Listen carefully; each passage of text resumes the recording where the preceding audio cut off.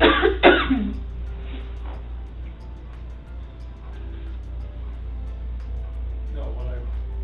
what I'm aware of.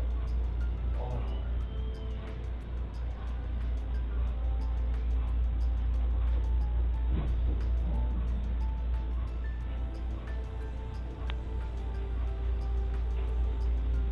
So we're back in here. One of the things we were talking about is, as we mentioned yesterday, just knocking out the polygraph. Yeah. Why don't we do that today? Okay. Why don't we do that now? Okay. We'll get that out of the way when you're done. This is Tammy. Did you meet Tammy yesterday? No, that's okay. the only one. This is Tammy. Hi, Chris. How are you? All right. So then when we're done, we'll figure out our game plan that I was talking about today. Okay. Does your dad have availability to use the car if you're going to be here for like an hour or more? Can you drive? Oh, he can drive. Yeah, yeah. Okay. And I'll go explain to him everything that's going on. Okay. He will know where to go, but. Oh, okay. Well, we can. Well, the house, he knows how to get to the house, but if Okay. it's not ready, you can't go in there. But. Okay. Does he know how to use GPS on his phone or anything? Yeah, but he wouldn't know, like, you know, where else to go besides my house. Oh, that's true. That's Okay. just, you know, I mean, yeah, I can tell him if he gets to go to my friend's house, if, Okay. I'm not sure, like, if I'm be here for an hour or like 4 hours. Perhaps you want me to just go talk to him and let him know when the house is going to be ready and all that, and when he can go? Because he can go grab a bite to eat or something, right? Oh, yeah, like, if there's, everything should be open by now around here. So Okay, yeah. I'm sure Well, he's been flying since like 5 o'clock East Coast time, so. Okay, why don't we knock this out? Okay. I think it's the best thing to do to move past all of this. Right. And then I'll go talk to your dad. He'll have the keys. Everything will be good. Okay. Yeah. You have his number, so you can call him when you're done. There's like no signal in this place, so. That's Oh, yeah. bad, isn't it? That's why I couldn't talk to you earlier. Like, yeah, it was. Between him and me, we'll figure out how to communicate this and get him where he needs to go. Okay. Yeah. I've been getting text messages from like a lot of news places. Okay. I don't know really, like. You know, I think that's part of maybe what we game plan today. I mean, not just here, like everywhere. Today's show, or I don't like know what to do with that. Well, I think that you certainly can do whatever you need to or want to do. But I think that after we knock this out, we get back to the team and we make a plan. Okay, so I've been getting different like advice, like as far as like her mom said, like if it's a kidnapping, then she said not to talk to anybody. Yeah. But like I'm like torn of what to do. Well, Her mom told you not to talk? Yeah, her mom's saying, because she was advised by someone, like police or a detective there, that like if he talks to the media, it might. Oh, to the media, okay. Mhm. No, I thought you were talking about to the police. Oh, no, I was like- no, like just the Yeah. media in general, like, Yeah. 'cause it's gone, I mean, today's show, Good Morning America, is trying to get a hold of me, my parents, friends, so I just. Sometimes we release details that, you know, maybe the public They want doesn't details know. from me. I know, so And that's that's why. why I'm like, it's- I don't want to impede with what's going on here and put the things out, because I've watched enough shows that say like, all right, don't put things out there before the police. put because things then you out don't there. know if somebody really knows or if they just saw it on TV. Mhm. Yeah.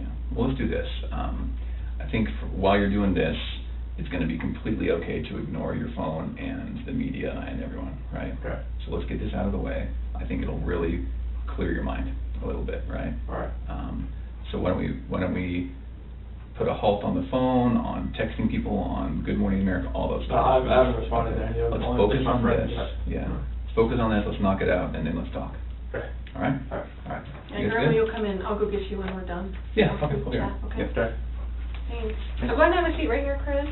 Sit on this? Yep, I know, I'll explain what that is here in a little bit, but you don't have to worry, it's not on or anything right now, it's not gonna buzz you or anything. I've never done this before. I know, a lot of people haven't had polygraphs before, it's not like a normal thing that people go through. A lot of people, like, obviously in law enforcement and places like that, they have to go through polygraphs for their job, but other than that, most people never take a polygraph in their entire life, so. Yes, I have like no idea like what to expect, honestly. Yeah, so how are you feeling today?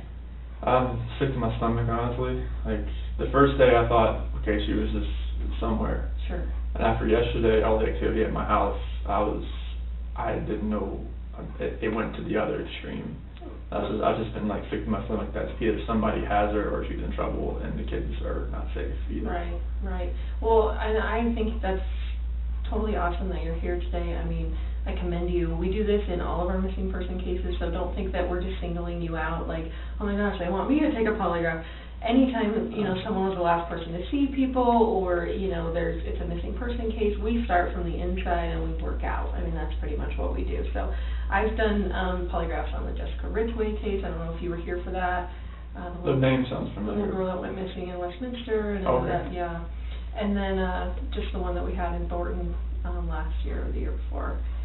So we do this all the time. So please don't think that you're being singled out. Like, this is one way that if you didn't have anything to do with it, that we can let the investigators know, the people that really do need to know, that are looking for your wife and your little girls, to let them know, like, you know what, don't focus on Chris, focus over here, because obviously we've already cleared him, he's good to go.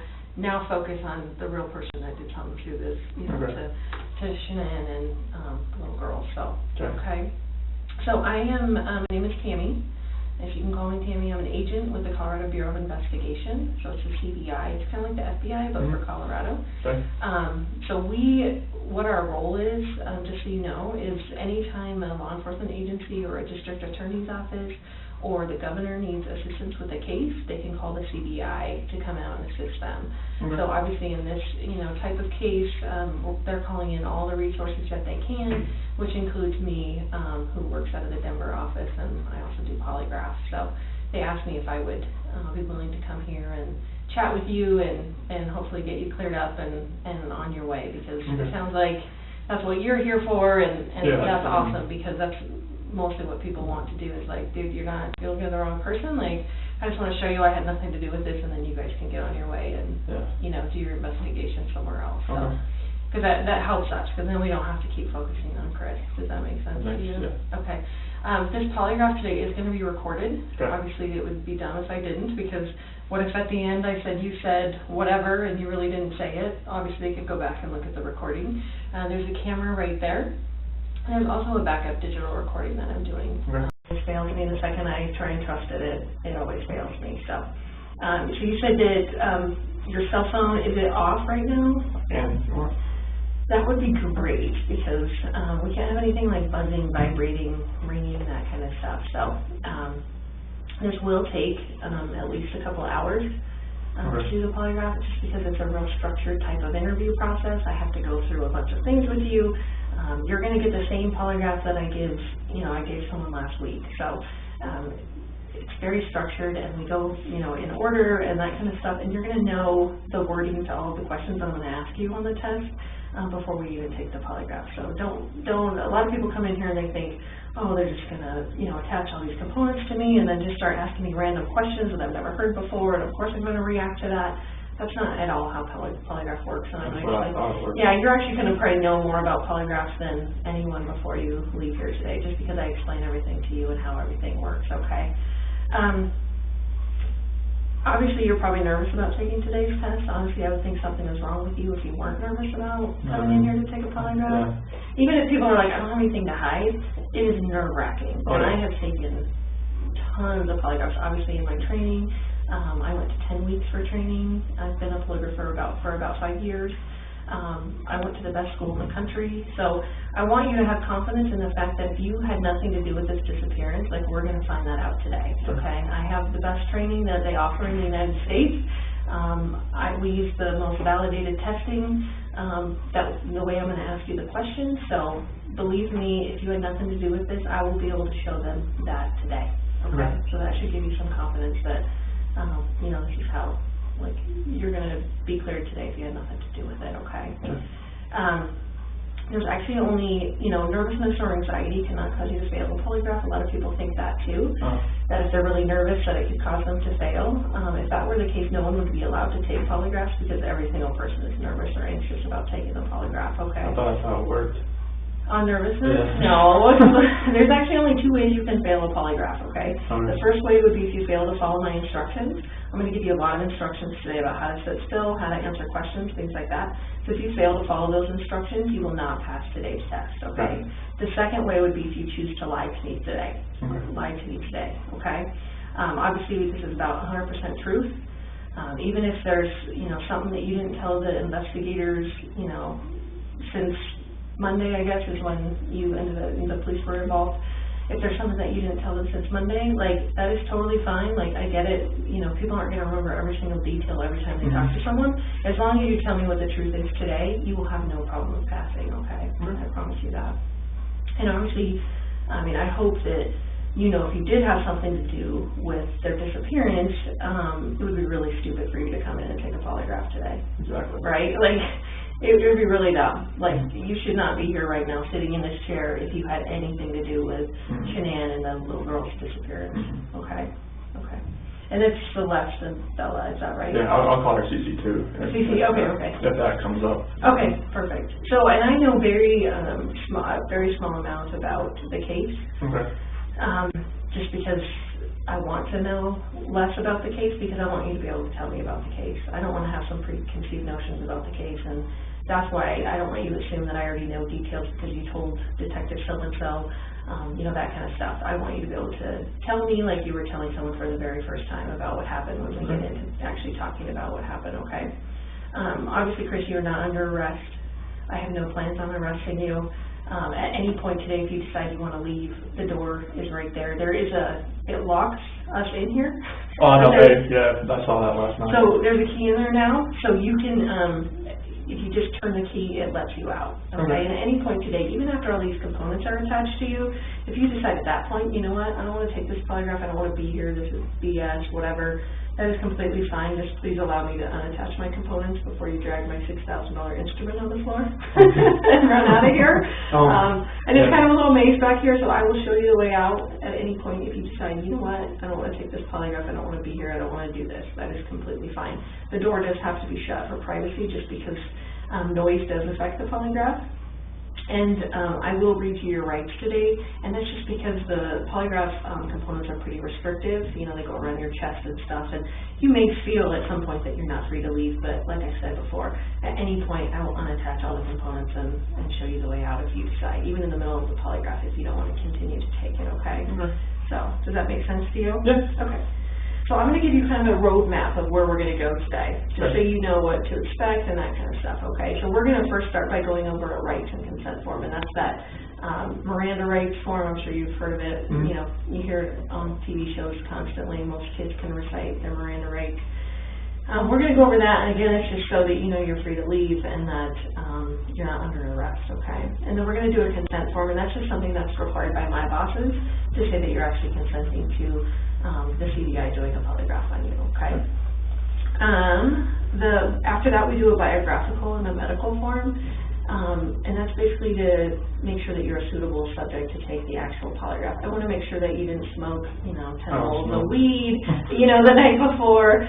I wish that didn't normally happen, but a lot of people smoke drugs before they come in here because they're really nervous and they're trying to calm themselves down. Some people take a lot of medication.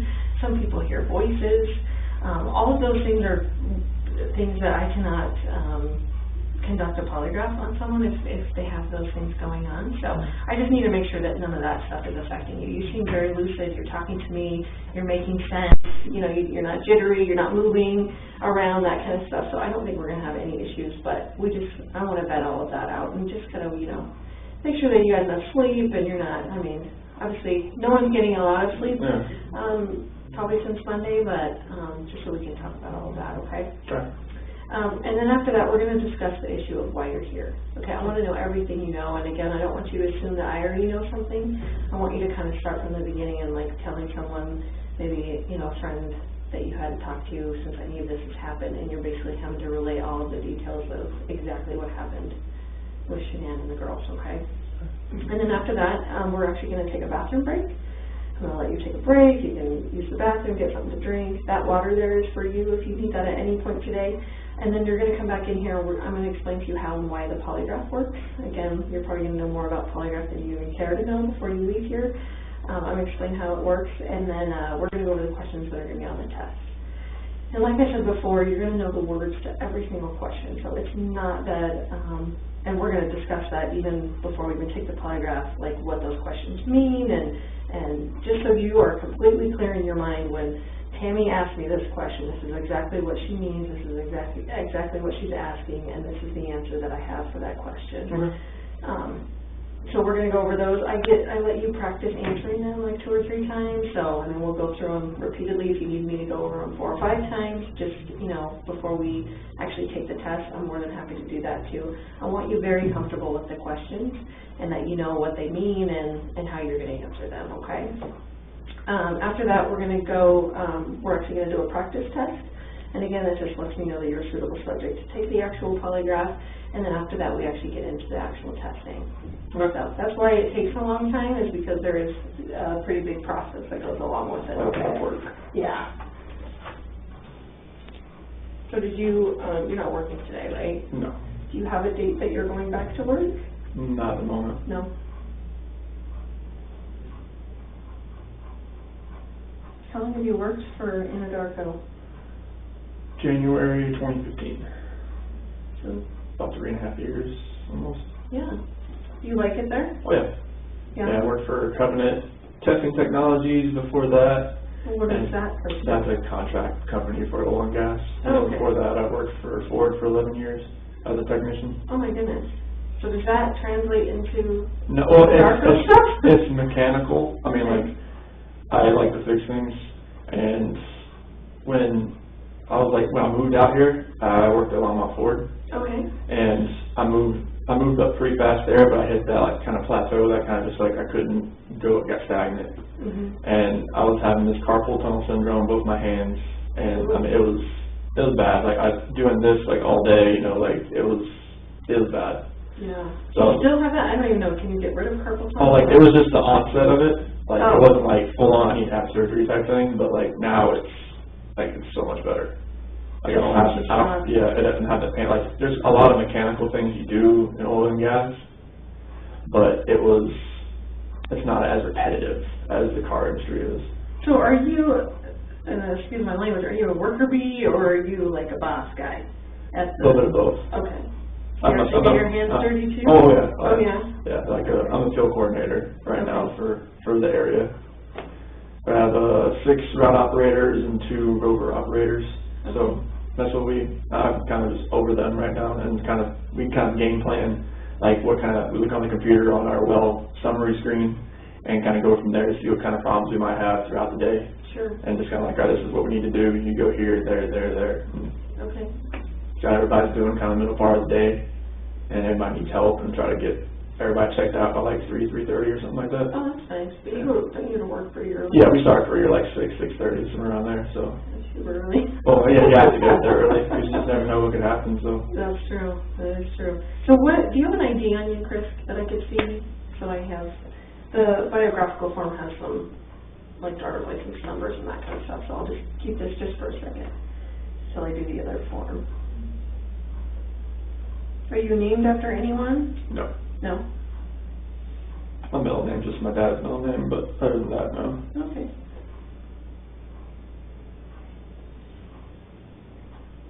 If I mispronounce your wife's name, please, like, correct me. For some reason, it is so hard. Just think of Shenanigans. Shenanigans. Oh, I like that. Okay, I got it.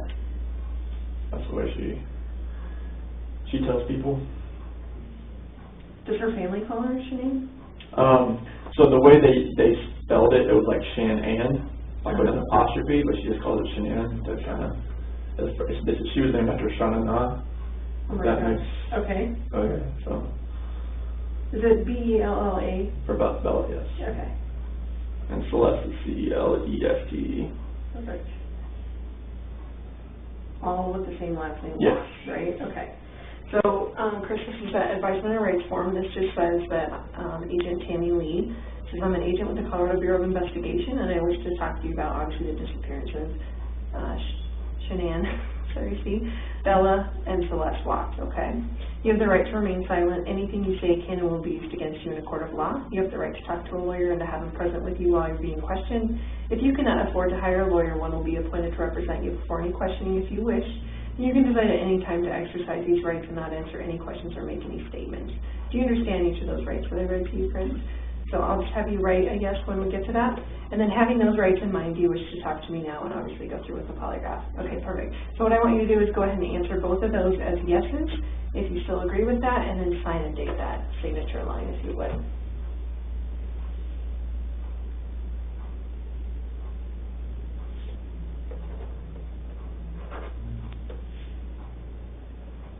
Have you always been a Tar Heels fan? Yes.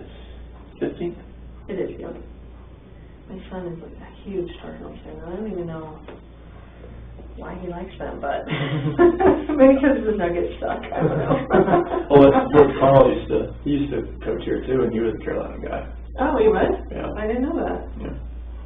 Do you go to any, like, do the Nuggets play Carolina, North Carolina? Oh, North Carolina is at the college. Oh, college. Oh my gosh, I'm sorry. Sorry. You're right. Yeah. Okay. I'm getting all my teams mixed up. You're right. Did you go to college then? No, I wish I did. You That was wish? nice.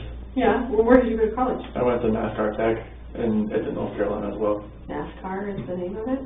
Man, it was a mechanical school. Oh, really? Yeah. Very cool. It focused on regular automotive and then the NASCAR portion as well. Oh, very cool. Did you learn a lot of stuff? Oh yeah. Is that like kind of elite mechanical school stuff? It was part of the Universal Technical Institute. Like it was part of their program plus the NASCAR part. Plus I went to the Ford, the FAC program there as well. So. Wow, that's awesome.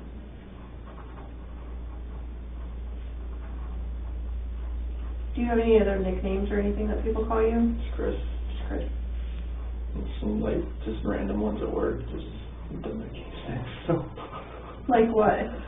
Some call me like Rain Man because like when I go to a site or something, like if I do it once, I'll remember it, and it's just one of those things. Like, do you remember like phone numbers and license plates and Well, things like that? well, that stuff I don't really pay attention to that stuff. But it was like when I was really young, my grandma used to always quiz me on like state capitals like every day, and like when I was waiting for my sister to come out from middle school or stuff like that, she was always like just pinging stuff off my memory. Really? And it's just like everything. I think that's how it built. Yeah. For what it was and what it is. No doubt. That was your grandma that did that? Yeah. My mom's mom. Is she still alive? No, she passed a few years ago. Was she pretty old? Mm-hmm. Yeah. Yeah, she was. Lived a good life? Yeah, she was. Good. Were you close with your grandparents? Yeah, I went over to her house every afternoon after school and helped her out. Nice. Being outside, stuff on the inside, and she always cooked me lunch, some German food, kernels and goulash, schnitzel, all kinds of stuff like that. My first husband was German, so we had German sausage and rice all the time, and then just their German food is just amazing. I just love it. So Shannan's legal name is hyphenated? I've never seen her written that way, but okay. that's the way her parents always said. That's how they did it. Okay. Shannan and apostrophe A-N-N. Okay. It's easier to say it when I spell it out, Yeah. but you keep wanting to say Shannon, of course, but a lot of people call her Shannon. I'm Yeah, assuming. oh yeah. Her parents sometimes call her Shannan.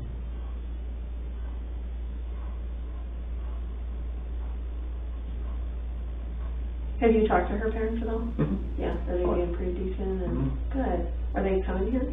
I'm not sure yet. Who, like, My dad's here. Your dad's here. Is there any Yeah. other family members of yours coming? Not right now. No. Just my dad came out and just for support. He just got here this morning. That's nice. What a nice dude. Mm-hmm.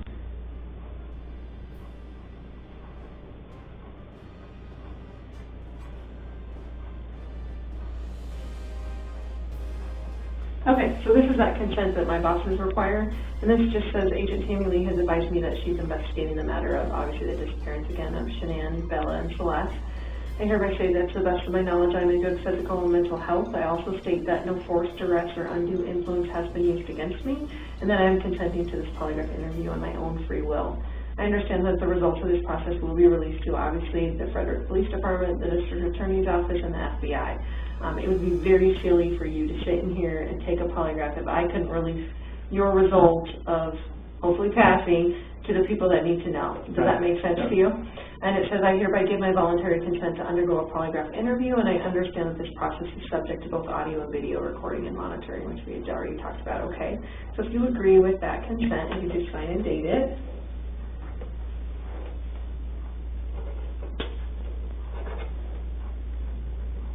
So where did you stay last night? 'Cause I know that. Nick and Amanda's house. Nick and Amanda Thayer.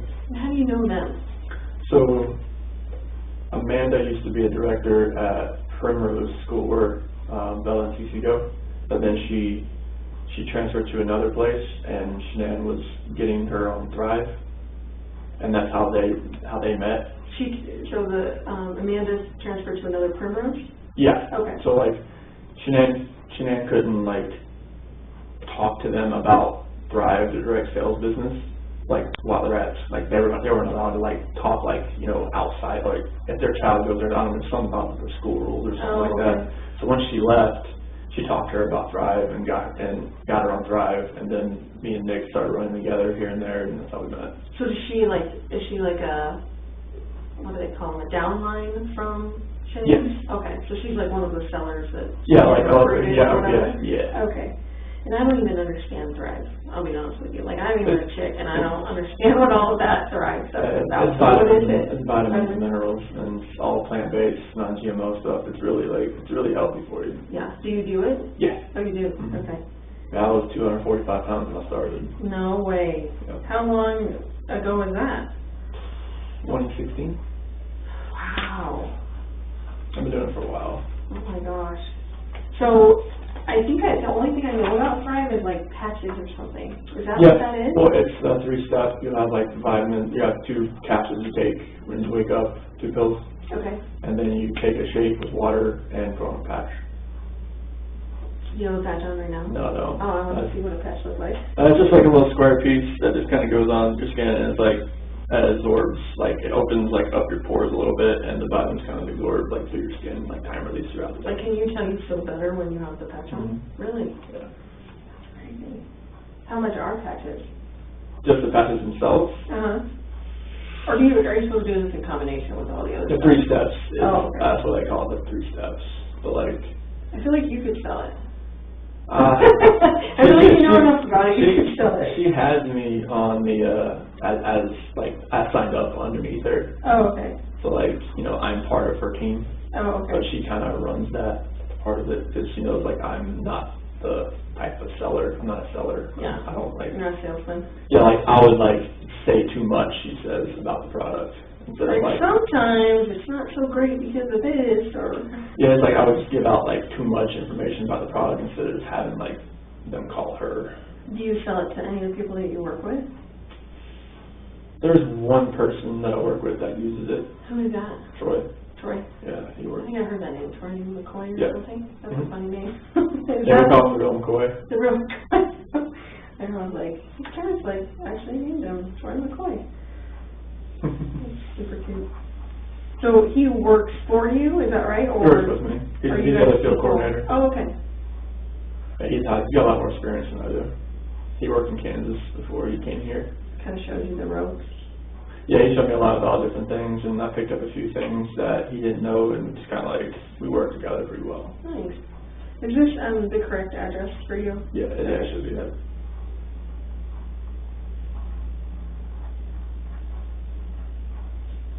This is Troy married? Yes. Oh, yes. So do your families hang out at all? A few times we have. His kids are older. Oh, okay. Like how old are they? Like 11, 10, 8, and 7. Oh, okay. Somewhere around there.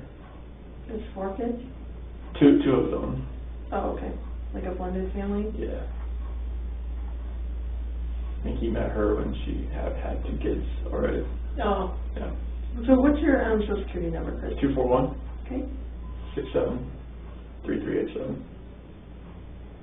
And your cell phone? 910 309 1702.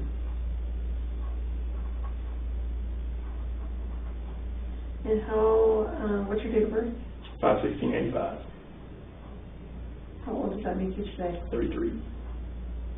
And where were you born at? In Fayetteville, North Carolina. How do you spell Fayetteville? FAYETTEVILLE.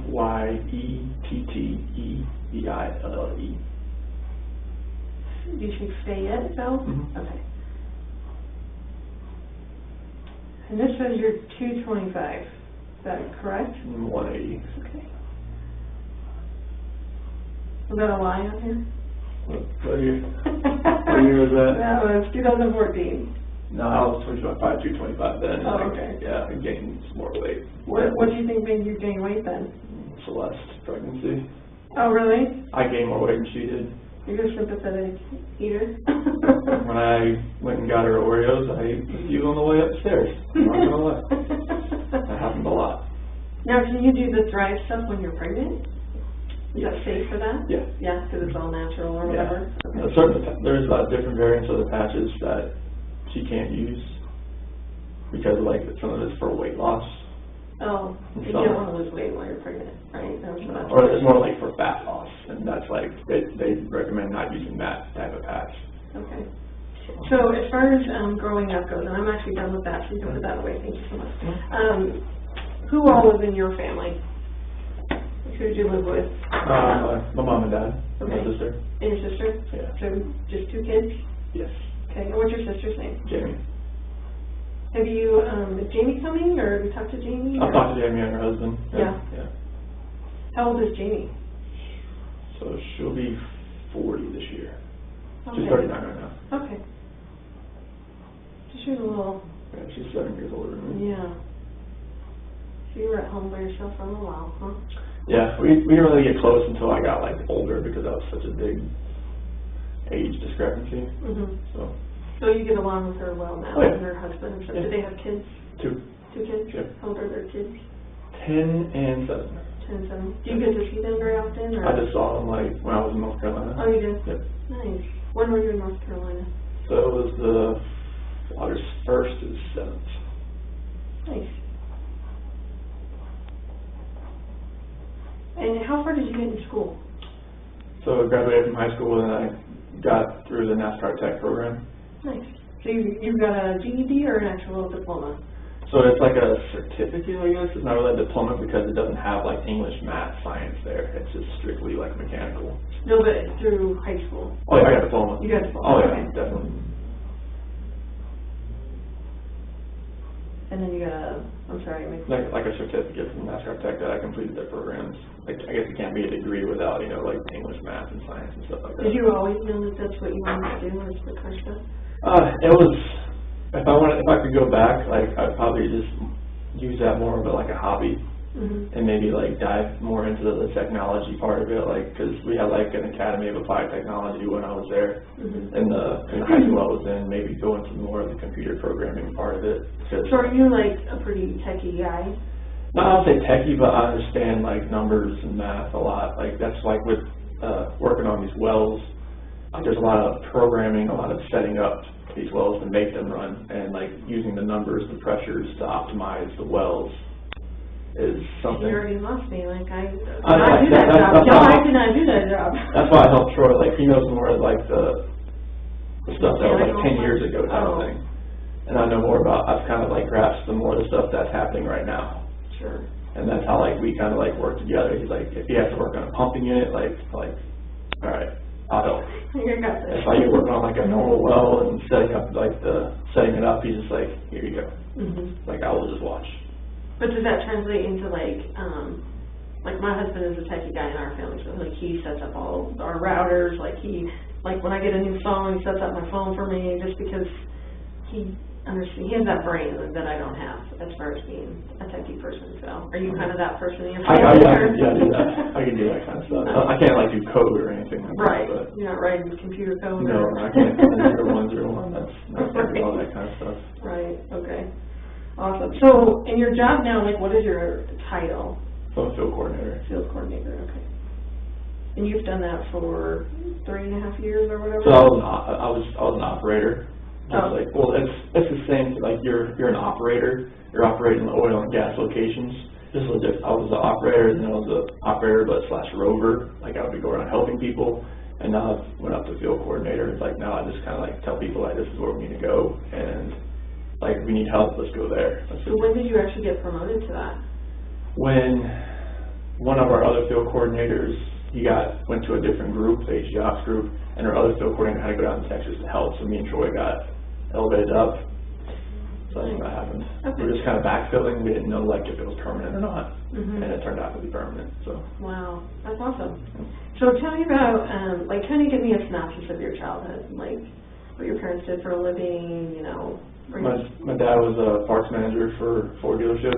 Okay. It's kind of where the cars things came Right. from. See it. And my mom, she was like a secretary, and notary for used car dealerships. Oh, okay. So like, yeah, she's You're sold, more into it. she's sold the cars too, but like she's more of a secretary notary and kind of, she bounced around a couple different used car dealerships. My dad stayed at the same one, changed the name a little, it changed names, then he went to like a different one, but it was the same, he did the same thing, and he did like parts manager and body shop manager, and that's where he's still at now. So how would you say you grew up as far as like your family structure is? Were you guys religious? Was there a lot of discipline in the home? You know, like, or who was the disciplinarian in the home growing So up? like we went to church, I would say not like every Sunday, but pretty regularly, you know. And what church did you guys go to? It was like First Baptist Church. Okay. And I mean, discipline, I was the quiet kid. I was the, you know, I just kind of followed it. I mean, my sister was the rebellious one that always, you know. You're like, I'm a good one. It's like I never, like, yeah. And my sister was the one that got the most of the, she was the one that showed me, like, that's what I don't want to do. Right. I would wake up to my mom and my sister pretty much arguing every morning. That's how I went, okay. They're like, I don't want to wear this, I don't want to wear that. I'm like, okay. And you're like, Mom, what do you want me to wear? I'll wear whatever you want. I was just going, if I didn't do it, you know, don't wear it today. Right. That thing. But yeah, like, my dad, he was a disciplinarian. He was? Yeah. What kind of discipline did you guys have in the home? Just, I mean, it wasn't like physical or anything like that. It was just, you know, like, just verbal, like, you know, this is what you need to do. And just follow that. Like, if my dad ever raised his voice, I knew that was like, that was my work phone, sorry. Oh, okay. I was like, whoa, forgot about that.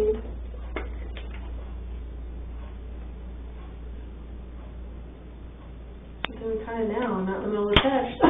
No, you're good. You're good. I have two phones too, and it's hard to keep track of them, so. Yeah, my work phone, sorry. I'm glad I did that. Yeah. Okay, so you said your dad was a disciplinarian, but you just. I mean, it was verbal, like, cause like, if he raised voice, I knew something was like, okay, that's okay. I'm good there. Like, right. Did anyone struggle with like drug or alcohol abuse or anything like that in your family? No, I mean, my dad did at one point, but it was like after I left, like after I graduated and everything, and I just like, cause my sister, she would leave and she'd come back, leave and come back, leave and come back. She never like runaway kind of thing? Oh, like she would move, like she went to East Carolina, then that didn't work out, so she came back home. She moved to a different place, and that didn't work out. She came back home type thing. And like when I left, I was on my own, and I was like self-sufficient, and I never came back. And I think that hit him pretty hard. So they expected you to come back, do you think? Oh, he was used to me being around. Like you know, he's my hero, he's my best friend. Your dad is? Yeah.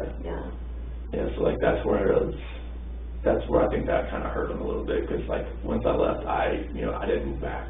So tell me, so you're talking about for college, like as soon as you graduated, you moved out? So is NASCAR close to where you guys live? Like, no, like once I graduated high school, I moved to Mooresville, North Carolina. That's about 2 hours away. Okay. And that's where I live. I never moved back. I mean, I came back to visit, but I never moved back. Okay. So you go to college, is it a 4-year college, 2-year college? And that program I finished in 52 weeks. So it was like a year and a half, almost 2. Okay. Oh, actually, wait. That's like a year. 72 weeks, sorry. Okay. 72 weeks. So a year and a half. And then where did you go after that? I worked at Mooresville Ford and worked there till 2012. So that was like 2003. That's when I was going to NASCAR Tech, and I was working there as like a porter, moving cars around, changing the oil here and there type thing. And then once I graduated, they moved me into more of a line tech as far as like actually fixing things. Okay. So from 2003 to 2012, I was there, and 2012 to 2014, I was at Mont Ford. Okay. Did you have like any high school sweethearts or like girlfriends from NASCAR Tech or? There was no. There's probably no girls at NASCAR Tech, I would imagine, but. There was like a handful of girls that actually went there, so no, it was like I didn't have any girlfriends really after high school. Okay. What about when you got done with NASCAR Tech? Oh yeah, like there was girlfriends like that in Mooresville in there, but nothing really serious. Nothing serious. Yeah, I met Shannan in 2010. Oh, 2010? Yeah. Okay. And how long did you guys date before you got married? I'm assuming you're married? Yeah, 2012 when we got married. Okay. Dated a couple of years? Nice. Now, does she live in Mooresville? She lived in Belmont at the time. So how did you meet her? Through my cousin's wife. And my cousin's wife and Shannan, they knew each other from from a wheel shop that she ran. That Shannan ran, or the cousin's wife? No, Shannan ran. She ran like 3 different stores. Like auto parts?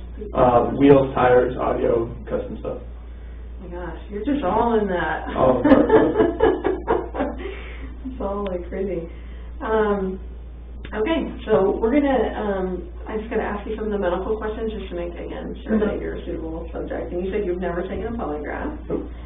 How would you describe your physical condition right now? Good, fair, or poor? I'll say good. Good. Okay. Have you had any major surgeries or injuries within the last 6 months? Are you in any discomfort right now? As far as like pain and like, yeah. No, not really. Okay.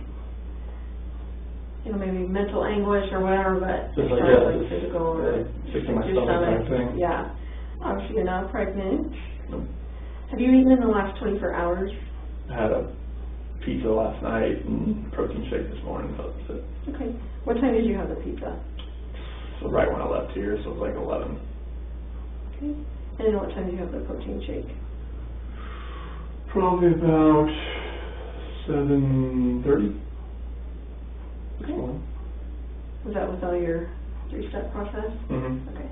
What time did you go to bed last night?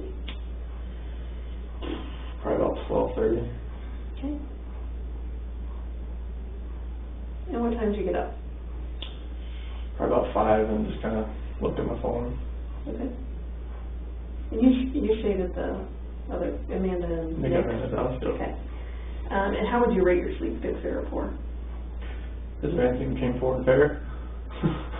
I'll put it in the middle. Okay. Okay? I'll give you that box.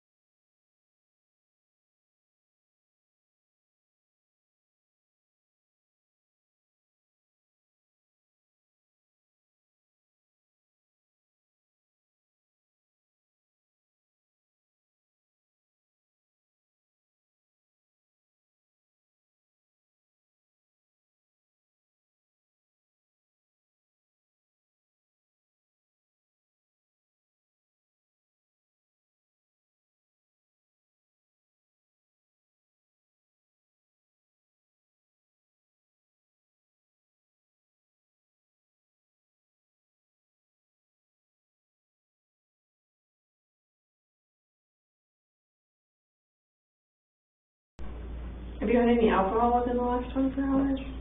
Do you drink alcohol? Only with like if I'm going out somewhere, like with friends coming over. I don't drink by myself. Okay. That's not. I don't think that's really. How often would you say that you drink in a given week? Like how many beverages would you have? If I drink something, just be like 1 or 2. 1 or 2 beers? Yeah, or beers. I don't do it. No hard alcohol? No. Okay.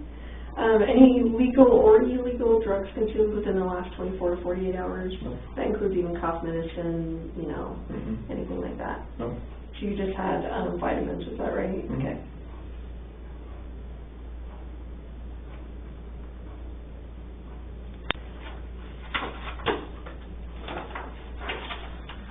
Alright.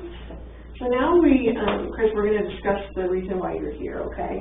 So now what I would like you to do is, again, kind of treat me like, you know, someone that has no idea about anything, and that you actually have to start from the entire beginning, like kind of start when, I would say when you met Shannan, just kind of explain your relationship, I guess, just so I understand it, as far as, you know, meeting in 2010 and, you know, when the kids came about and that kind of stuff, and then just bring me up to the point of, you know, yesterday. Okay. If you could. All right. So 2010 is what we met. We met pretty much through Facebook because of my cousin's wife, and she like recommended us as friends type thing, and that's how we kind of started talking. And our first date was at a movie theater.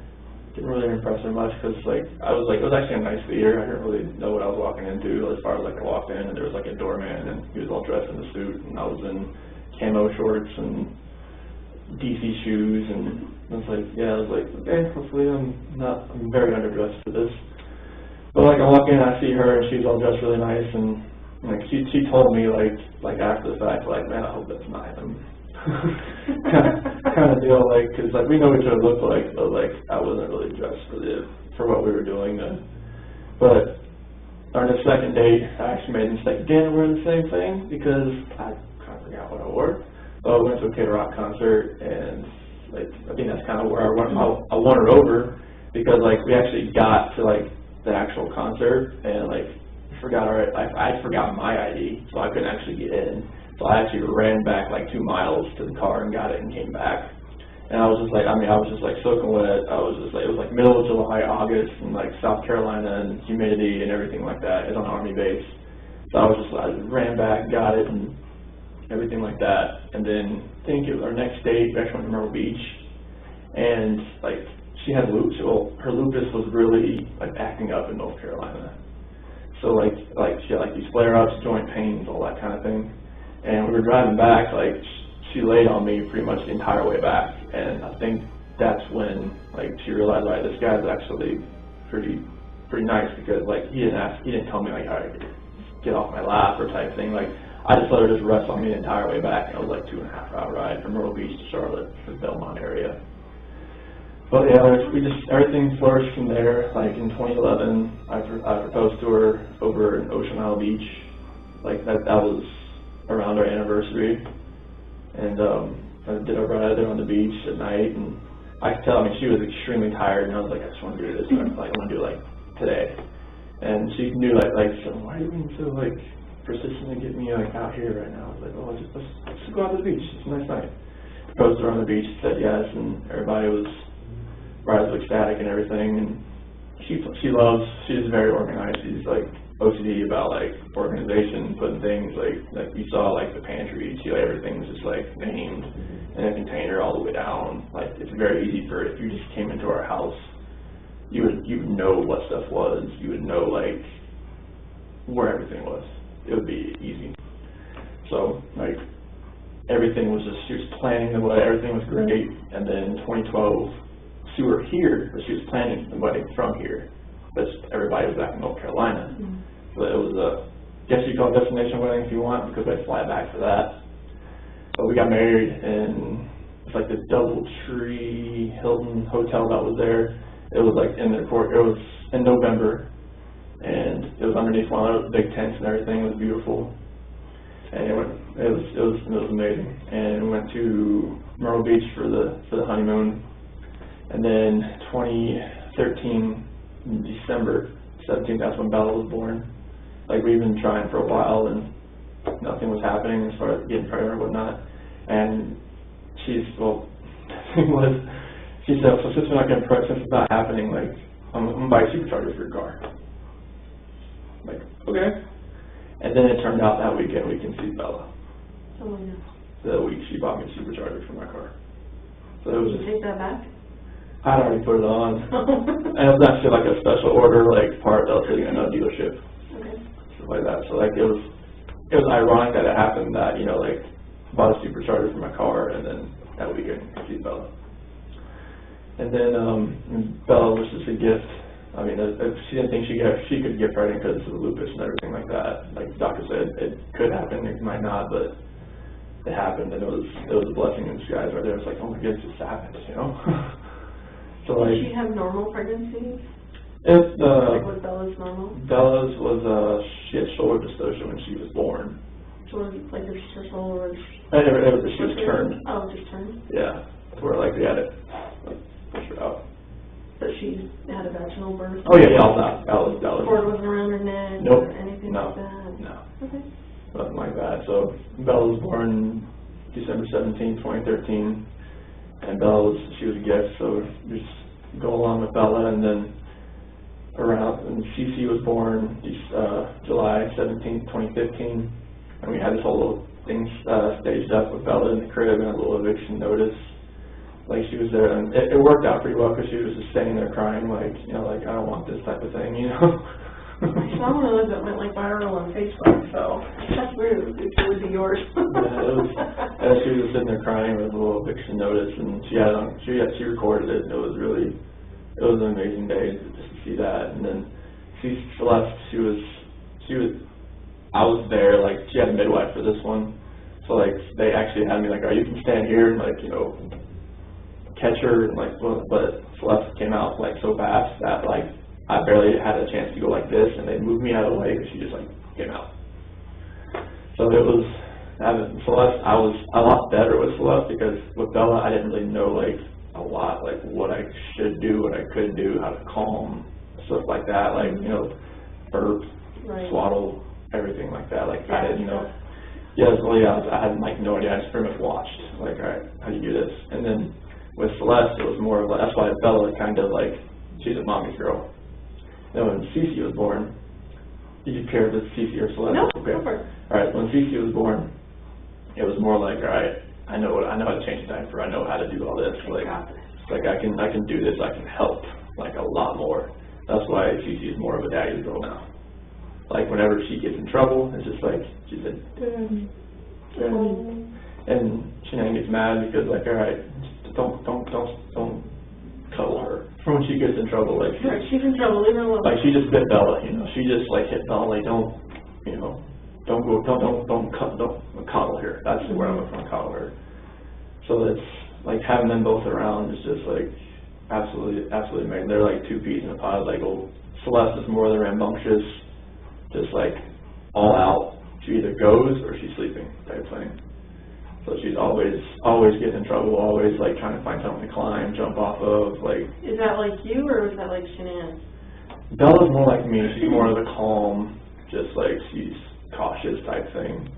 Like, when Cece, I think, fed off of Bella a little bit as far as, like, all right, she's my sister, she's the younger one, she's the youngest person in here besides me type thing. And she kind of fed off of her and some of her friends that, like, you know, came over. And that Cece just kind of, like, built that attitude. She was just like, yeah, she's a rambunctious little munchkin. Like, if I'll show you a picture, but it was off. But like, when she was on the plane coming back, I mean, she just had like this face, like that, like don't like. But she was excited to be on there, or? Oh yeah, it was just like she was like being like.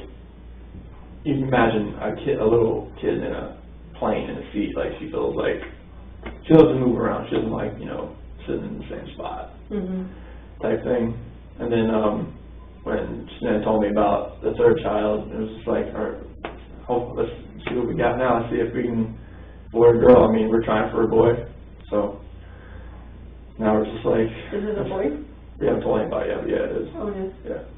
Can they find that out that early, or? At 12 weeks, they could find out. Wow. She had one. The ultrasound was last week. Let's see. Yeah, it was last week. So found out it was. Were you both there for yes. that? Oh, nice. Yeah. So it was like right when we got back. So it was like this guy went back on the 8th. So it was on the 8th. That was the ultrasound. Get my days mixed up. Like now, I'm not sure even what day it is right now. But yeah, we had ultrasound. 15th today. I was thinking about Monday, Tuesday, Wednesday, Sunday, all that kind of stuff. But like, yeah, we haven't told anybody yet. So. So both the girls were born out here, right? Yes. Okay. Yeah, Bella was born at Good Samaritan. Cece was born at Vista. Did Shannan go through any like postpartum or anything like that with either of them? No. No? Didn't see anything like that. Good. Did she breastfeed? Yes. Both of them? Yes. Okay. Very cool. Bella a little longer than Celeste. So Bella was how old when she got pregnant with Celeste? So they're about 19 months apart. Okay. So like 10 months old? Yeah. Oh my goodness. Yeah, I know. Yeah, you were like, oh my gosh. No, we didn't know if it would happen again. That's true. So were you guys even using protection, or are you just like, it's not going to happen, so it is what it is? Yeah, it is. We'll take what God gives us, kind of thing. Very nice. Okay, so keep going from after Celeste was born. So after Celeste was born, I mean, we kind of thought, we kind of see how two kids went. They're just like rambunctious, you know, they're sister love, and now they're 4 and 3. Bella will be 5 in December. So it's like, if it happens, it happens. As far as like having, like, she used fertility drugs on both Bella and Celeste. Oh, she did? Yeah. Okay. Like the third child now, she was on like no medication, nothing like that. She's just on Thrive. like she's healthy, she feels healthier now. And then like with the Thrive, she really thinks that like, I mean, we only tried like twice and it happened. So she really thinks that it was more of like being a healthier person. Sometimes just having the stress off, like, you know, have my kids, so this is just a bonus. If, you Oh know, yeah, like work on that, too, yeah, like, that could definitely like, seems like a lot of women think, oh, we're, you know, we can't get pregnant and they have a baby and then they're, you know, they're not worried about it anymore, so then they get pregnant again. It's like, oh, I didn't think it would happen again. So, definitely. yeah. So, tell me about after that.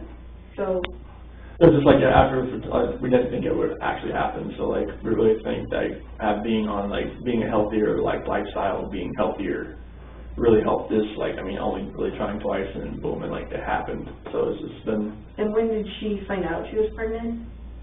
I would say it was in, probably the 1st or 2nd week of June. Okay. It's not very long ago. Yeah, and she's about 14, 15 weeks right now. Okay. So, why don't you bring me up to, let's start, why don't you start with like, if you guys went to North Carolina, so maybe just start from the trip to North Carolina. I guess you met her there maybe for part of it, is that right? Yeah, like she was there, so we got back we went to a Thrive trip in San Diego, and it was the end of June. Okay. And then, I think it was June 26th, that's when we came back here. Her dad was watching the kids. And then that same, like later on that day, they flew to North Carolina. Okay. So why don't you kind of start there and just take me up until yesterday? Okay. And So, as detailed as you can. Okay. So like while they were in North Carolina, it was like they're there to see my family and obviously her family, and just kind of like, because they haven't seen the kids in a while, as far as our kids. And so they were just there, she had a couple things she wanted to do there as far as like meeting up with her promoters and customers that, she had a bunch over there in North Carolina, so she was hoping that she could meet everybody else over there and have like her dad and mom and my mom and dad like have fun, with the kids. And Great babysitters, heck yeah. I know. But yeah, it was mainly like just a little family vacation for them right now, for them on that trip, just for everybody, just to see the girls. And Celeste's birthday was during that, on July 17th, so they had a birthday party there with like jumpy houses and stuff like that, and they FaceTimed me during it so I could see it. They didn't have a birthday party out here for her because it was, you know, when they got back it was in August, so. Right. So, but yeah, I got to FaceTime and watch it all, and it was pretty much just hanging out with family the entire time. Okay. Yeah. And I was here just going to work and working out and going running and just keeping the house up and doing that, and just, I waited till my flight was July 31st, and I flew out there for a week, and I flew out there for a week so I could fly back with them.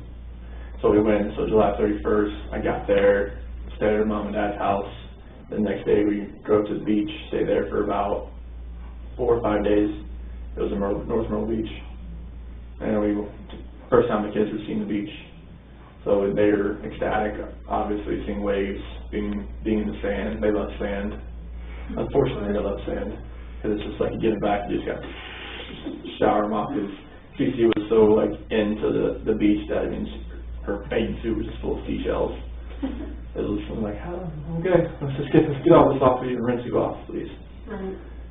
But yeah, it was an awesome trip. Like just seeing them react to the ocean, and then we went to like Broadway at the beach. It was in Myrtle Beach, like an outdoor little mall, and they got to go in these like little, it's like where they strap you in a harness and you get just to jump higher. And yeah, and Bella and Celeste, they love that. They just love jumping that high. It was amazing. Nice. Yeah. And then I went to see my grandma, my dad's mom. She's in a nursing home, so like some days she remembers people, some days she doesn't. And luckily that day she did remember me, so that was really a good day to go in there, and went in there with Shannan and the kids, and obviously like they had already been in there a few times while they were there. Sure. Yeah, and they were. She lights up when she sees those kids. I call her Mama. That's what she always calls, but Mama, she lights it up when she sees the kids, and she remembered me, and that was great. Yeah, and my dad came and picked me up, and I went over there and stayed with my parents for a day, and just kind of like hung out with them, saw my sister, her husband, their kids had a little cookout and everything, and it was awesome. And then the next day, I think it was the 7th, yeah, August 7th, yeah, we went to her parents' house, had everything packed up, ready to go, and flew back here. And then got back on, later on that night, the 7th, and then on the 8th I went back to work, and then on the 10th, that's when Shannan flew out to Arizona with Nicole, and I had the kids from Friday, Saturday, and Sunday. And we went to a pool party on Saturday with Jeremy Lindstrom's, his son's turned 4, and they had a little pool party and everything over there, or a little mini pool, and it was water balloon fights. It was a big time. It was great. It was awesome. That was awesome. It was just seeing their faces and seeing how much they didn't really play with water balloons that much at all, so she would come over, she put one right in my pocket and just smacked it while I wasn't looking. She's a little trickster, so that was funny, and drove home, got back home, ate, and it was a really awesome day. Okay. What happened after that? So that was on on that Sunday. So got the kids back, got them all showered up, got them to bed, and just pretty much waited around for hear from Shannan, because she was flying back that night, and her plane got delayed because there was a lot of dust storms in Arizona, and there was some other weather around that was delaying flights getting in there, and they didn't have a crew. That's why it was delayed. So her flight was supposed to get in around 11, but it didn't actually get in until about 2. So it was about you want to just go into this now? Yeah. Okay, cool. So about 2 o'clock, came into bed. About 1:48, my doorbell picked up that she came in, but at 2 a.m. that's when she came into bed. And about 4 o'clock that morning, so my alarm went off, so that's when I usually get up, get ready for work and whatnot. So I get up, get dressed, brush my teeth, deodorant, all that kind of good stuff. I don't know if take a shower because I work in the oil field, but I'll take a shower when I get home, type thing. And she told me before she got in that I want to wake up, when you get up, just take a shower, get the airport off me, type thing. So I woke her up about after I got ready and everything, and then we had talk about the selling the house and about separation and stuff like that. It was an emotional conversation. Obviously, we were both crying, and after we talked, she said she was going to take the kids to a friend's house, and that she'd be back later on that day. So it's okay, that's fine. So I went downstairs and packed my lunch and filled my water jug and got my computer and everything and loaded my truck up, and I went to work.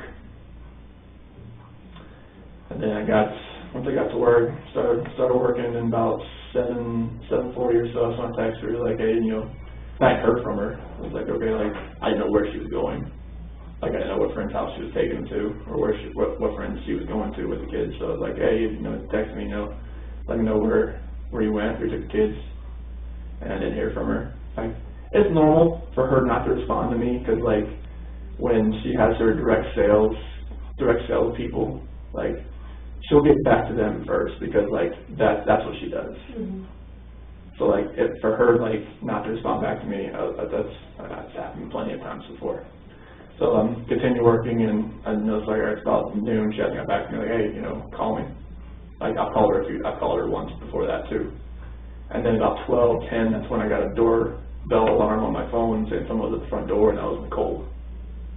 And so I called her, and I was hey, what's going on? She's I haven't heard from Shannan all day, no texts, no calls. And I'm all right, this is kind of strange.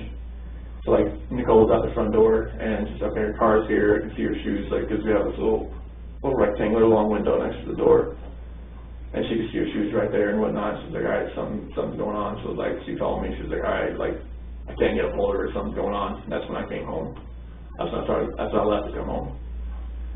So Nicole called me, all right, there's going to be a police officer here when you get here. I'm okay. They couldn't get in because the latch on the top door that's what we kind of put over, just to make sure if the kids try to go out the front door, they can, because that's there.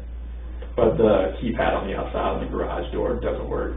So they had to wait until I got there. I got the garage door opener, I hit it, we went inside the house, and car's there, car seats are there, purse is still there, the phone's on the couch, like her wedding ring's sitting on the nightstand.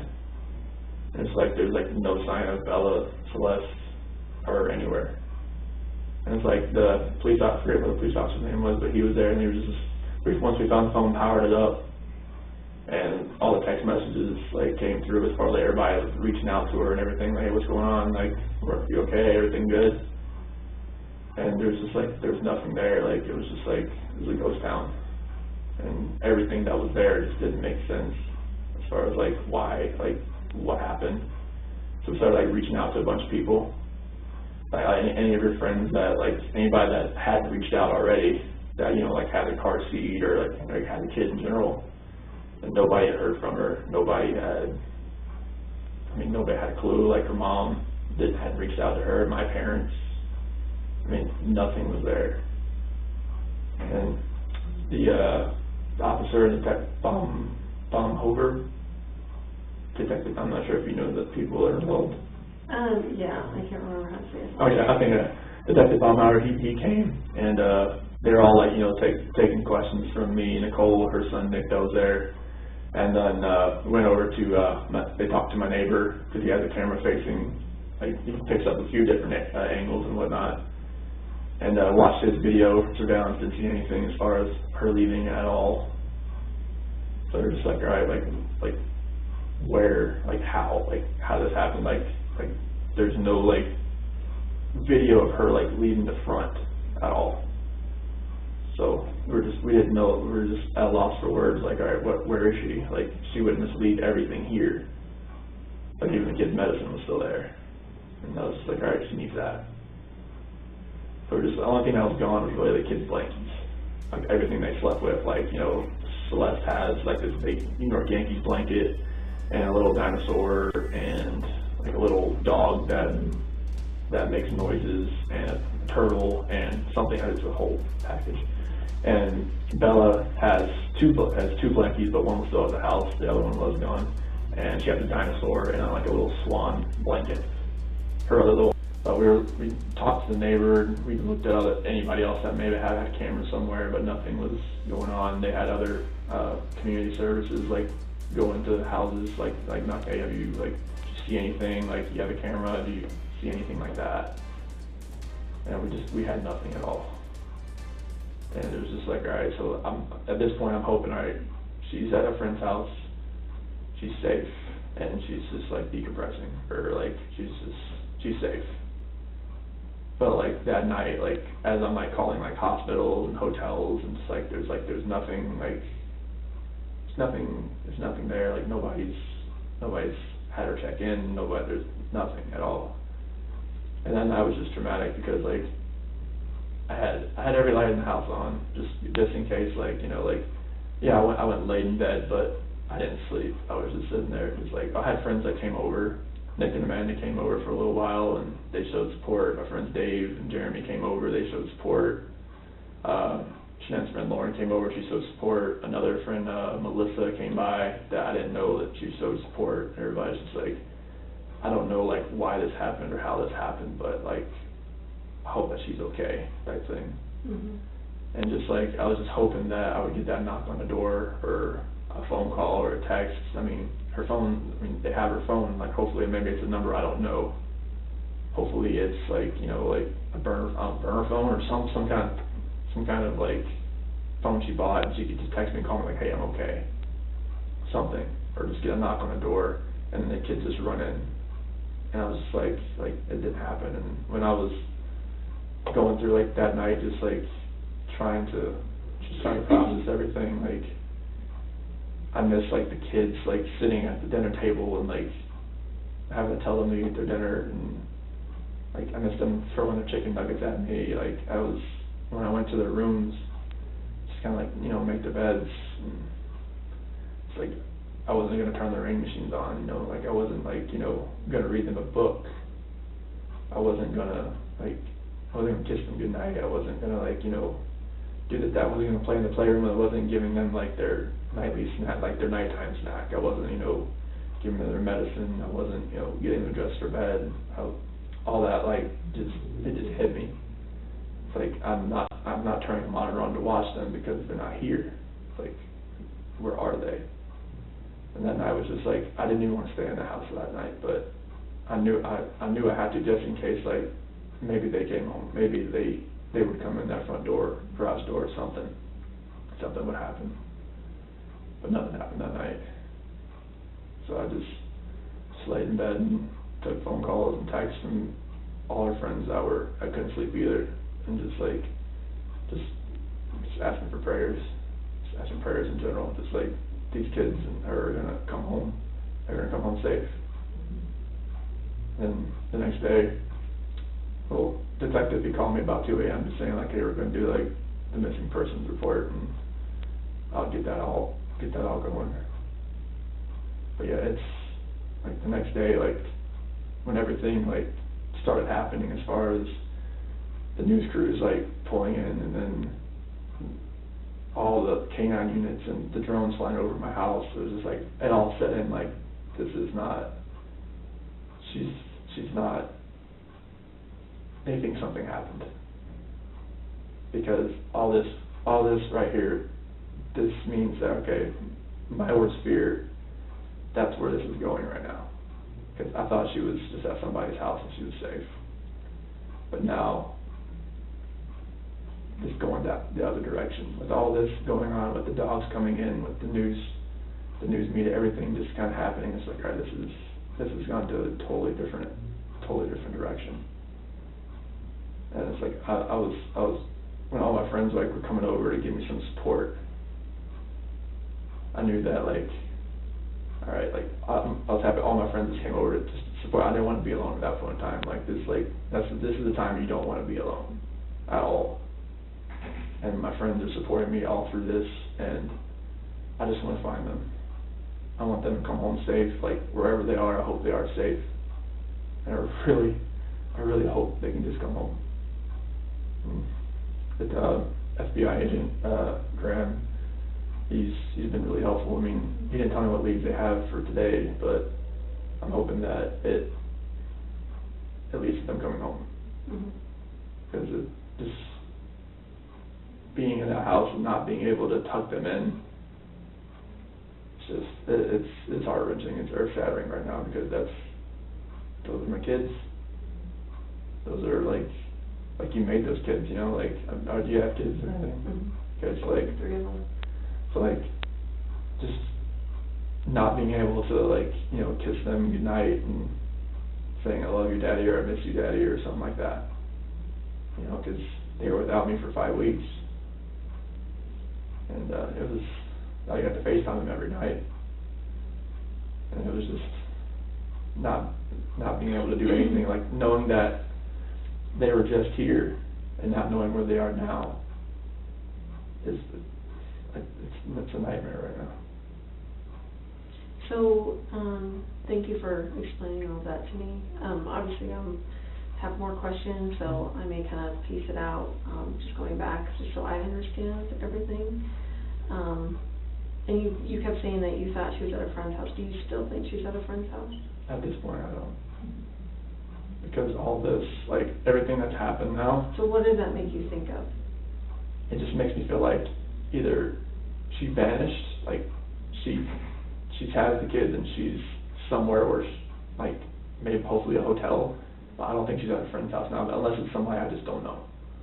Like, if it's somebody I don't know, great. Like, I just want her to be safe. But with FBI here, with, you know, CBI here, with everything that's going on, like,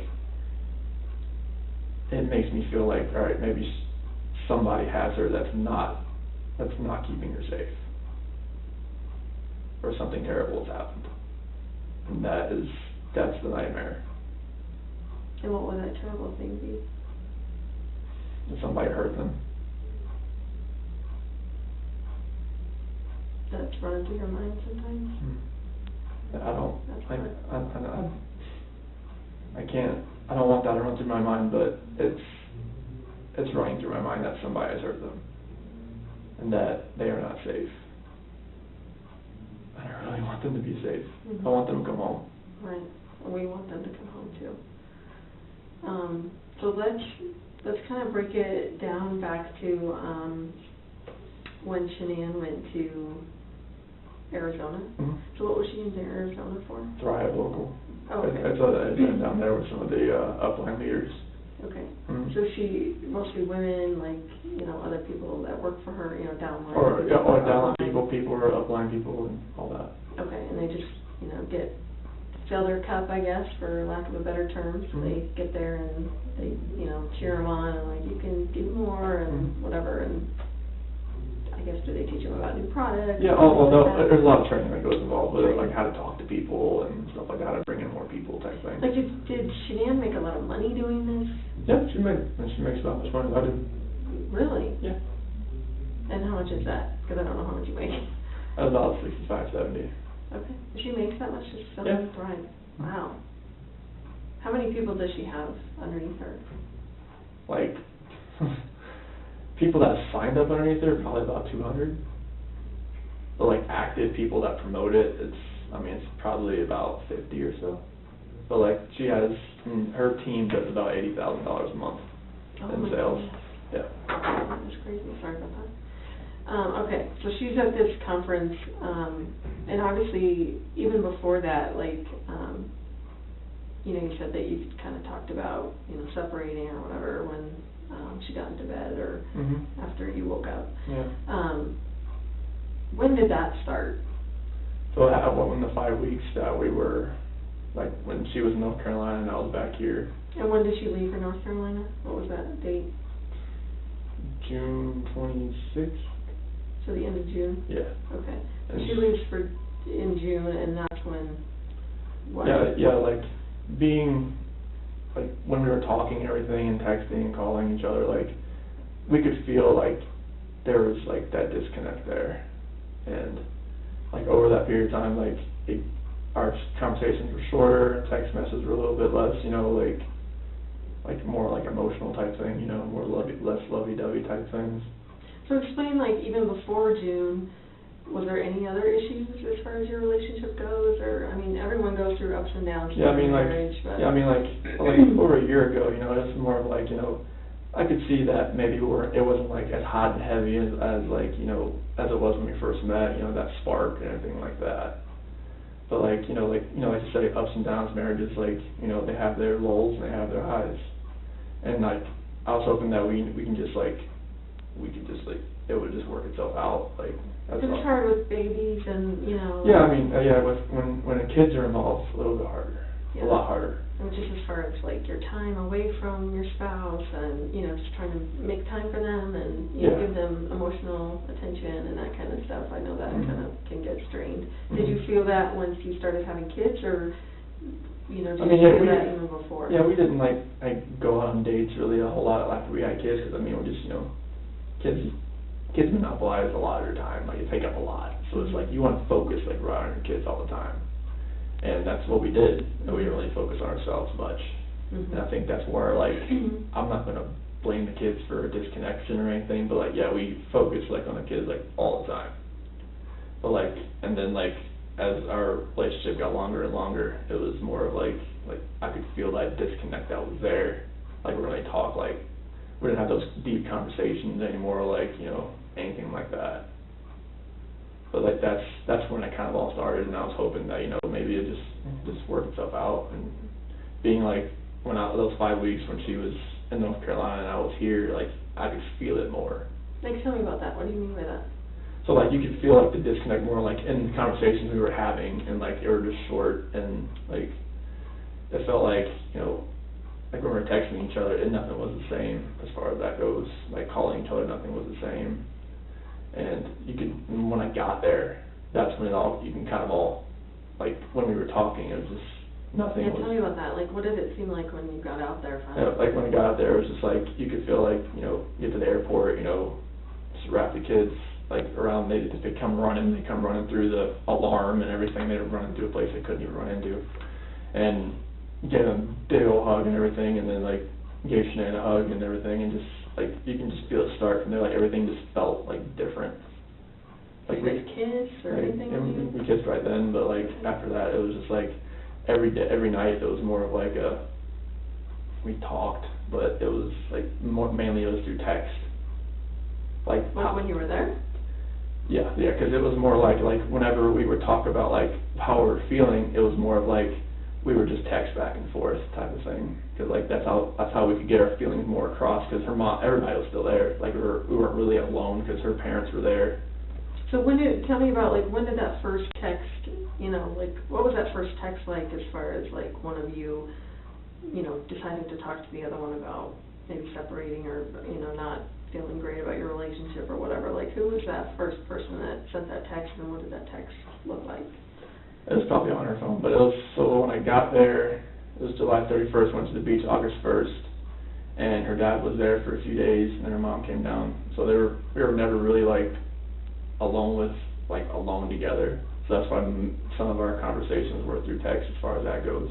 So while you're both there together, you're Yeah. still texting each Yeah. other about stuff. And what were those texts about? Like what did they say? It's just kind of like, you know, where is our relationship going type thing. Like where like if we're bringing a third kid into this world, like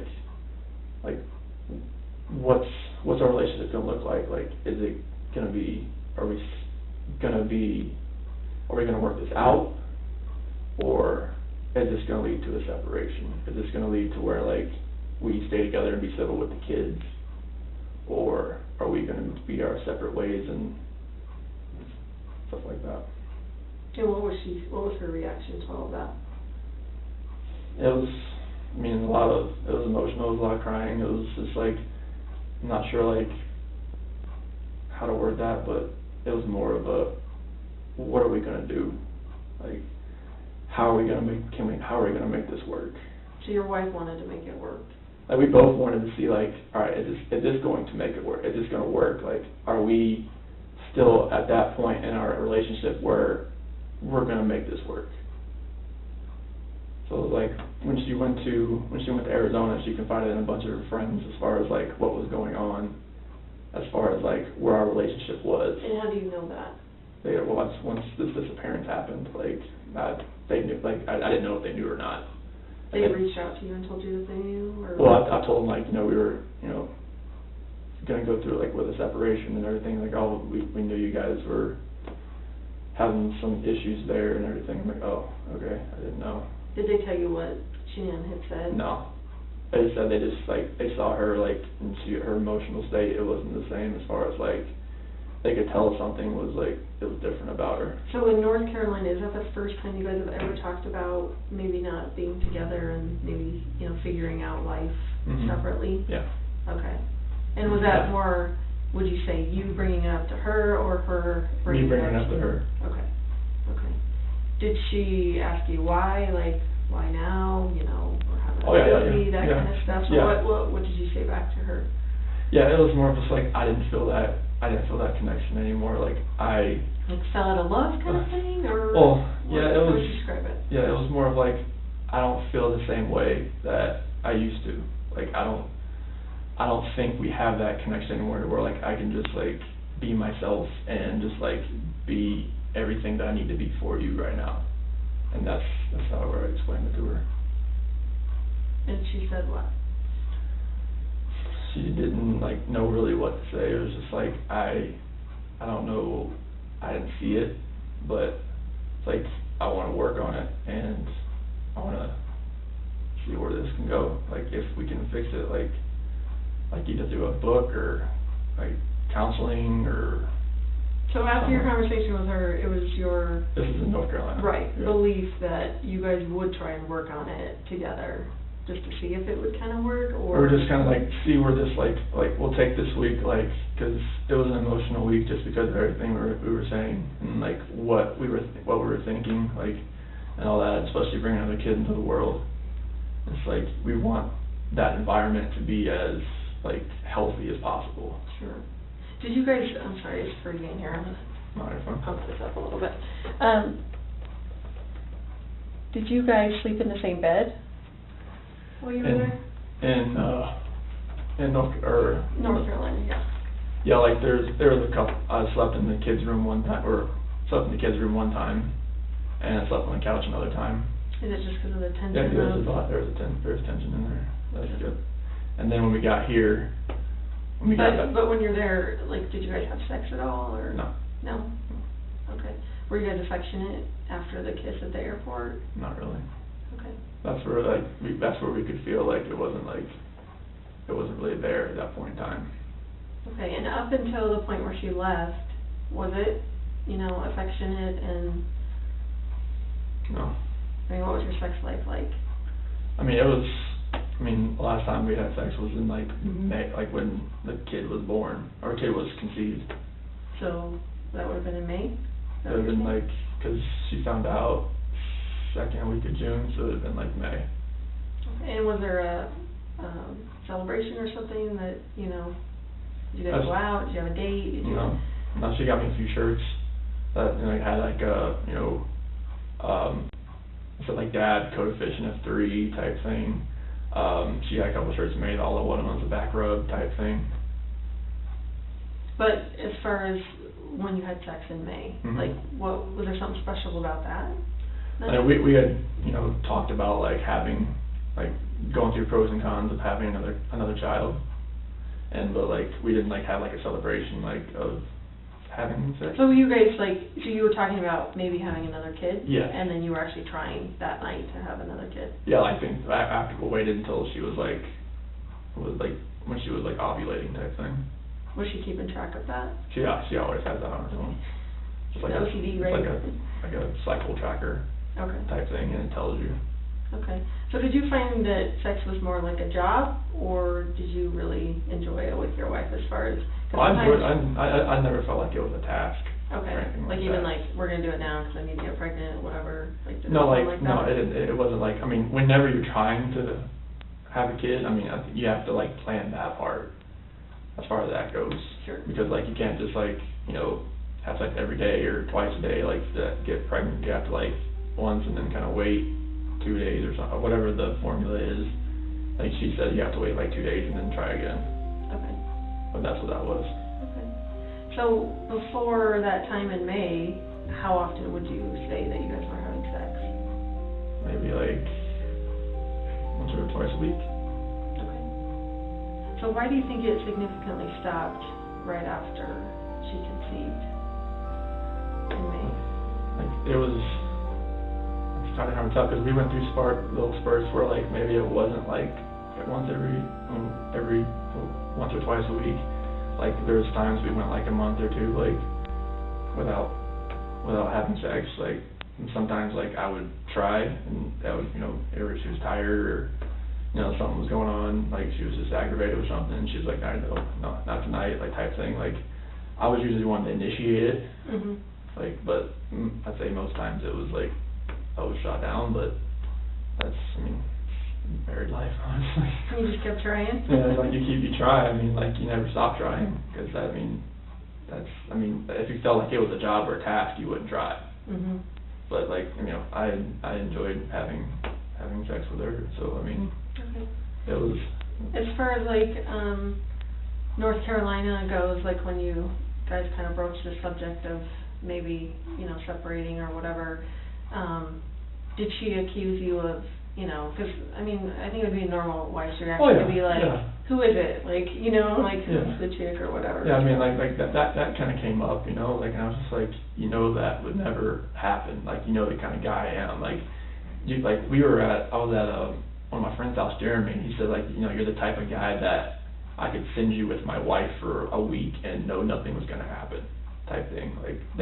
People know the kind of person I am. Solid guy. Yeah, I'm not the type of guy that's just gonna say, all right, my wife's gone. Who's the girl I can find for this 5 weeks? No, that's not me. I respect my wife and she respects me. There's no anything that she could if she's somewhere safe right now, I don't think it would be with a guy. If it is, I'm fine. I want her to be safe. I want the kids back home. If it was with a guy, great. I'd come back home. We'll talk about all that later. Mm-hmm. But I never had an inkling she would do anything to me, So how did that come up from her? What exactly did she say to you? Because of our how our texts and calls were getting shorter and everything like that. She's are you having? I was like, no, I'm not having an affair. That is the last thing that should be on your mind. Did she bring up any other, I guess, in a woman's mind, evidence as far as, you know, why she would think there would be someone else involved or anything like that? No, it's just 'cause like I was like whenever like she would call, sometimes I'd be out for a run or I'd be working out, and she could tell like, all right, you don't want to talk to me right now, let's just go work out, type thing. It's like when she was gone, I would take that more time to kind of like, you know, go run, go work out, because I mean I had time to do it, type thing. Sure. Like I would always make time to FaceTime with the kids and everything when she would call, like, you know, I would always make time to do it, like, especially like when the kids are awake and everything like that. Sure. Like she was like later on at night, you know, like when I would just, sun goes down, I'd go out for a run because it's less hot outside. And would she accuse you of like doing other stuff while you were not answering your phone, or? Oh no, like she was like, you know, she would ask me like, hey, can you like do this for me? Like, can you find this like medication? Send me a picture of it. Can you like find something at the house? I mean, little things like that. She knew I was at the house, so I mean, it's like she had no reason to really have that fear in her head, but being away for, you know, that amount of time and being pregnant, and it's like that's going to run through her mind. Has she ever been away that long before? No. Okay. And you talk about, you know, her being pregnant or whatever. Like, how was she different when she was pregnant than when she wasn't pregnant? Well, I guess it's just you're just a little more emotional in general. So I just want to make sure that they'll The go. red light. Yeah. Okay. More emotional? Oh yeah, it's like, I mean that's normal. I mean her cravings hadn't really changed or anything like that, but just like, you know, just more emotional and everything like that. Mhm. Would she kind of admit that, like, Oh yeah. I'm pregnant, whatever? Well, I mean, I guess she's like, you know, she's just, you know, she's with her mom, and she gets really, you know, her mom's like really, like, she's full Italian, so like, she's always like, you know, always just like gung ho about everything, and it makes you know like really anxious sometimes, and like, you know, like it's a lot of stress being over there with, you know, her family and my family as far as like everybody, you know, like she's over there by herself with the kids. Do you guys all get along? Like, just? I mean, yeah, we all, I mean, pretty civil as far I know as. you said that you went to your parents by yourself. Like, was there a reason why Shannan and the girls didn't go? Yeah, because there was an incident where my mom had something in the house that Cece was kind of allergic to. What was that? It was some ice cream. And What are your kids sick with, I guess? Cece's allergic to tree nuts. Okay. And so not peanuts, but like. My kid's allergic to peanuts, but not tree nuts, so. Yeah, so peanuts is like I guess it's growing from the ground. Mhm. So the tree nuts like pistachios and cashews and stuff like Those that. are the good ones. I know, and kiwi. Oh, Kiwi's goodness. like grown, like, I guess the spores have like something that's related to tree nuts, found out the hard way as well. But yeah, like there was an incident where she had something in the house as far as it was ice cream that Cece couldn't have, and one of my sister's kids went and grabbed some. She was eating next to Cece, and it was just a point where like Shannan said, they cannot come over here again. Since, I mean, because Cece's the one that kind of would lunge, as she would just grab. Like, I mean, if my sister's kid had, It would happen so fast you wouldn't even be able to. You wouldn't know, because I mean, like, how we figured out tree nuts was an issue is because Cece had a little sliver of a cashew one day, a sliver, and made her react.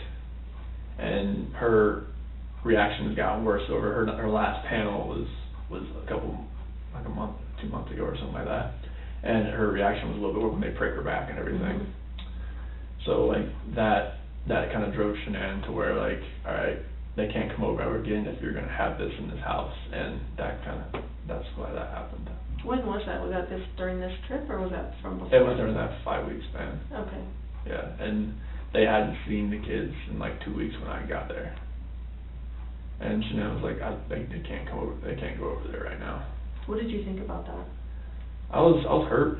I was like, you know, I wanted my parents to see their grandbabies. You know, like even if it's just like we didn't even FaceTime.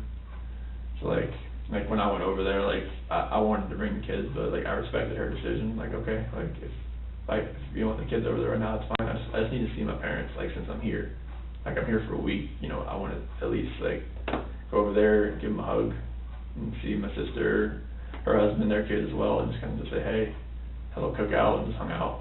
Do you know if Shannan told anyone in North Carolina about what was going on? Oh, I'm sure she did. Who do you think she told? Oh, she probably told, well, there's people here. I know Nicole probably knew. I know Cassie probably knew. But Nicole lives here, Cassie lives there. There's some of her good friends. But, like, would she have told any of her family or friends in North Carolina? I'm not sure if her mom knew or not, if that was the case. Is she pretty close to her mom? Oh, yeah, she is. But I'm not sure if she, like told her, like, the entire, like, thing about the whole, like, having something in the house. All right, I just mean between you and her, sorry, the separation. Oh, so, no, like, no. She didn't tell any of her family? No. And why do you know she didn't do that? Because she told me, she's not going to tell them. And, like, I knew she was confiding in a few of her friends, because she told me that, because she had need someone to talk to, but she didn't tell her mom or anything like that. Mhm. Do you guys go to church? No, not here. No. No, we have you moved to Colorado, yeah, you no, don't we, go to church? no. Okay. Like, we were talking about, like, finding one for, with the kids and everything. What about counseling? Did you guys talk about counseling? Yeah. Yeah, when did you guys talk about that? That was probably, we got back on the 7th, back to work on the 8th, so it was probably about the 8th or so. Oh, right before she left? Yeah. Or, yeah, she left on the 10th, is that right? Yeah. Okay. So what came of that when you guys talked about counseling? It's like, I don't really think we really needed to go to counseling, so I've never, anything that we were saying to each other, I felt like we could just say to each other, Mhm. and not have to,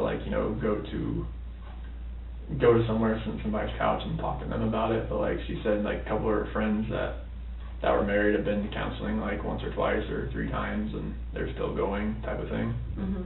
But, like, I didn't feel like I really needed to, but, I was open to the idea, because I thought, like, all right, if she really, like, if this is gonna work, maybe, but, like, I really didn't really want to do it, just because, like, I didn't think we needed to do that. I thought we could just, like, maybe just do it that way, but the disconnection was there. I didn't feel like it was gonna help. Okay. So you get back on the 8th or 7th? On the 7th, go back to work on the 8th. You went back to work on the 8th? Yeah. Okay. And what day is the 8th? Like of the week? Do you remember? 8th, 9th. So it'll be a Wednesday. It was a Wednesday? Yeah. Okay. Because the 10th was a Friday, that's when she flew out. Okay. And then you worked how many days? I worked Wednesday and Thursday, and then I was off Friday because that's when she flew out to Arizona. Okay. So tell me about all the stuff you did on Friday. Or how was it, I guess, before she left? Like, did you take her to the airport? Oh, no, Nicole picked her up. Oh, Nicole picked her up? Yep. Okay. What was the attitude like, or what was the relationship like when she left for Arizona? It was, we were just, like we had talked about counseling and everything, and we knew what the sex with the baby was. We weren't going to tell anybody until she got back, because Nicole knew. Mm-hmm. Nicole was the one that, like, prepped everything for her, like, with the bag, and, like, a couple things, like, pour out a little fake champagne bottle and whatnot. For which one? For like a gender reveal type thing. Gender reveal, okay. Type thing like that. Okay. So, like, she did all that for us. And so Friday, I woke up I waited for the kids to wake up, because she left pretty early that morning. Nicole came and picked her up, and she left to the airport. Was it like kiss, hug, bye, or was it kind of strained as far as? It was a hug. It was a hug? Yeah. Okay. Yeah, it was just like, have a safe flight, and just let me know when you get there, and I'll send you pictures of the kids, throughout the day. Okay. Type thing. Okay. So, and then you said, I'm sorry, that you waited till the kids got up? Yeah, that's what we usually do. We just wait for the kids to wake up, so they wake us up. Okay. And Bella came in the room, and she usually just crawls into bed and just falls asleep next to us. Like, when she wakes up, she doesn't just get up and just go like Cece does. But as far as Friday goes, what exactly happened on Friday? So we just pretty much hung out around the house, just playing around. We went to, like, a grocery store, went to get my glasses, got some cracks in the frame. We went to Target.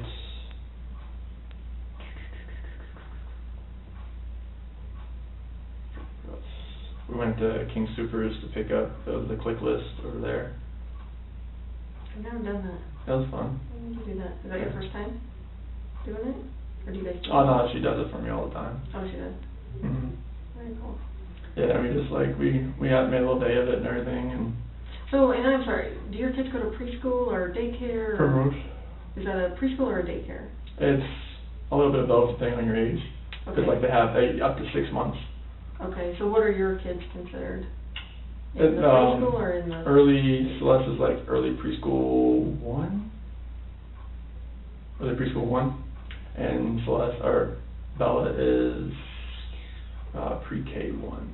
So is it like you can drop your kids off before school starts, like, and they will like Oh, yeah. have a daycare and then you Oh yeah, it's go like, to well, it's like, school they and- could go into like they'll have like a room, like sometimes they'll only have a few teachers there at 6:30 in the morning type thing. Oh, okay, you're right, and they combine most of the classes and stuff, because Mhm. there's not that many kids there. So where is this Primrose at? Is that in? Erie. In Erie? Yeah. Is there only one there in Erie? Yeah, I mean, Primrose is like a chain of the school, but like Right. there's another one like in Thornton or something like that. And So there's only one in Erie. yeah, there was a teacher work day that day, so that's why they couldn't go. That's what I was wondering, I'm like, so Friday they would normally go?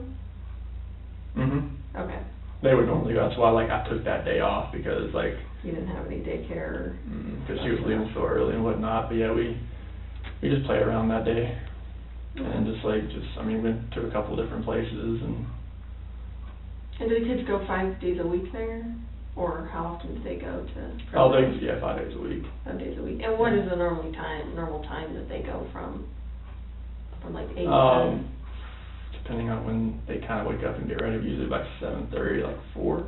7:30 to 4? Yeah, Okay. somewhere around there. And is this because Shannan is doing her Thrive stuff and you're at work at the Mhm. oil field? Mhm. Okay, Yeah, it's like when they're at school, she can really concentrate sure. on all that stuff right now. Does she pretty much work from home?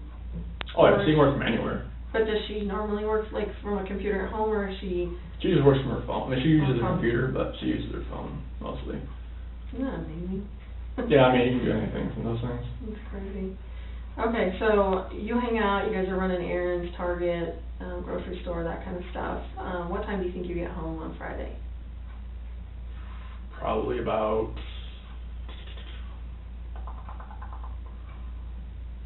I would say probably about 4:30 or so. Okay. And you guys do anything else Friday night? And just normal things like, just getting ready for bed or have dinner, getting ready for bed type thing. Okay.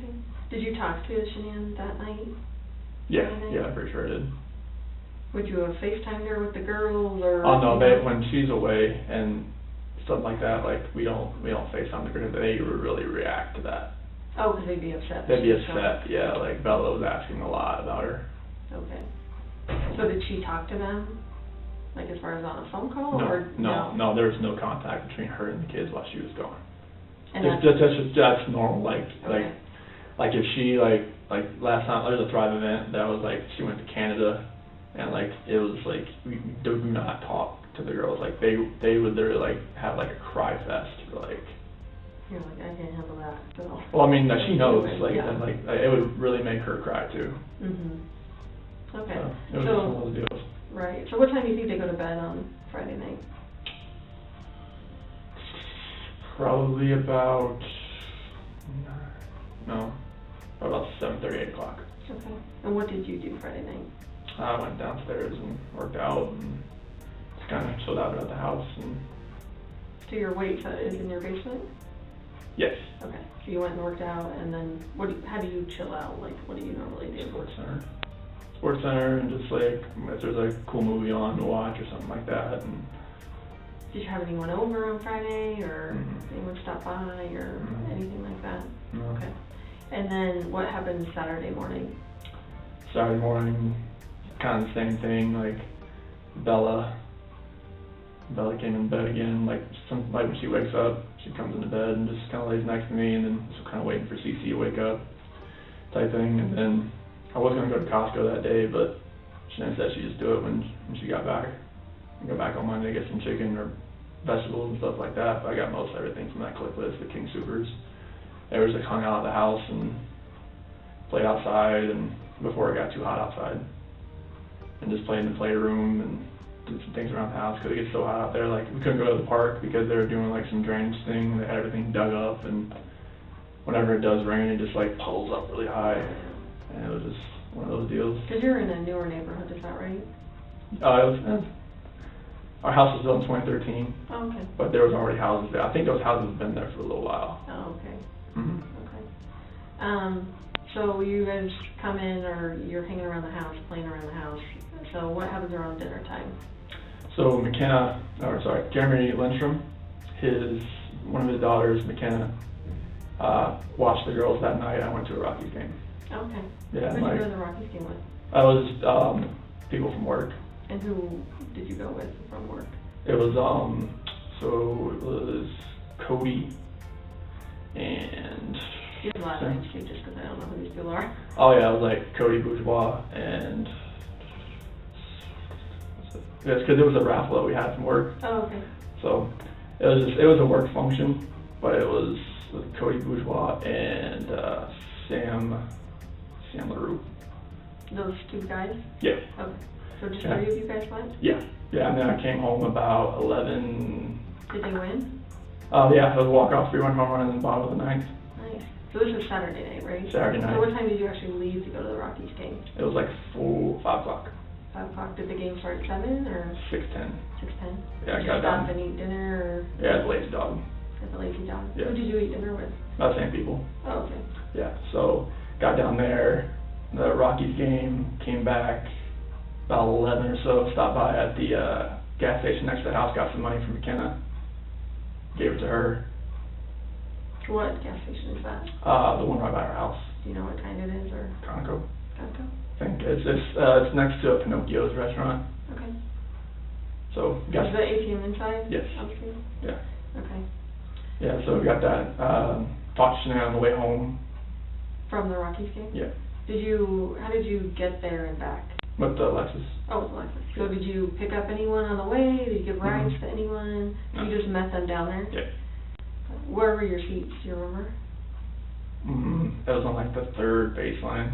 Like good seats? They're decent. First level kind of? Like 10 rows up probably, something like that. Nice. It was not too bad. How much did you pay for the raffle? Oh, it was just something to enter. Oh, Something to enter in there. But nice. they always have something like for a golf tournament. I'm not a golfer or anything like that, but it was just something to enter. Do you and your, people you work with get together every once in a while? Not mainly. This was just like a random thing. It was just something, I never won anything, so it was just like one of those random things. Did you pick them to go? I won that one ticket. All 3 of you won Yeah. the ticket? Yeah. And did anyone So- else meet you guys there from work or? No, it was just a random thing. Okay. Yeah, but when we got home, I called Shannan, I asked her how much to give McKenna, and she was like, it's like, do I give her 60 or give her 50? I was like, just give her 50, because it's like, okay, you don't want to overpay her. I'm like, okay. When I get there, and the expedition was there, I think that was Jeremy's wife's car, and I gave her the money, and girls were fine. They ate pizza. I ordered pizza for them that night, for them like that. And then after that, I went inside, went to bed, and then. Were the girls in bed? Oh yeah, they were totally passed out. And was the mom there to help McKenna, or? No, I think she Wasn't dropped there? off the car, because I didn't see anybody in the car when I pulled up. Oh, McKenna can drive. I don't even know how old McKenna And is. she has her own car. She has a Jeep, Oh, okay. but I didn't see anybody in the car as far as her mom was, but I think they just dropped her car off, so like when I got home, they could just. Okay. So, and I hate to keep going back to the Rockies game, but you were with your coworkers there. Did you mention to either of them about, issues that you're having Oh, with Lord, your no. wife or No. anything like that? No. Are these not those type No, of people that no. you would talk to like that? No, Okay. nothing like that. Nothing at all like that. Cause it's personal type things. I didn't want people at work really knowing anything that I'm going through. Mm-hmm. Only person I really told was my foreman, just because if Who is that? Luke Apple, Oh, okay. And what did you tell him? I just told him I wanted him to be aware if he felt like my mind was not on task, that tell me and just send me home type thing. Mhm. Because at work, when you're there, you need to be, because there's so much pressure around. Not pressure, wellhead pressure, Yeah. that kind of pressure. Dangerous. Yeah, you stand in front of a master valve or a needle valve that could be open or something like that. So like, you don't wanna be like, 100 pounds could kill you. But, I mean, like, I work around stuff that has like. So did he ask you why would your mind not be right? I told him, like, you know, my wife and I are, you know, we're going through a few things right now, and that, like, you know, separation has been on the table. Like, I want you to know, like, my mind's gonna be on task, and I wanted him to know, like, you know, if you see like anything that I'm doing that you don't like, just let me know. Cause my foreman, he's the one that's gonna, like, he's the one giving my performance reviews. He's my boss. Is he out there when you're working and stuff? He's in the office mainly, but he's one of the foremen that likes to go out to the field. Because he may see you out there. Yeah, oh yeah, like, he likes to, like, if he has like meetings or whatnot, like, he likes to, or when he's done with meetings, he likes to get out of the office. So what was his reaction to you when you told him that? It's like, you know, just let me know if anything happens, and like, you know, like, I won't tell anybody on the team or anything, like our team, because like that's a personal issue, so like, you know, I'll just keep me in the loop. Okay. Type deal. And when you get home from the Rockies game, both girls are in their own bed? Oh yeah. Do they always sleep in their own bed? Oh yeah. Okay. So do they have separate bedrooms? Yes, they have Okay. a joint bathroom. Okay. Jack and Jill. Okay. So tell me about Sunday morning when you wake up. So Sunday morning, we wake up like normal, and like Bella actually goes into Cece's room and wakes her up this time. Okay. So it happens. But yeah, so that happens, and then we go downstairs and watch Bubble Guppies and stuff like that. And I put in bed a little early that day because Jeremy's son, Caden, called Buddy, he's turned 4. Wait, are you talking about Sunday night already? No, it's like Sunday afternoon. Oh, you put him in bed for a nap? Nap, yeah. Oh, okay. Yeah, nap time. Yeah, they have a nap in the middle of the day. That's the best, yeah. Yeah. Okay. So we go over there after a nap. I wake them up. We go straight there. What time is that, you think? So the part of that 1, I woke them about 12:30. Type deal. Did you guys have a present for this little guy? Or Yep. And how'd you get the present? Oh, we went to Target that day, and I got them a little dinosaur car. Okay. Yep. So earlier before their naps, you went Yes. to Target? Yep. Okay. When we got the dinosaur car. Do you go anywhere else besides Target? Okay. Not that Sunday, no. Okay. Like, as we got back, it was about that time, and they had some, for like that little early lunch, they wanted cold pizza. So that was their deal. It was the pizza left over from the other night. Okay. So they ate that, and they went and took a nap. And then after that, we went to Jeremy's house, and we rode there from like 1:15 till like probably 4:30, 5 o'clock. Out there, it was like, I didn't know it was gonna be like a water balloon like pool thing. That little mini pool out there with water balloons and everything. And what do you mean that, like you didn't bring swimsuits? I didn't have swimsuits or water shoes with me or anything like that. Okay. So like, it was They just get their clothes wet? yeah, Okay. type But deal. they love that. Cece loves just getting in the water. Bella was more like taking the water balloons out and just like, you know, spraying them everywhere type deal. Okay. So you get home about what time, you think? About 4:30, 5 o'clock. Okay. So what happens after that? Immediately just put them in the shower and try to wash them off, because they had, you know, sand and everything, because they had a little sandbox over there, like with their little playground. And so I just put them in the shower immediately, just wash them off. They can usually like wash their hair by themselves and whatnot. So are you in the shower with them? I'm or- on the outside. On the outside. Yeah, I'm just like, I let them kind of do their thing and wash them up and everything and get them dried off, put some lotion on, pajamas, go downstairs. They wanted pizza again, so cold pizza. What kind of pajamas did you put on them? Just for nightgowns. What did those look like? It's probably, I think Celeste had like a pink one with like little, like a drawing of like a bird or something like that. Okay. And Bella, it might have been one that said like believe on it, or it was a multicolored one, mine had a unicorn on it. Okay. They have so And- many of those nightgowns. And now, is it a dress or are they pants for the No, shower? it's like a dress. Like, But it's yeah. like, yeah, it just kind of like falls down to their knee. It's hot, so they sleep hot, they sweat like crazy. Okay. Do they take their pajamas off at all during the night? No. On a normal? Cece has a nighttime diaper. She sleeps in a nighttime diaper. But, I mean, as far as getting hot and stuff, they don't, like, strip their clothes off in the middle of the night because they get hot or anything? No. Or do they? No, I've never seen them do that, unless they have pants on. Like, if they have, like, they have, like, their mermaid pajamas that has, like, a t-shirt and pants, they'll take that off. The shirt part? The pants. Oh, the pants. Yeah, because they get so hot. Right. So Oh,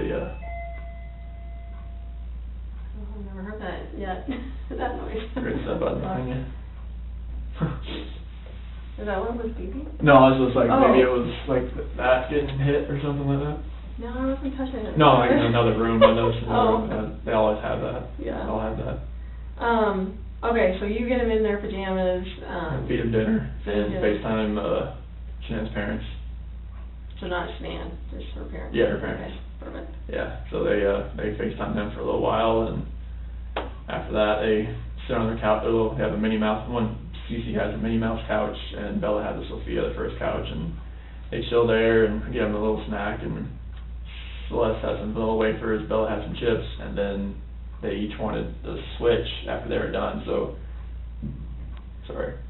Bella had vanilla wafers after that, and Cece had some, like, Cheez-Its or something like that. Okay.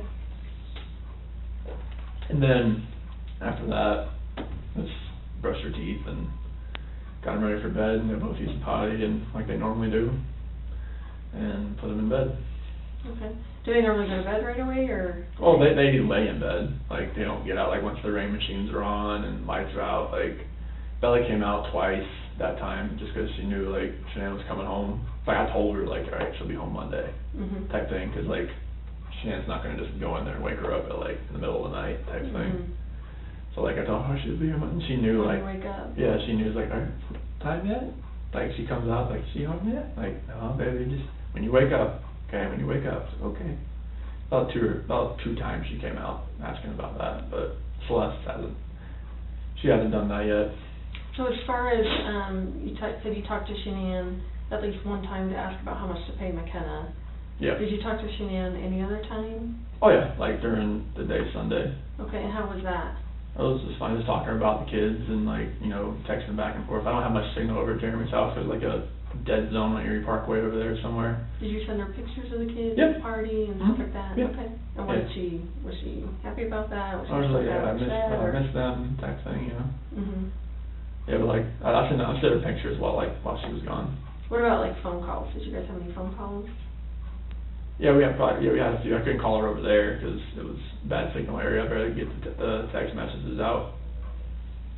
But yeah, I But mean, you didn't call her at Jeremy's, is that what you're saying? yeah, I couldn't. Cause But the other time, like Saturday night? oh yeah, like everything. Yeah, we just, you know, talked and asked how everything went and everything like that. And once I got him home, like after the party and got him to bed and everything, told, you know, Bella's like, she knows you're coming home and she's ready and everything. And she was texting me like about, like, 'cause the power went out, I guess, in Arizona because of the dust storms, and her friend Addie and Cindy, like, they paid for dinner and stuff like that. And yeah, Nicole and her were at the airport, and Addie's plane got delayed, and they were hoping theirs weren't getting delayed, but it ended up getting delayed. So what, like, if you could have taken her pulse then, like, how was she as far as communicating with you? Was she, you know, like same old Shannan, or was she still kind of upset, or It's distant, kind of hard to tell through those texts, but like she was ready to get home and see the girls and just be home. But as far as her relationship with you, how did that feel to you? I mean, it felt like she did when she left. Like, it felt like, you know, like she was like in that state of mind where, like, okay, she decided to be home. Like, maybe she was like, it's kind of hard to really tell, but through a text, but like she wanted to get home and see us because she had been away, like when she was in North Carolina for 6 weeks, and then she comes home for 2 days and goes to Arizona. Like, she only been home for like 2 days in a 6.5 week span. So she was just ready to be home, be with us, and just kind of like just be around us. So, what time was she originally supposed to be home? 11. Oh, 11? Yeah. Okay. So obviously that gets delayed till Yeah. whenever. Yep.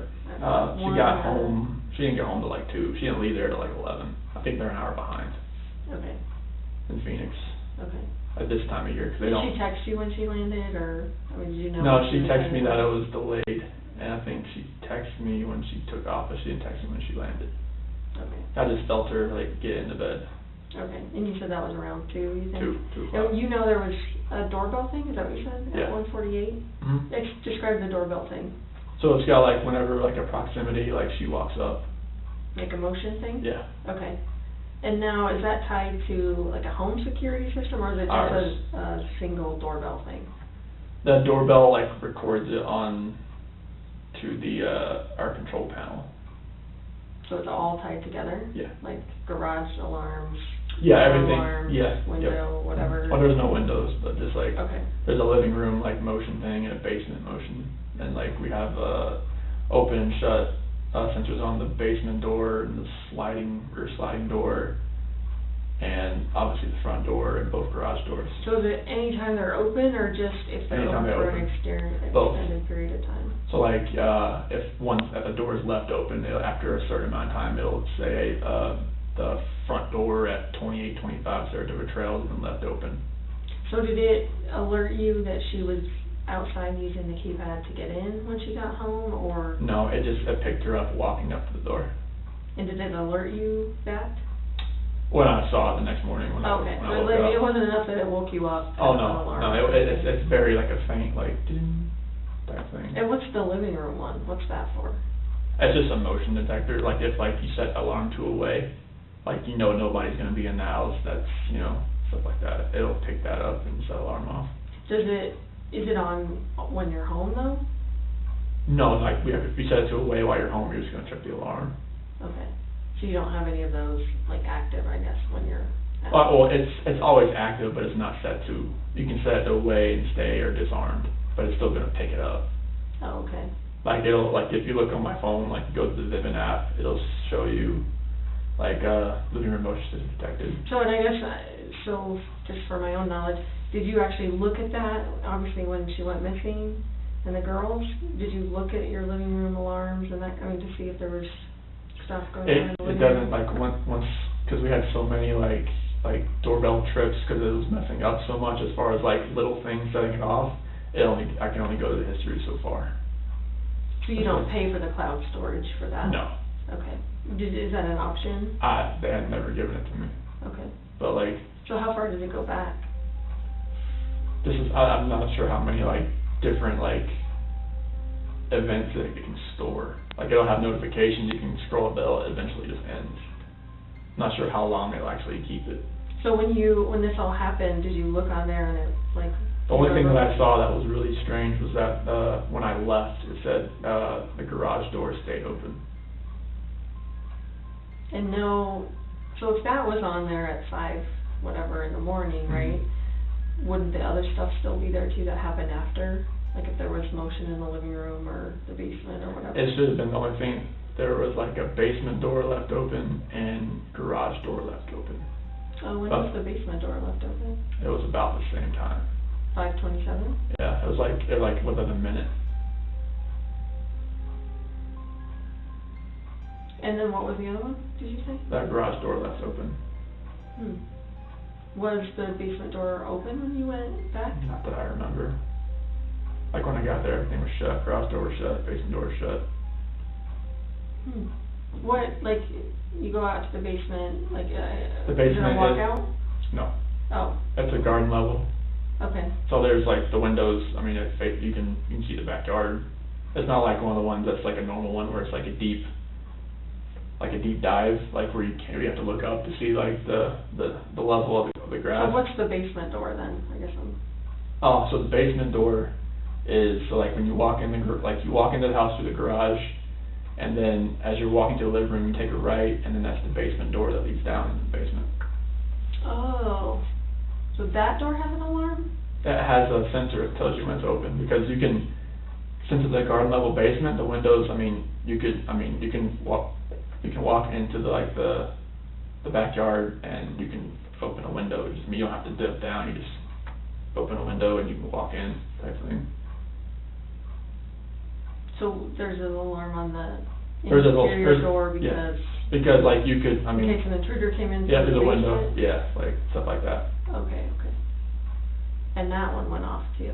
Like, Yeah. was that before the garage or after the garage? Which I think one it was, first? one was at 526, one was at 527.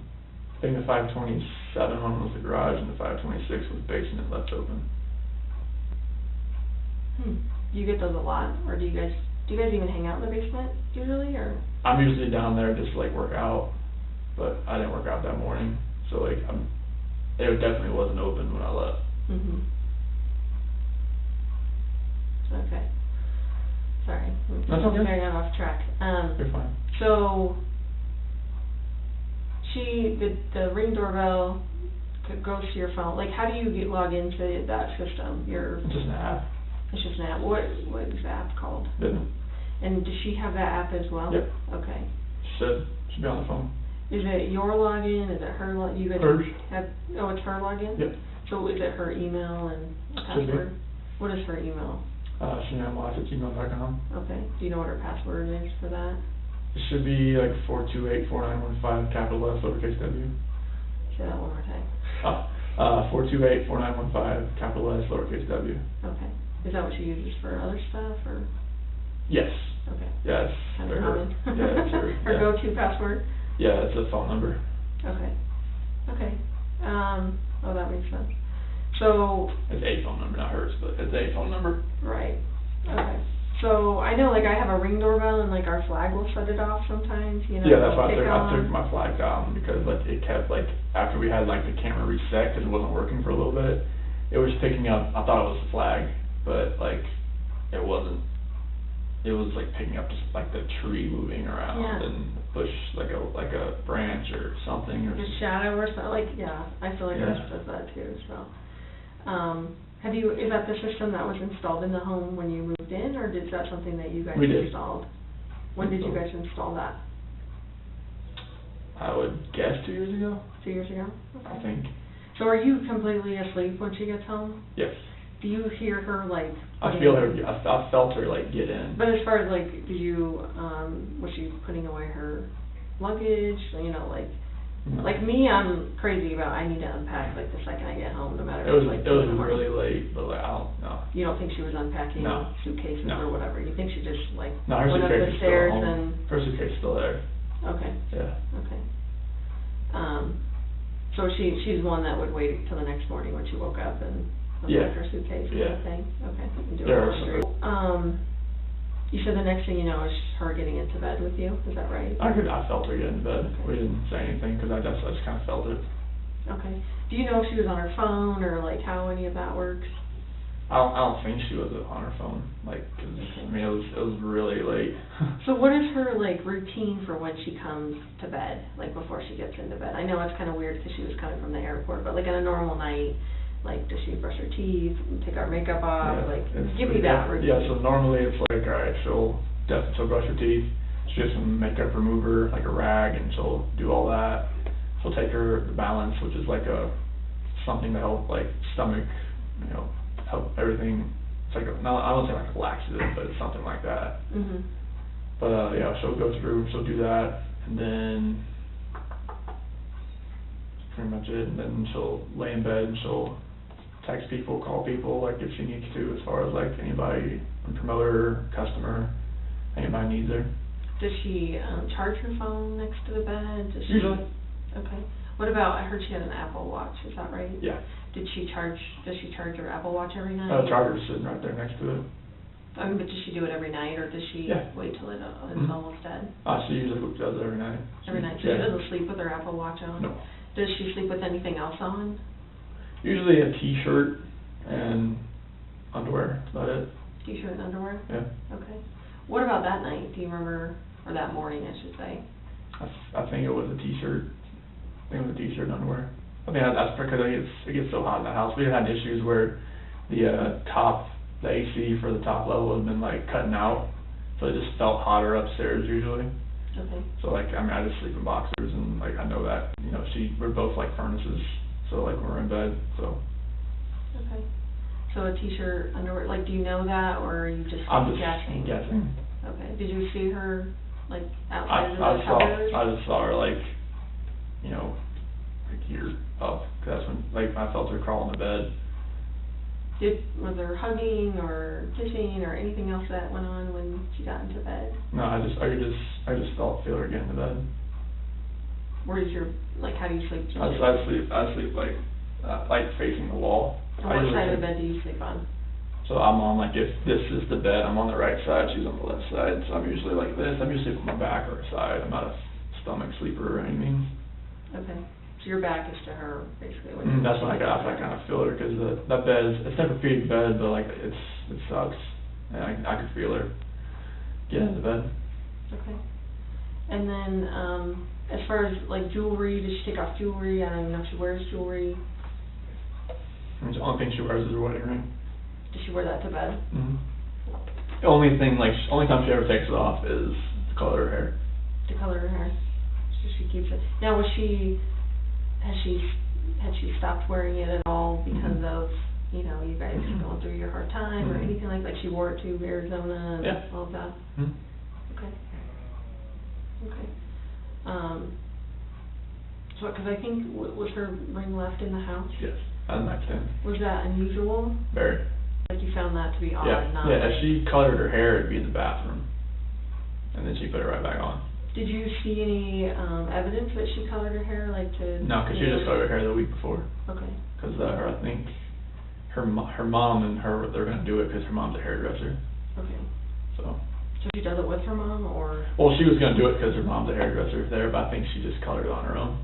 Okay. Because she was asking... As far as, asking... like, evidence of maybe her changing her hair to a different color, like to, you know, disguise herself, like, did you get any... Nothing. I mean, like, most of the time she likes to keep her hair black. So. Okay. So she gets into bed, you feel her get into bed, and then is there a conversation at all?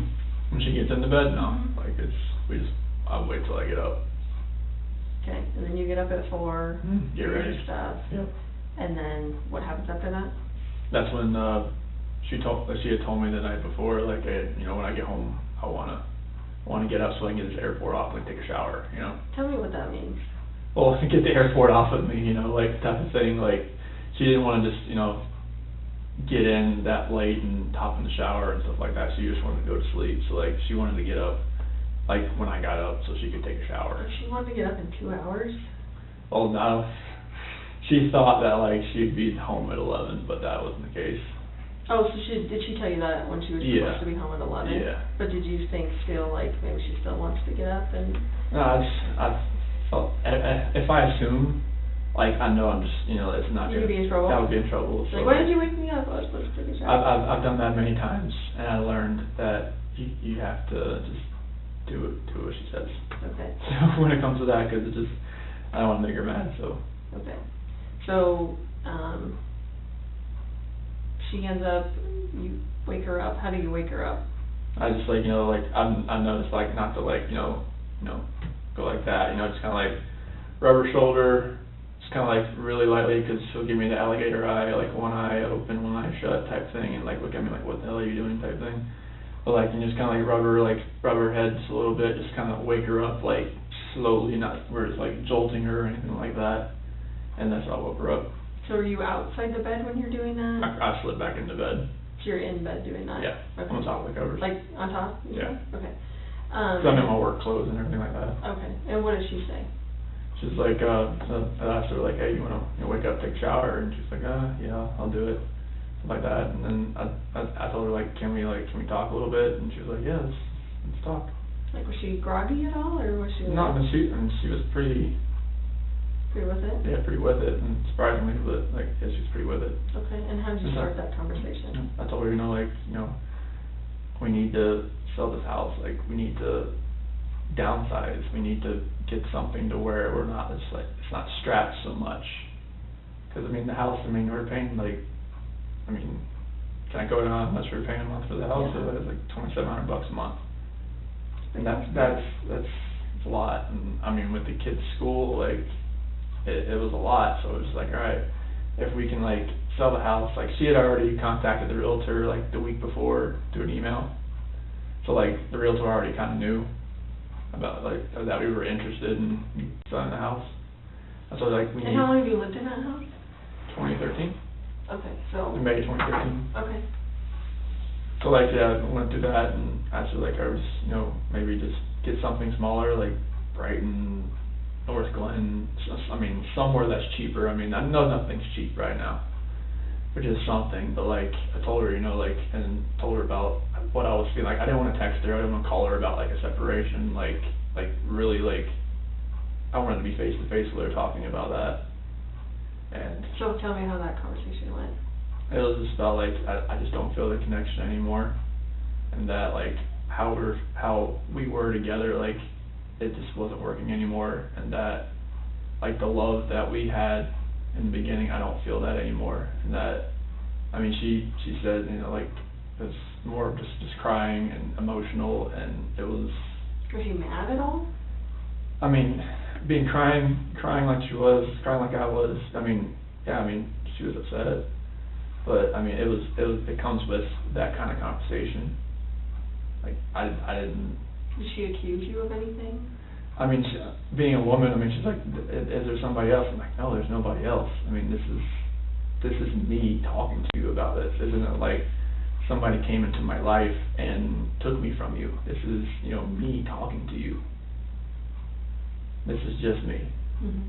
Like, there's no outside influence coming from this. Like, this is what's going to, this is how I feel. Did she seem like she believed that? When I told her there was nobody else, Uh-huh. yeah, I mean, I believe her when, you know, like, if, I believe that she would never have, like, an affair on me, and she knows that I wouldn't do that to her. Like, we've talked about that before, like, many times, like. Has she ever accused you of that in the past? No. Has she ever, like, suspected, like, anyone else that you're close to? Like, way early in our relationship, like, you know, when we first got together, and I was still getting messages from people girls I was friends with, and she'd ask questions and like stuff like that, like, who's that, like, how do you know her, like, and I would just like, you know, not talk to them anymore, just like ease her mind type thing. Was she like a jealous person that would, you know, look through your phones, or? I mean, she had full access to my phone. I know, but did she? I'm sure I mean, if she used my phone for Facebook or like Thrive or Instagram. She would use your phone for that? She used, yeah, because she would run like some of the Thrive stuff through me. Like, she would like make a post for me, something like that. Oh. Stuff like that. Did you do that as well? Like, would you log into Facebook or whatever? No. Like the only reason I logged in on Facebook like the last few days is to show the cops like other pictures and stuff like that, or show like the news crew a picture or something like that. Okay. Because she had it on my phone as well. She could just like log in there too if she needed. If like she did it because like sometimes her phone messed up and she just used my phone and it's boom, it's right there. And then hers was on yours as well. Is that right? No, she just used mine. No, but as far as you being. Oh yeah. She could toggle back and forth. Okay. Yeah, she just log out of hers and go into, yeah, it was one of those things, like, she knew I couldn't sell. She was trying to help you out. Yeah, it's like, she would just use, like, any friends that I had, and just went from there. Okay. People So get how did the conversation with her, like, how long did it last, would you say? Say, like, so, like, from 4:15 to just, like, closer to, like, 5. Okay. And I guess I'm a little confused, because you talked about that you were telling her, let's sell the house and get a house, like, cheaper in Brighton. Well, just, like, I wanted to sell the house just, like, so we can get, like, if we do separate, like, we'd have, like, some money to ourselves, and we could, like, if, I was hoping she would stay here, you know, like, because she had told me before, like, you know, if we did separate, like, she couldn't afford to live here on her own, and she said neither could I. I was just like, you know, like, give it a shot, like, whatever money that we could get from the house, like, you know, 50. So you weren't talking about you guys buying a house together somewhere, it was more like, I mean, let's sell sell it, it, split it, and then sell we it, and can. just, like, we can go, like, we can have some money left over, like, and be close to each other. Tell me about, I know it sucks having to sit here and talk to someone about all this stuff. That's what I needed to do. Tell me about your financial situation. I know $2,700 is a lot for a house payment. Yeah, I mean, How much were you paying for at Primrose? I think last year we paid like $25,000. So what is it Or like usually a 18, month? 20,000. What's your bill usually? I think it's closer to like $500 some a week. Okay, that's a lot. Yeah. A lot. What other bills do you guys have that are big? Surgeries from Shannan's neck surgery. What happened to her neck? Disc that was compressing down. There was like nothing, like there was no like fluid that like the spinal cord with the fluid, the support. It was just bone on bone. Mm. And she has a scar like right here. Did she have insurance when that happened? Oh yeah. Okay. Yeah, but it was just whatever's left. But it was like over $100,000 surgery. So how much do you guys have left to pay on that? She covered all the finances as far as like that. How long ago was that? That surgery, it was last. No. It was earlier this. I could look on my phone. I thought it was last. Yeah, it was last year because I remember Christina from Hawaii came to help, and it was during football season.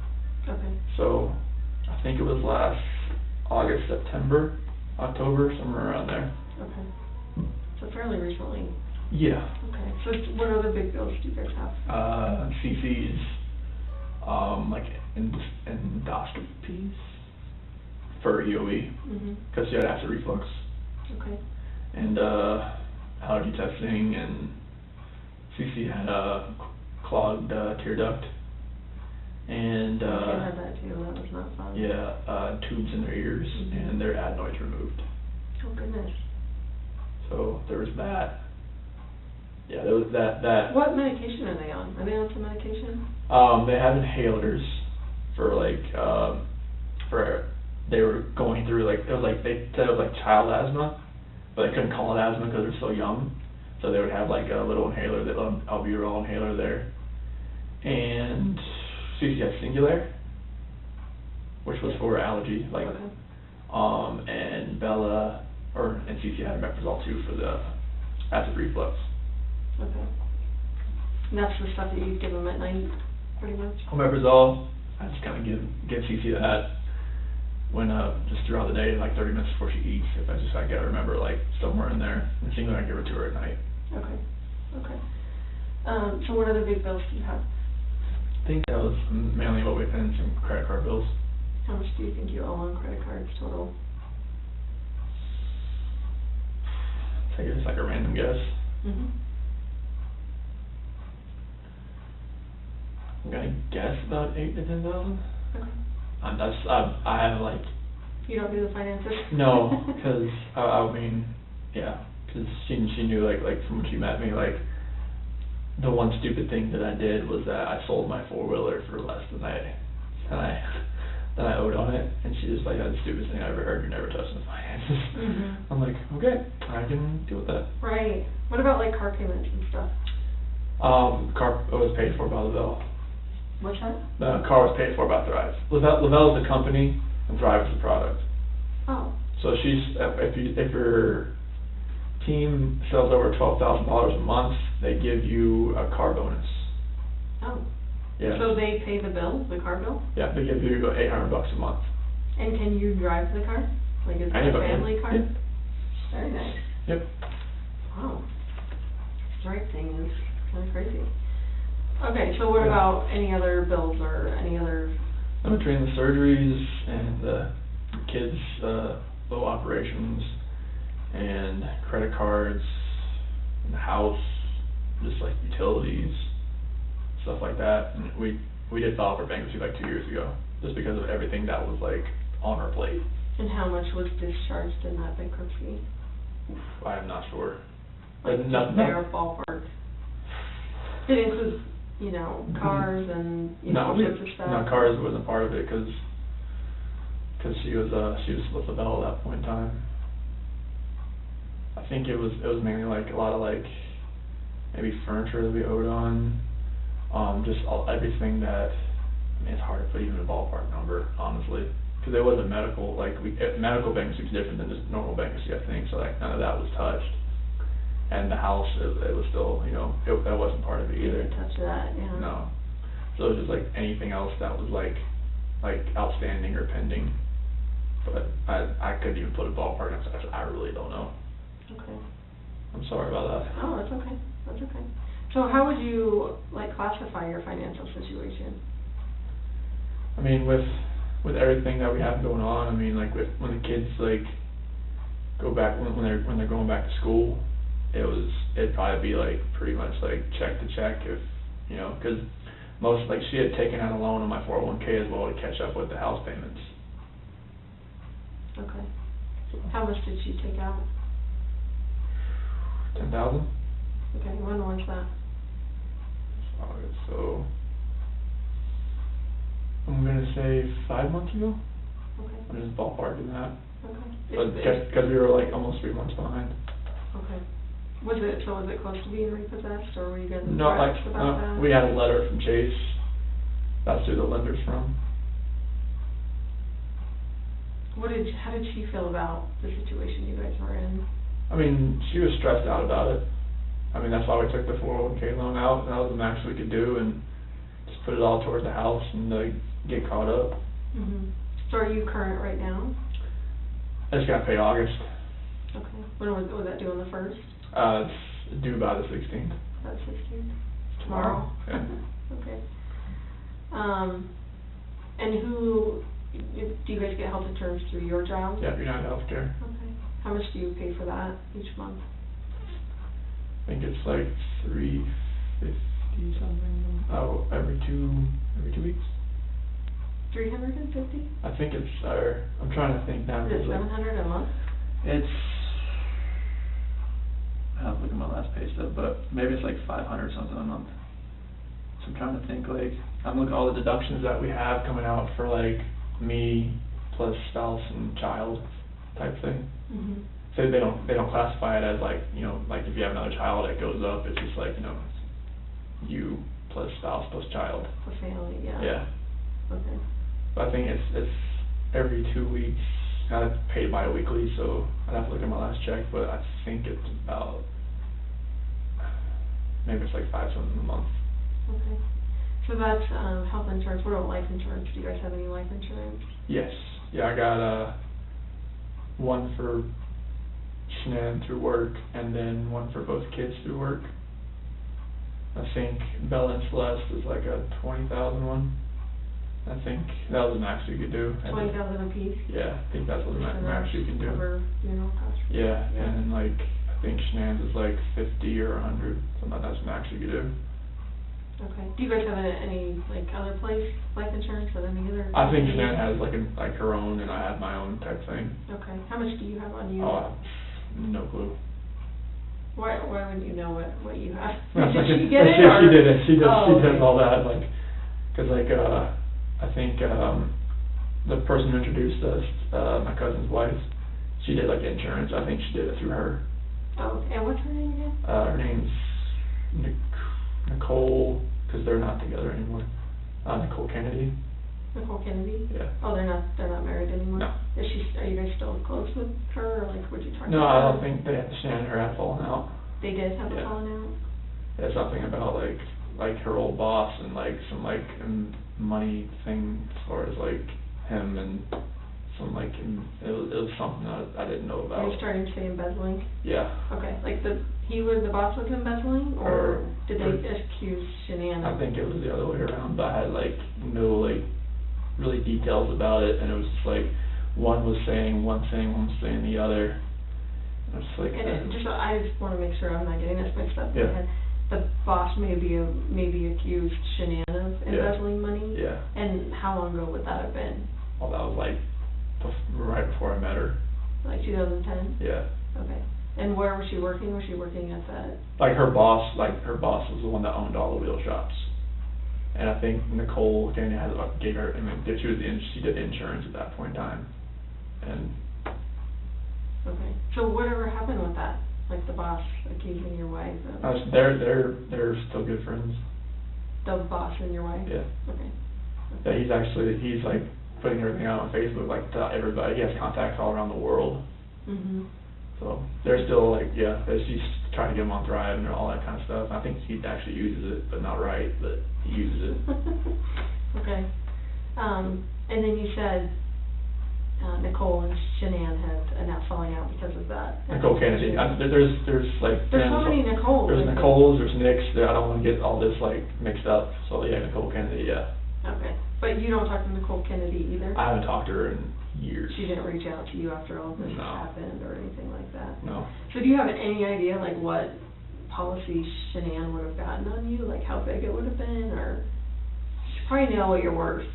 I don't. I know I have like a dismemberment thing at work. If I get dismembered, it's like $250,000 or something like that. But as far as like anything outside of work, I have no clue about the dollar amount. I know she set all that up. Okay. For her and you? Yeah. Okay, did you ever help her with that at all? Mm-hmm. Like she handles all that. Like she always did books at the jobs, like at the wheel stores and everything like that. And she was really good at it. Okay. I mean she's great with money. So. Who, Shannan? Yeah. Okay. Yeah, she knows exactly like, all right, I don't need to pay this right now. I can pay all this. Like she knew like where to divvy out her money. Like a shell game. I'll pay this right now. Yeah. And she knew what the priorities were. Mhm. So how are you, how are you right this moment with your financial situation? Like, do you have money open on credit cards, money in the bank, like that kind of stuff? yeah, like so I think in Chase we have like maybe like 2,000 in there. In USA probably about 1,500.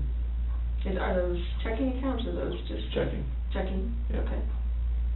As What far as about credit cards, like most of the ones I haven't used credit cards. I know they're like pretty much like she pays the minimum on it, so like I don't use them. like maxed out probably? Pretty close. More than likely, I mean, if they're with the interest payments Mhm. and whatnot, just pay the minimum. They don't go down much, but like I know like Capital One maybe has like $100 left to spend on it or something like that, and like the Credit One and the other Capital Ones, like I know those probably don't have much on them, so I don't even use them. Mhm.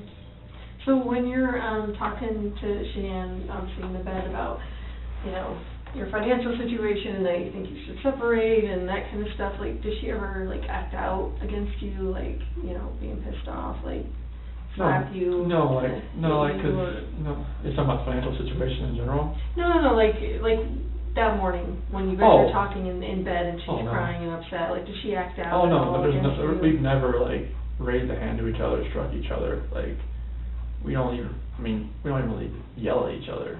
Like it's like when we talk, it's pretty civil. Mhm. I mean, she didn't raise a hand, she didn't yell, she didn't do anything like that.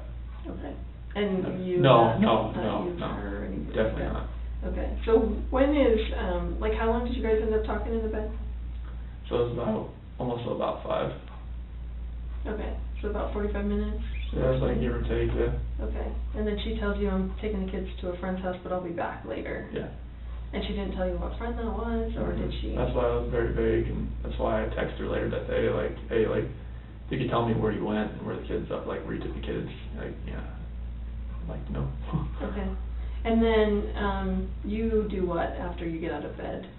Yeah, so like I go downstairs and pack my lunch, make a protein shake, down that, fill my water jug up, get my computer, get my book bag, and put some more tools in my truck, And your truck is where at this time? it's over on the corner of the house. Yeah, it's over on the west side. And that's where you normally park the truck? Mm-hmm. Like either there or across the street where the neighbors is over there. 'Cause I had parked over there because there's somebody going through the garages and cars parked on the outside and like stealing stuff. Like in your neighborhood or Yeah. just in Frederick? In our neighborhood, there was like 3 or 4 nights in a row, like they found somebody, like on cameras. Like, So are you saying you parked the truck a little closer to your house, or? well, like sometimes I was parking on the neighbor's side where his camera faces. Oh, just so they can catch it? or Just like, whatever. 'cause my doorbell camera doesn't reach that far. Okay. And do you know what his camera angle is? Like, have you looked at his surveillance video? He told me where to park it. Oh, he did? Yeah, So that it could watch it? yeah. Okay. He told me to park it like right. I didn't want to park in front of his driveway because I didn't want somebody to back into it. Like if his wife or somebody didn't forgot, like, oh, there's not usually a truck there or something like that. Mhm. They want someone to back into it. Sure.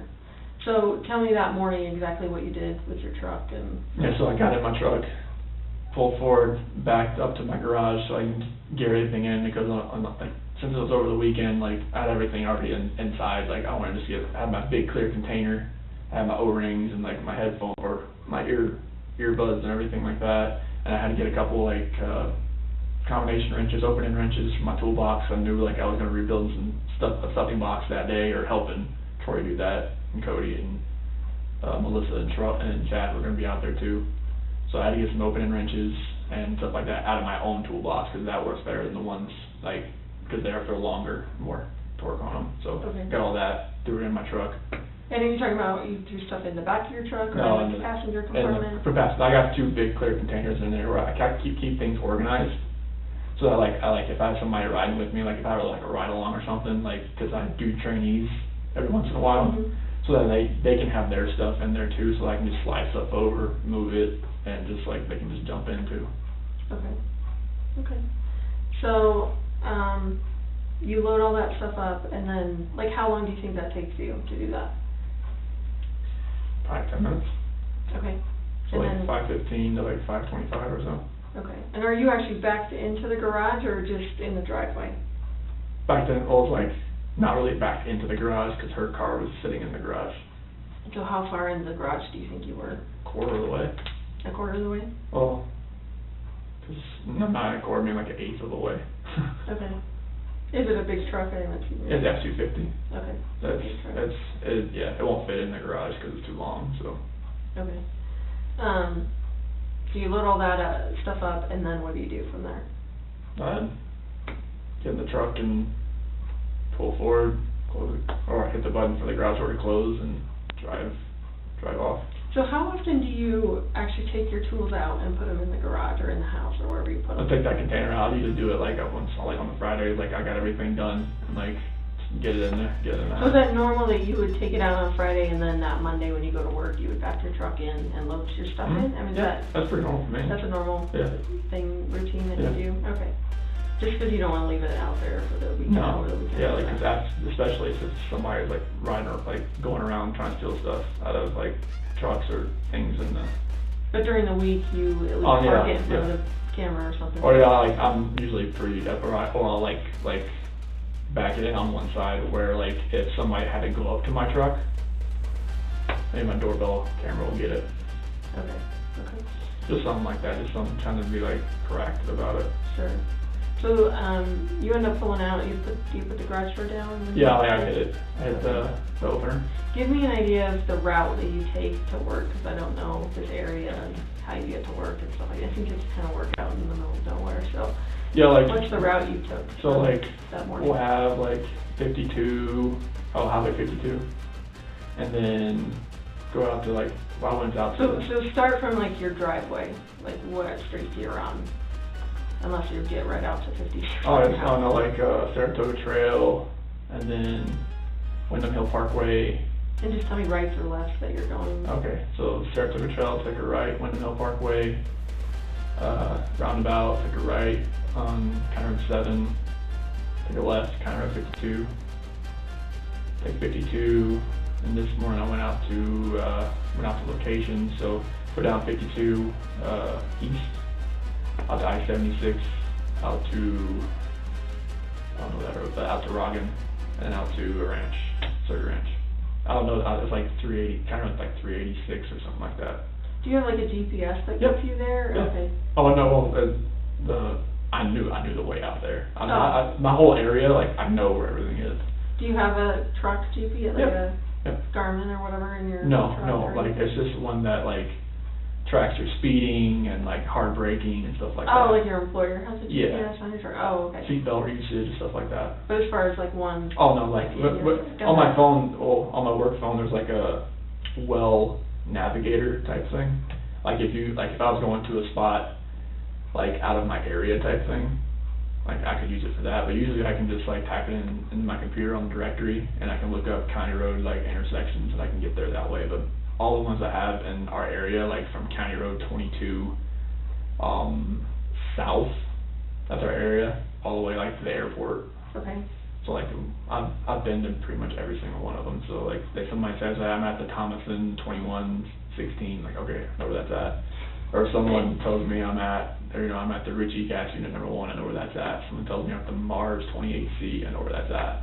Okay. 'Cause, So this one you went to what? Which wells did you go to when you? So I went to the Survey 319, Survey 1129, Survey 1029, Survey 629. So which one did you go to first? 319. 319. Yeah. Was anyone else there?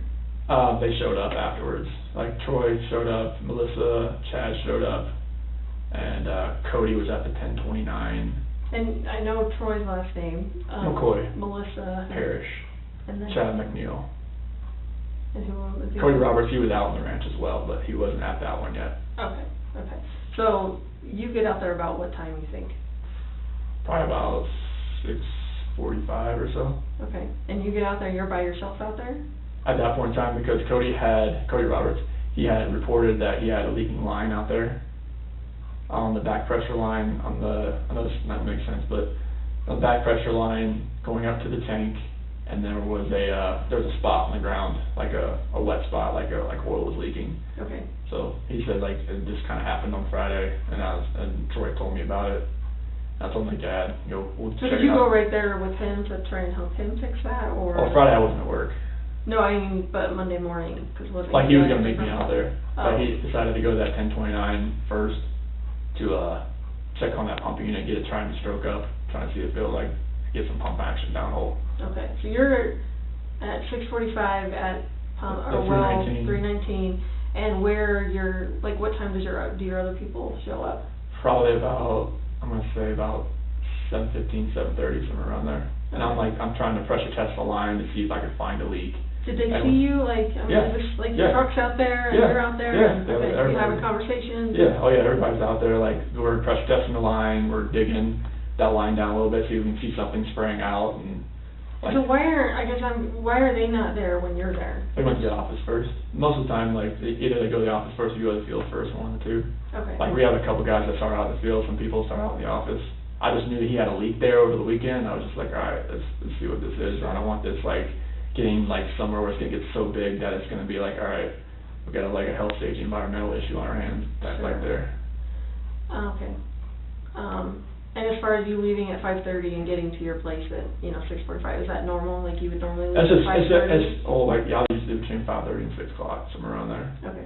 I just knew it'd take us a little while to get out there, I wanted to be out, like, but we usually like to start work at like 6:30.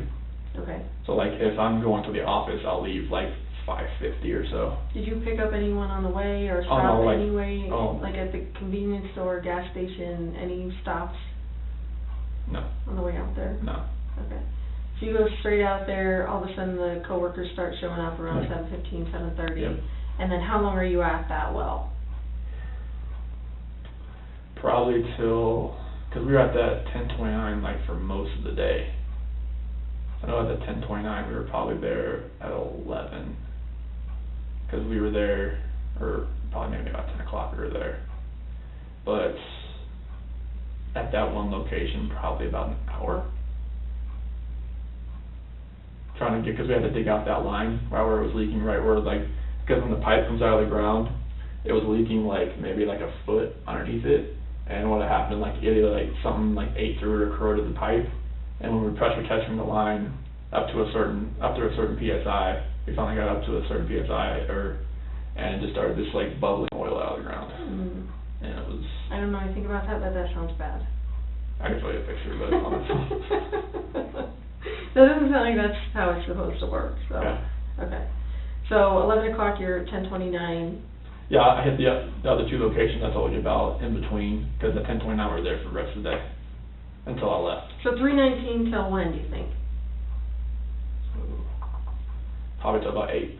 8 a.m.? Yeah. And then you go to which well? I stopped by that 629, but I wasn't there for very long, probably like 30 minutes or so, because I had some whip checks that because that wellhead we were getting ready to turn back on, but it was missing two parts at the wellhead. I thought I had two whip checks, only had one, so I was like, oh, can't do that. And who is at that well when you get there? No, that was there. Okay, and then the next well number is what? The 1129, I drove over there to see if it was ready to run. It wasn't, so. And what time do you think you got there? Probably about 9. Okay. And then you were there till 11, is that what you said? No, I was there till probably about 10. Oh, 10, okay. Yeah. And then where did you go after that? 10:29.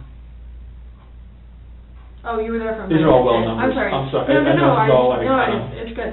So you were there from 9 to 10 at Yeah. the one before 10:29. Yeah. And then you were at 10:29 from 10 o'clock till... Until I left. Until like 2 o'clock, or till 1 o'clock when I left.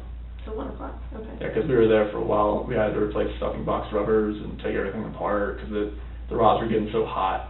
And who was at 1029? That would have been Cody Roberts, Chad McNeil, Melissa Parrish, Troy McCoy. Those were all. So you guys all kind of just hop around Yeah. to the different Yeah. wells or whatever? On that day we did. Okay. Because Melissa Parrish, she's one of our green hats, that's a trainee. And it was Cody's route, and Chad is another one of our field coordinators along with Troy. Okay. Mm. So they were kind of showing her the ropes and that Yeah, kind of stuff? Okay. definitely. Okay. Anyone else of your coworkers or anyone else out there? Nope, that was the only ones. Would anyone else have seen you either on the way out there or out there when you were? No. Like I said, I didn't stop anywhere, like, I Did knew you that. wave to anyone? Did you know, anything like that that you can remember? no. I know it's early in the morning. I didn't, I mean, I called a few people, like, while I was out there, but for some reason, like, it you know, like, when you call somebody, and it just says, like, connecting, or whatever it's doing, and it doesn't, like, start to actually ring until the seconds start to come up, like, 1, 2, 3. Oh, right. But it just kept, like, said dialing, or it just, for some And who were reason. you trying to call while I you was were out trying there? to call Cody Roberts, trying to call, Troy and Chad. And none of those went through? No, they were trying to call me, and it said the number you have dialed cannot be completed as dialed, or something like that. Okay. Did you make any other phone calls? That was it, like, I texted them. Texted Cody and Yeah. them? Yeah. And you texted And then, your wife I got a hold of Luke. I think I finally got either from this phone or this phone, and told him, like, hey, I'm out here. Like a phone call? Yeah. Or- okay. Yeah. And why did you, is that normal that you would? Well, I was just telling, because, like, it seems because, I think, Troy or Chad told him, like, yeah, we were trying to get a hold of you. And, like, nothing, every time it said, like, the phone number cannot be completed as dialed. And I was like, okay, I'll call him and let him know, like, hey, you know, I'm not sure what's going on with his Kinda phone. weird. Yeah, because that place sometimes, you get hit, in the oil field in general, it's hit and miss. As far as, like, because sometimes you have, like, a radio tower here and there that just knocks out everything. Okay. And you said you tried earlier that you tried to call Shannan, is that right? I texted her at, like, 7:40, Sorry, just let me see that, I'm still going. You texted her when? 7:40 in the morning. Okay. And then, did you ever try and call her during the day? Mm-hmm. Okay. I'm not sure what time it was. I can't get that far on my phone now. Did that go through, that Yeah. call? And I did it from this phone. And did she just not answer it, Yep, or? I just went to voicemail. Okay, okay.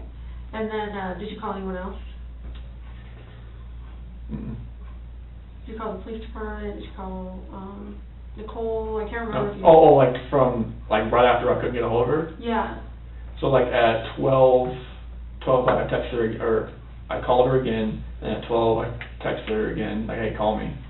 And then at 12:10, that's when Nicole showed up at the house. So I got a alert saying the doorbell detected a visitor. And that's when I called her about 12:20, like, hey, what's going on? And she said that, you know, Shannan hasn't got a hold of anybody or answered anybody for today since she got home, so. Okay. And then I asked her, like, I was just, like, looking at, she said the house, or the shoes were laying next to the door, and the car was still in the garage. Is that weird, the shoes thing? Why did she bring up the shoes thing? Well, because she could see them sitting right there. I mean, but are they That's the one, significant? that's the ones, like, she was wearing, I guess, in the airport Oh, type thing. just, are those the ones she wears, like? She has a daily? couple different flip-flops that she wears, but those are, I think, those are the ones she probably wore from the airport, because they Okay. were sitting next to the door. Did you find any of her shoes missing? She had a whole shoe closet. You wouldn't know? If there were some missing? I mean, it goes up the wall, Okay, so. okay. I thought I heard something, maybe you called, Primrose, or, Yeah. No, I asked that, I don't remember what time that was, I asked if the kids were there. oh, okay. Was there any other conversation you had with them, or? Well, I just told them, like, if that we're more than likely gonna be putting the house up for sale, and that, like, I'm not sure if they're gonna be, like, 'cause we might not be in the area anymore, but I wanted the kids just back on the waiting list if we're not gonna be there. Sure. I know, like, at our daycare, they charge on Mondays for the Yeah. week. Mhm. Is that how Primrose works, or Yes. how do they do it? Yeah, 'cause, like, that was gonna be their first day back, Okay. yeah. And they would have charged your card or whatever, $500 or? All right, when they showed up, yeah, Okay, okay. So you were just giving them a heads up? yeah. And did you already know that they weren't gonna be there? No, so I called them just to see, like, if they were there or not, because she said she was gonna take the kids to a friend's house. Mhm. And I was just like, okay.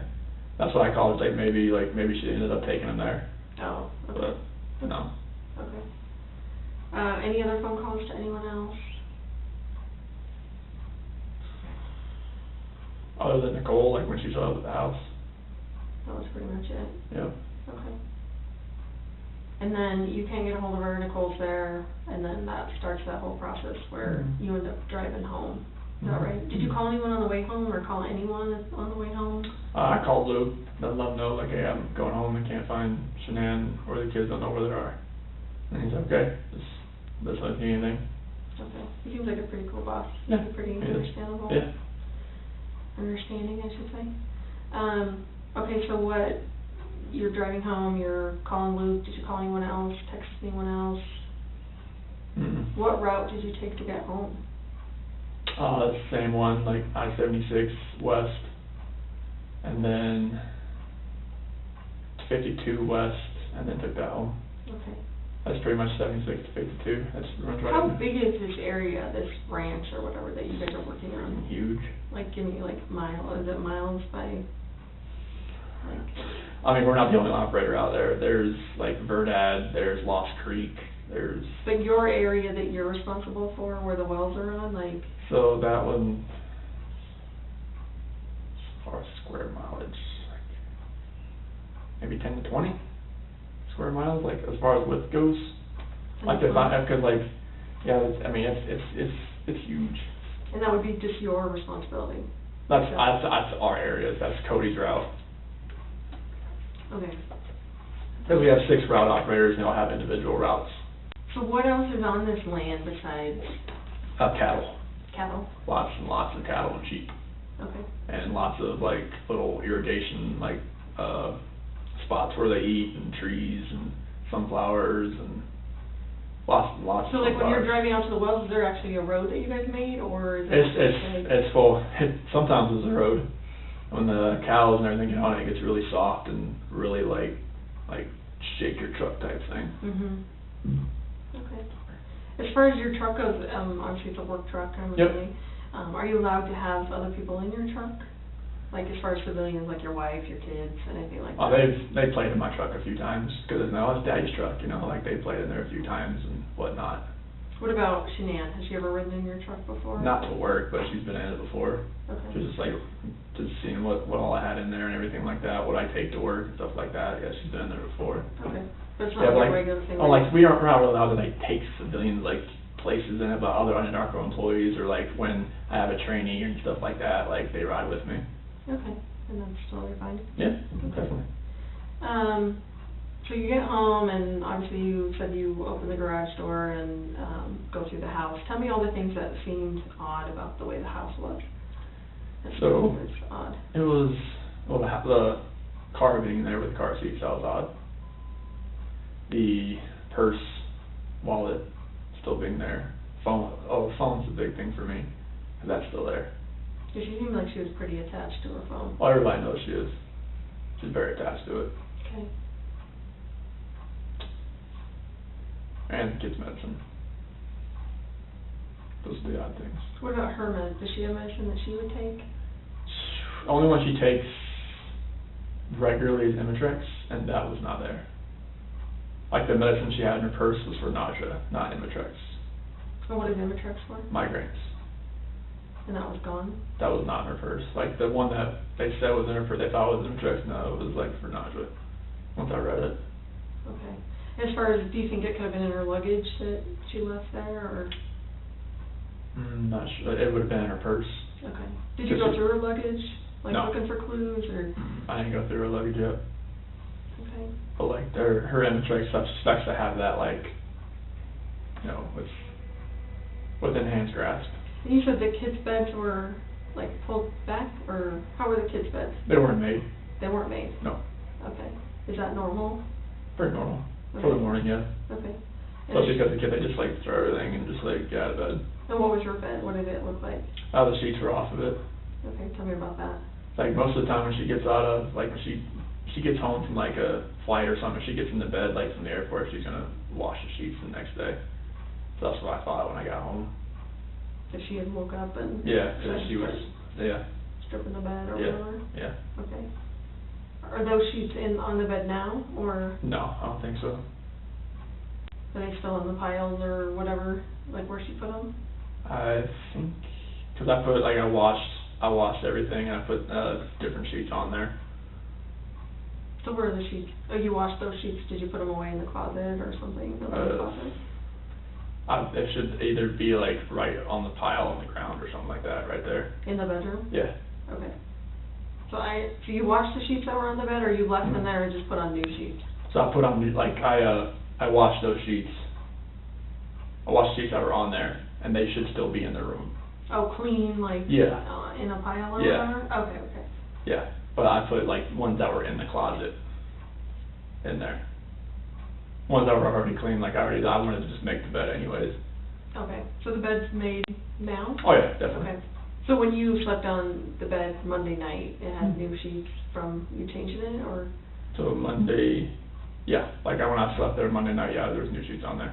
Okay, because the bed was already stripped? Yeah. When you got in or whatever? Yeah. Anything else that was odd? I know you said there were some things missing from the kids' rooms, or their blankets? Blankies. Yeah, Okay. blankies. What do you think about that? I mean, that's what kids always take with them. Like, even to go, like, if you... Yeah, like, went if Cece, she wants that Yankee blanket, and Bella, like, wants her blanket, especially if she feels like, you know, we tell her, like, leave it at the house now, she's getting old enough. But, So, like, if you're going to Target or run errands, like, are they taking their stuff with them? Bella will, well, Cece definitely will have that Yankee blanket, and sometimes she wants her little, that dog that, like, makes cooling sounds and whatnot. Okay. And that's gone, you said, right? Yeah. That dog? Yeah, but Bella's cat's still there. Was she as attached to the cat as Cece was to the dog? Not as much. Not as much. Okay. Anything else missing, weird? What about the pajamas that they were in, that you put them in after they showered, the nightgowns or whatever? Yeah. Are those at the house? I didn't see those. I mean, there's still, like, dirty laundry in there from the kids. Okay. But, like, I didn't see those per se. I didn't see those, and then there's some nightgowns in there, but I didn't see those. Not the ones I described to you. Okay. Okay. So obviously, you know, you've had a lot of time to think about this stuff, and just talking to me, like, what are your thoughts? Like, what are you thinking right now as far as, you know, what's happened, or? Like the first day, I thought she was with somebody. I thought, you know, like, you know, she's at a friend's house and she's just decompressing, whatnot. Mhm. But, like, now, like, after, like, yesterday and now today, it's, I feel like she's not safe. I feel like either she is in trouble or somebody has hurt her and the kids, and we can't find them, we don't know where they are. So if I ask you on the polygraph test if you physically caused Shannan's disappearance, can you pass that Yes. question? Yeah. What do you think I mean by that when I'm asking you if you physically caused Shannan's disappearance? What does that mean to you? If you ask me that, like, I feel like you're asking me, did I have anything to do with it myself, or did I help somebody do it? And I had no part in any of that. And I know it's totally awful to think about, but what are ways, because I need to make sure that you know what I'm talking about, what are ways that you can make someone disappear? I mean, like, if you're talking about, like, what I've seen, like, on the movies, or, like, how people, if you read about other people, I mean, you hire somebody. Like a hitman? Yeah, I mean, Yeah. I'm just being honest. No, that's what I want, because I want you to go through all of these scenarios in your head, because I want you to know for sure what I'm talking about when I say that, you know, asking you if you physically caused her disappearance. Okay, like you'd hire somebody, or you'd have somebody you know that would do it. I mean, it's like, it's hard, it's a hard question to answer. And I know this stuff, It's a hard question to answer. Right. Because it had nothing to do with this disappearance. Right. So, like, I don't even want to think about, like, if you're asking me, like, how I would do it. It's like, No, anyone. Like, how would anyone cause someone else's disappearance? I mean, you would, like I said, like You could cause someone's disappearance by murdering them. Would Yes. you agree with that? Yes. So what different physical ways could you cause someone's disappearance through murder? You could stab someone, Stab right? someone, shoot someone, hit them with a blunt object. What else is there? I mean, use a weapon like gun or a knife. I mean, Okay. you could.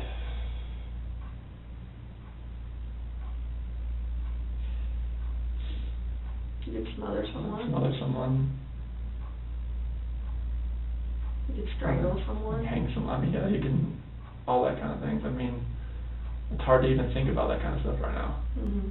So you could strangle someone. You could drown someone. Yeah. You could shock someone to death. You could burn someone alive. What other ways can you think of? As far as like lure them into a trap, I guess.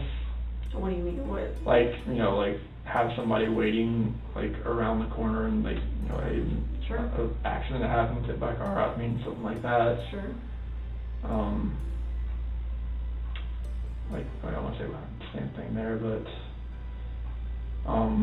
You could kidnap them and take them and lock them up in a basement somewhere, Yeah. or you know what I mean. They could still be alive, but you you're like torturing. So you can, like I said, take them somewhere, torture them, and let them sit there without food or water. Mhm. Or even kidnap them and leave them somewhere that they are, you know, Yeah. not being tortured. Yeah. Just that they can't get out, and you know, obviously they've disappeared because you've not allowed them to come back into society and have people see them. Does that make sense? Yeah. Okay. What other ways could you make someone disappear? Poison. Okay. Yeah.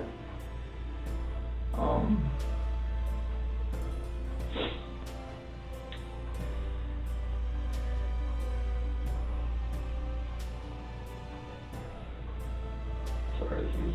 I know.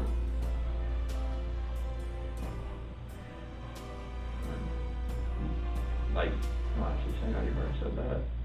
Which one are you? Like beat somebody, I guess, to the To point, death? like to the point where they're unconscious and they're in a coma. Sure. Um, So if I ask you that question on the test, Chris, are you gonna have any issue with that? About you like physically causing going through someone's every single one of disappearance? those. Yeah, like that would be a way you Okay. could cause someone's disappearance. Okay. No, I can definitely like I can pass. I mean, I Or you could murder them, you could kidnap them, you could take them to another country, you could, you know, bury them in your backyard, Yeah. you could do a million things yeah, as far as trying to conceal them, yeah, right? So that no one can find them. yes, Because at this point, she's gone, yes. and the girls are gone, like, we don't know where they're at, right? Mhm. So we're assuming the worst, but hoping the best, you know what I mean? Mhm. I think that you're kind of in that spot too, Yeah. so, if I ask you that question, if you physically caused her disappearance, so when I say physically caused, I say it that way because I don't want you to feel, everyone has guilt, right? And I don't want you to feel like, you know what, I told her that I didn't want to be with her anymore, so I probably caused her disappearance because she obviously took off with the girls, and because of what I told her, that I didn't want No, to be with her I mean anymore. that's why I feel like a jackass right now. Right. So when I ask you the question on the test, I'm not asking you about guilt. I'm not asking you about, did you make her feel so horrible that she ended up leaving?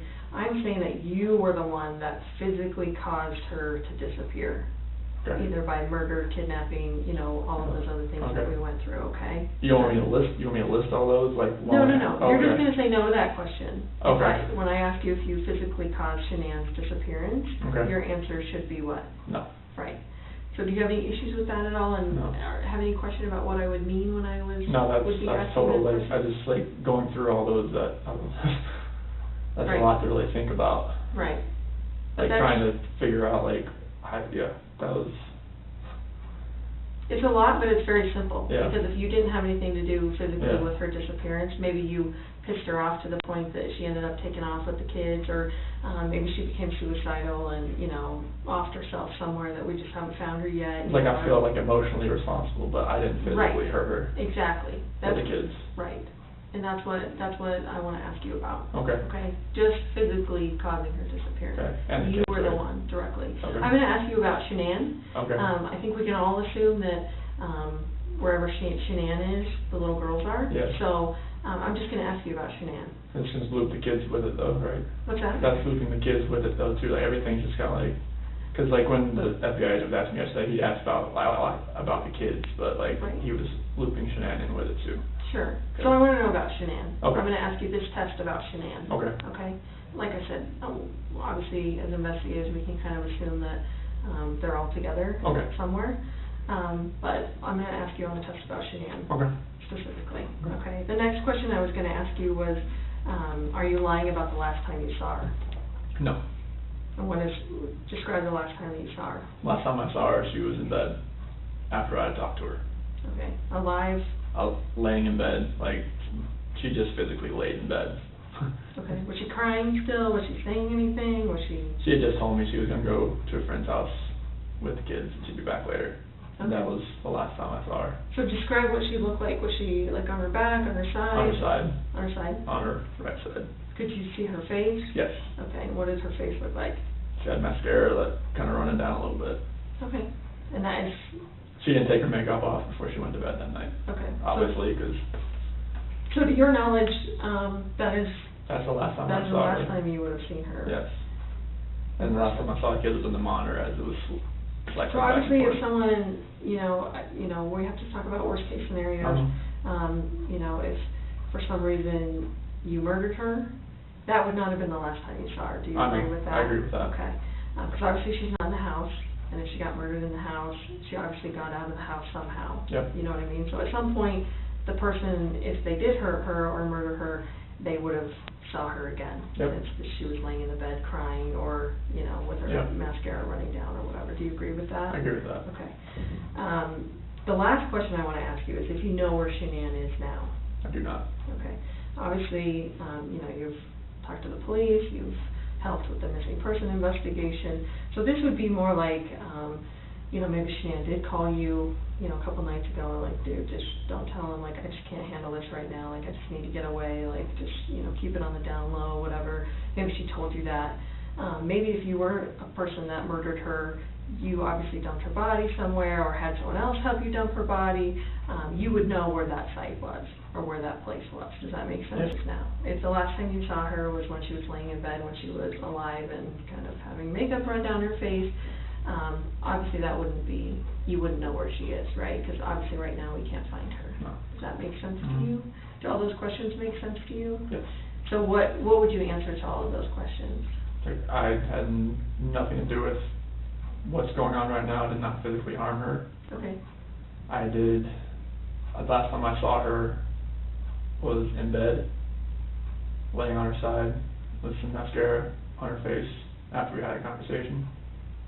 And I do not know where she is right now. Okay. Those are the, Yep. okay. So you nailed them perfectly. Who do you think would have hurt Shannan and the girls?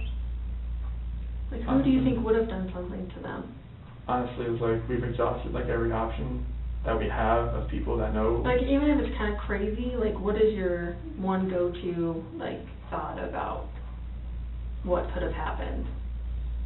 That it's somebody I don't know, and I don't know who they are or what they're about, and that they have her and the kids, and that they're not safe right now, and that they've been physically hurt. Okay. So, obviously, like I said, we kind of have to expect the worst and hope for the best. If we do end up finding your wife and your two girls murdered, what do you think should happen to that person that would have done that? The worst possible thing. Like what? I mean, it's either gonna be like life in prison or the death penalty, isn't it? And that's the only two things you really can do. I think that's the only thing you really, that's the only penalty you have. I mean, there's some people that are like, well, obviously that person's really screwed up and maybe they deserve some, you know. I just know because it's my wife and my kids, so like, from a neutral perspective, then it'd be different. But that's my wife and kids. Right. Do you know anything else about I mean, is there anything you haven't told detectives that you want to share with us today? No, I mean, we've exhausted every option of trying to reach out to friends and family that may have seen her or heard from her. Mm-hmm. So it's like, we have like nothing really else to like go off of right now as far as like who could have her or where she could be. Okay. Okay. I'm gonna have you take a bathroom break, because we've been in here quite a while. I need one as well. Let me find out which bathroom you're actually supposed to use. Hopefully one of them will come in here and help us figure out which bathroom. And then we're gonna come back in here, and then again, I'm gonna tell you how and why the polygraph works, and we're just gonna get kind of into the testing, if Right. that's cool with you, okay? Because you already know what the questions are that I care about, so, okay? All right, so let me see if someone can direct you to a bathroom real quick.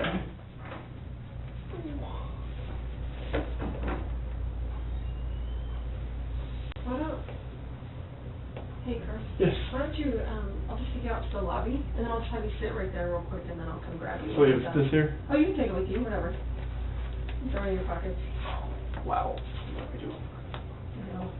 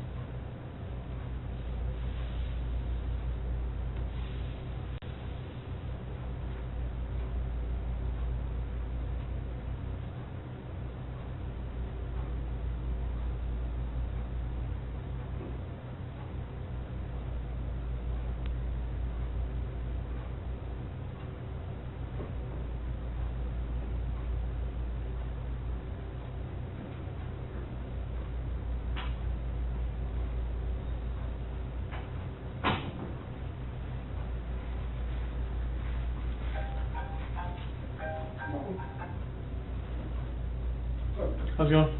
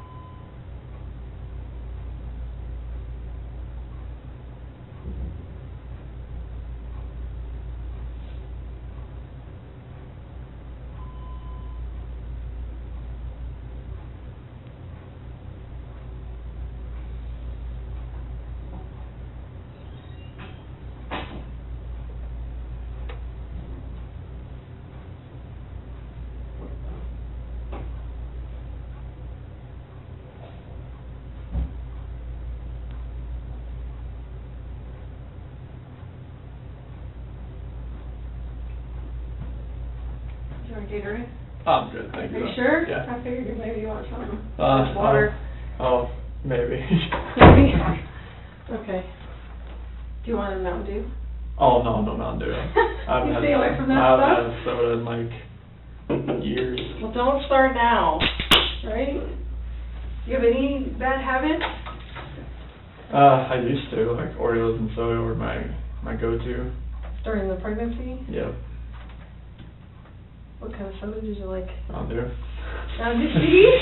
That's what I'm like. Delicious. Everyone at work makes fun of me for drinking it. No, like my favorite was like the Baja Blast Mountain Dew. Oh, see, I didn't like that. Because don't they still have that at Taco Bell. Taco Bell? That's where it was. That's right. Steak quesadilla and Mountain Dew Baja Blast was my go-to. Let's go over the questions that are going to be on the test. Is that cool with you? Yeah. Just so you know the words to all the questions and there's no surprises and that kind of stuff, okay? And then we'll... Am I allowed to like breathe like during this? Yeah, I'll explain all of that to you. It's, you're obviously still a person and you still have functions that have to go on for you to be alive, so yes, you'll be able to breathe, and we just don't want you to move a bunch during the test, and I'll explain that to you. And it's for very short periods of time, and I have no doubt, being a healthy guy like you are, that you'll have no problem doing that. Okay. Okay.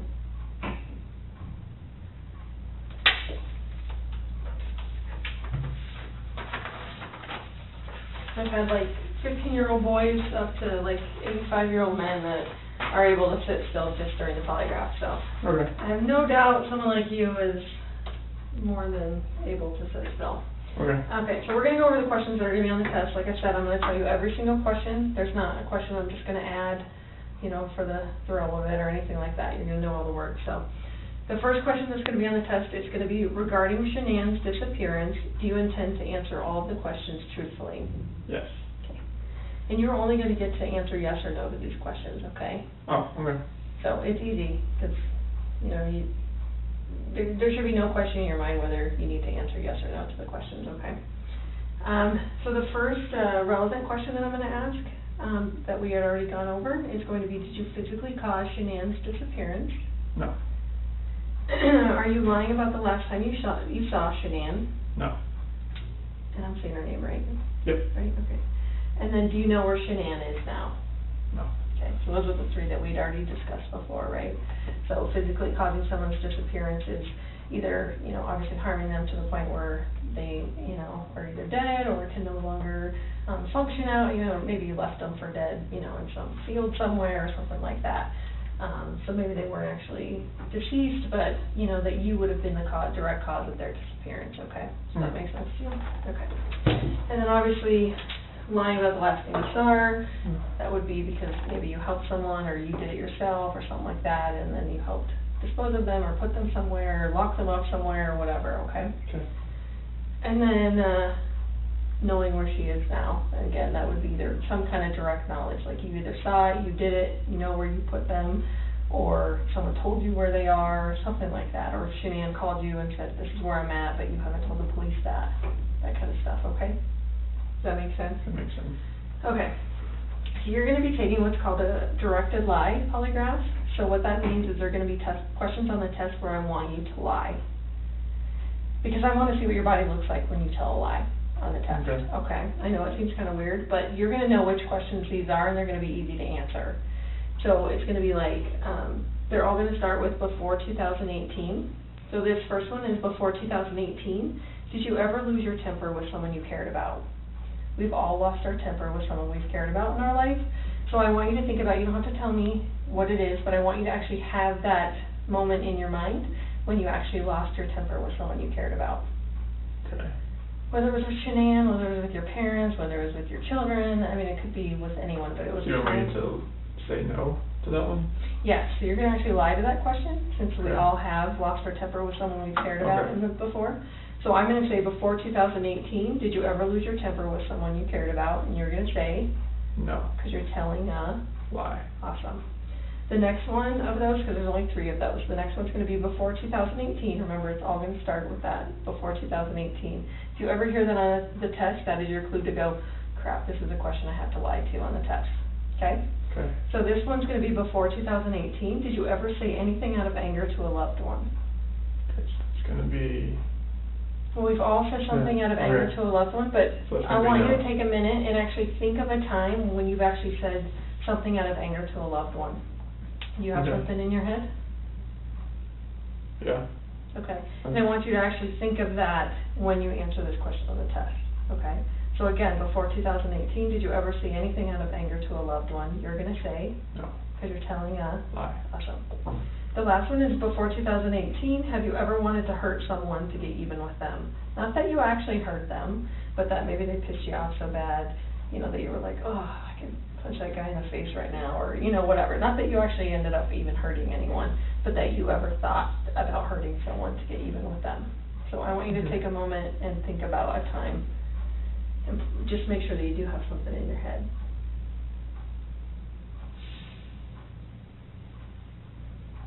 Okay. Got it?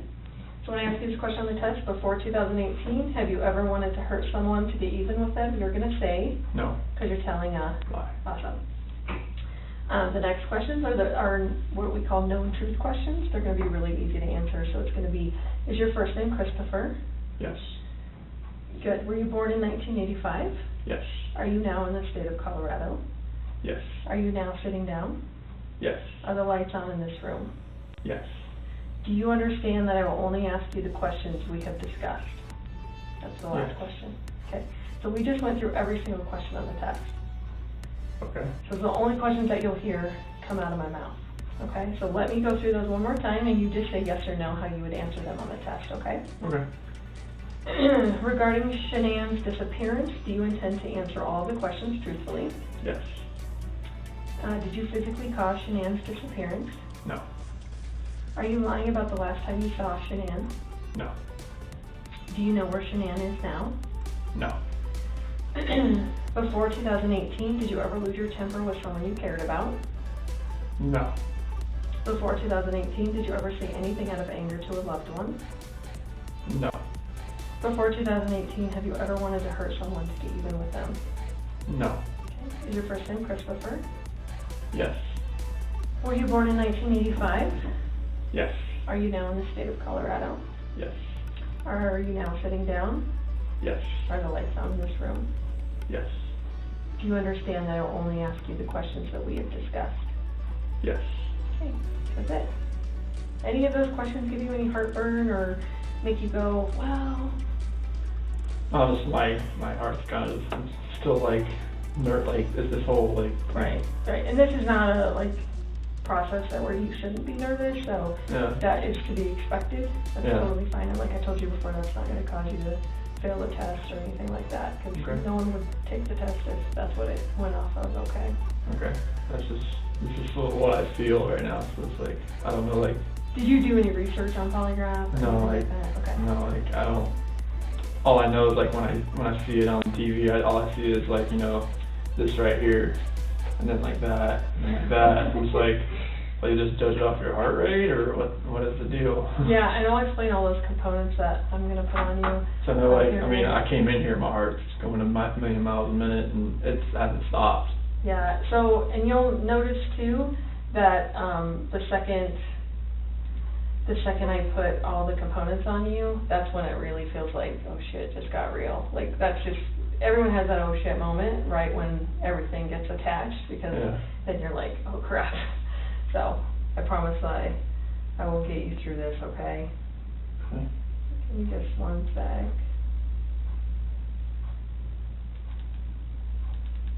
Have you, ever been pulled over before? Yes.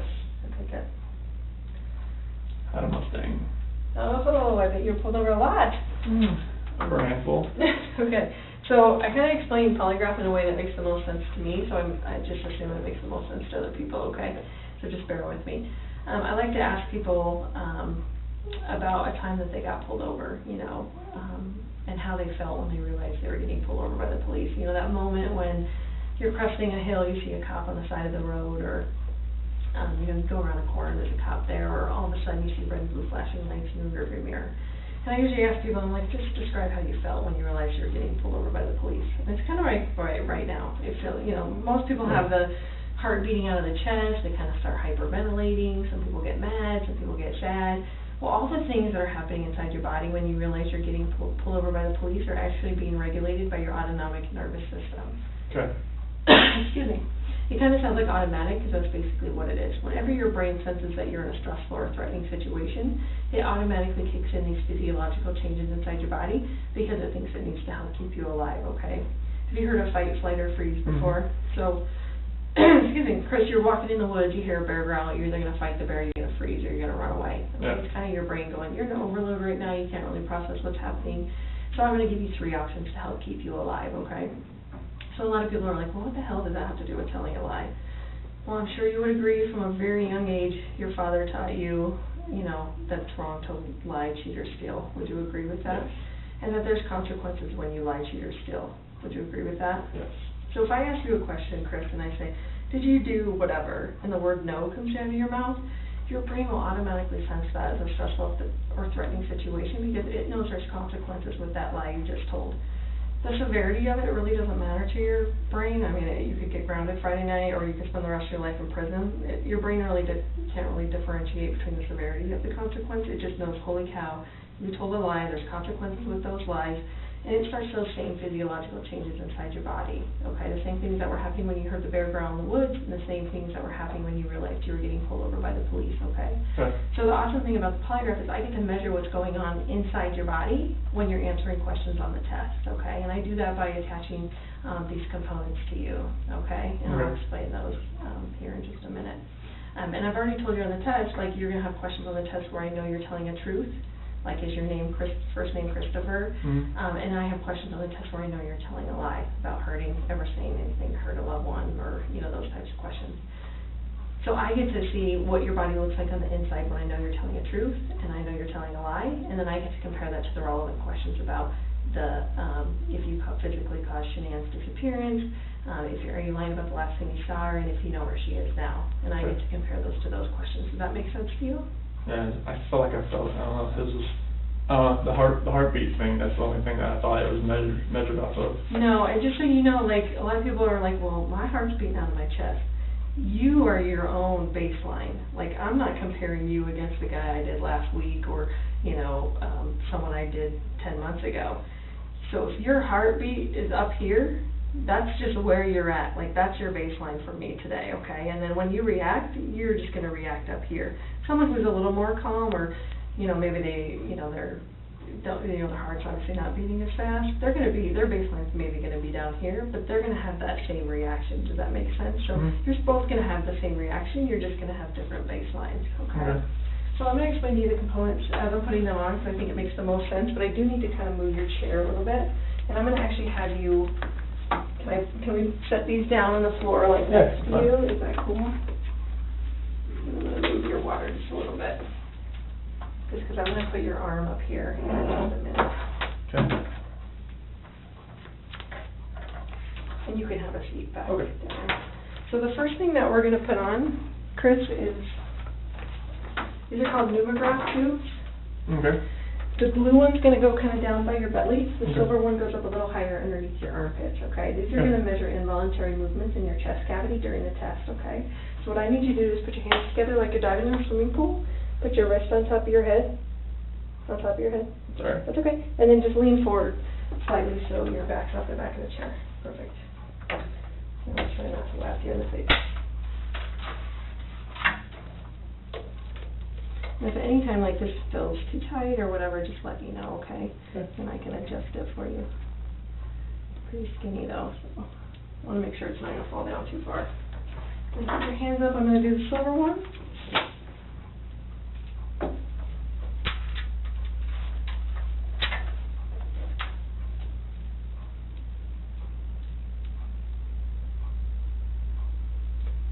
Does it feel like it's too tight or does it feel okay? Okay. Okay. Sounds like the right time. The next thing we use, you can put your hands down, I'm Okay. sorry. Chris is a blood pressure cuff. Okay. This is the same kind of blood pressure cuff you would find in a doctor's office. Obviously, they're trying to get your blood pressure when you're in there. I use this to measure the rate of blood flow through your body during the test. And we've actually found it's much more, we get a much better reading if we put it on your calf instead of your arm. So are you okay if we put it on your calf? So just go and put that leg straight up in the air for me.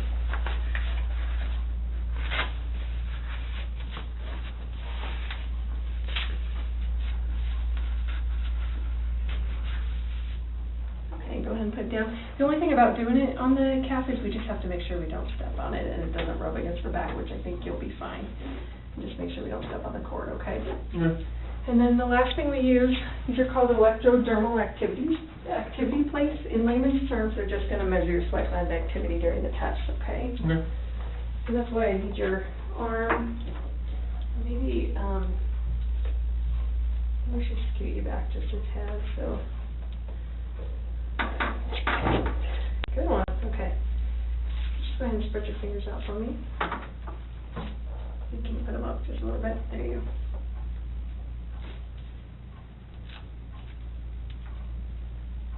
Did you know we use these? Mm-mm. Okay. I use this. Right. That's usually all people see. Sometimes the blood pressure cuff. And with these, like during the test, the important thing about those is that we just want to just kind of leave your hand kind of dead on the table. We don't want to push down, we don't want to pull up, anything like that. So you're just going to be completely flat on the table and just kind of let your arm go limp and your hand go limp, okay? During the testing. Okay. Right now you can move around, you can put it in your lap, whatever, it's not going to hurt it. Yeah. Do you want some more water? I'll be okay right now, I think. Okay. Yeah, it'll be good. What's the mat for? The what? The mat I sit on? Oh, sorry. We're going to discuss that. So Okay. that's a motion sensor mat. What that does is obviously detect motion and movement in your body. So that's how important it will be that you remain completely still during the testing. If you move your little toe, I mean, as you know, it's lifting weights and stuff, everything happens from your core. You move your little toe, obviously it's going to register on my seat pad. So it's very, very sensitive, so that's how important it's going to be that you remain completely still. Okay. Okay. I'm probably getting the best position I can right now, I'm not like all over the place. Yeah. Okay. Your feet just flat when you can get it. So we're going to go over a I can practice breathe, test. like this, like, I can breathe, and everything's good? Mhm. Okay. Okay, we're good. I just wanna make sure. Here's what it's kind of sideways, actually. Oops, can you try not to suck in a little bit. There we go. It's kind of cockeyed there. A little bit better for your shirt. Is that too tight now? Or is that okay? It was tighter, but. It was too loose before, but. Yeah, we're good. You sure? Yeah, it's tight, but it's good. Okay. So we're gonna go over a pre-test now. Okay. And then I'll explain how I need you to sit still and all that, and then we'll get into the actual testing, okay? Alright. So this is what we call a directed lie practice test, okay? And I'm going to move my chair over here.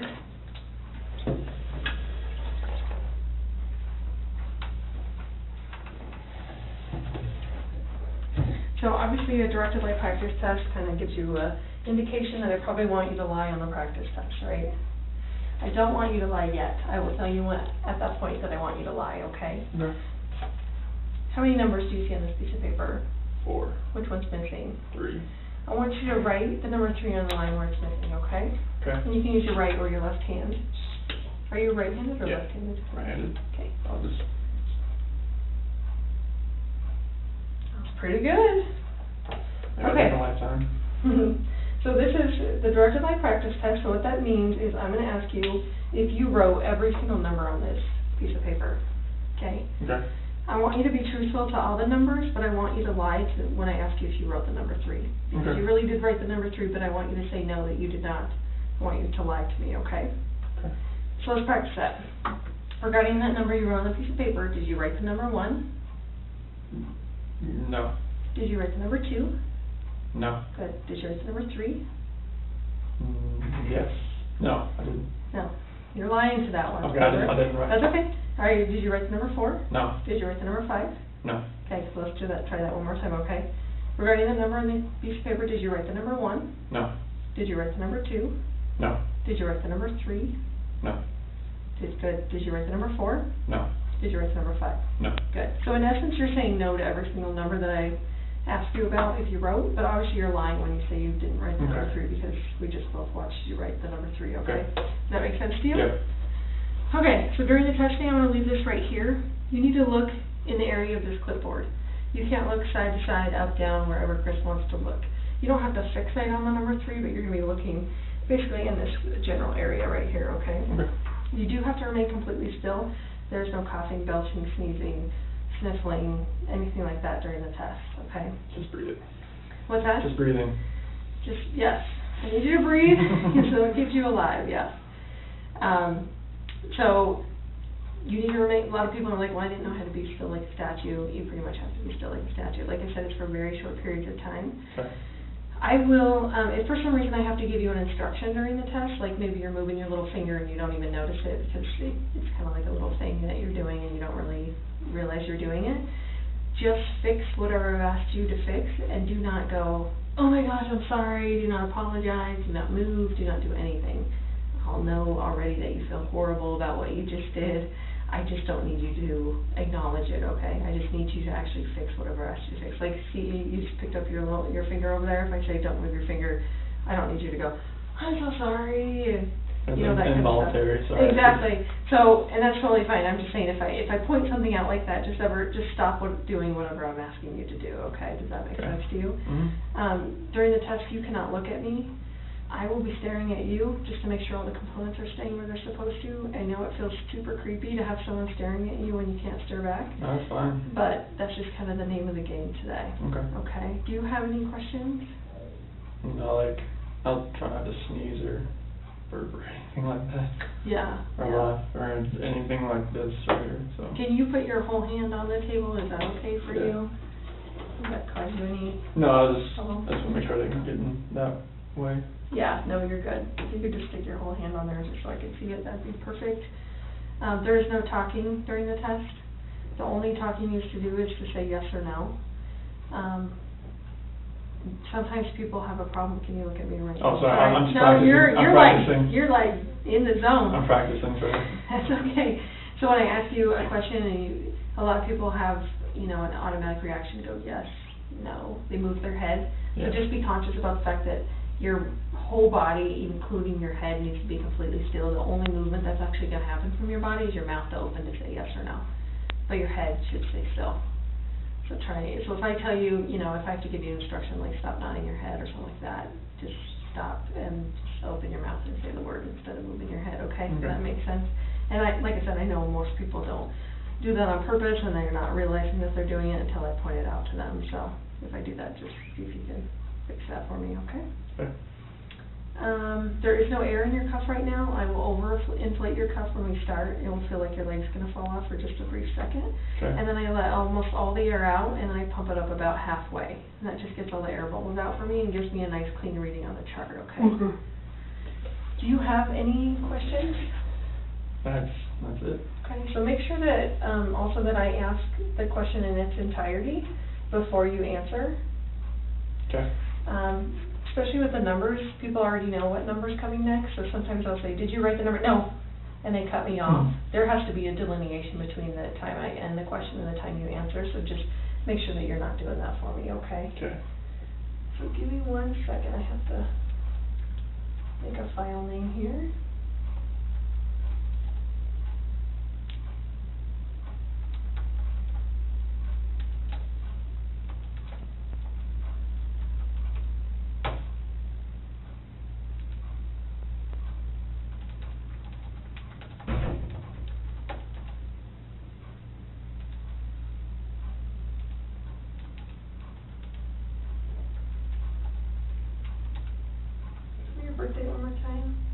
5/16/85.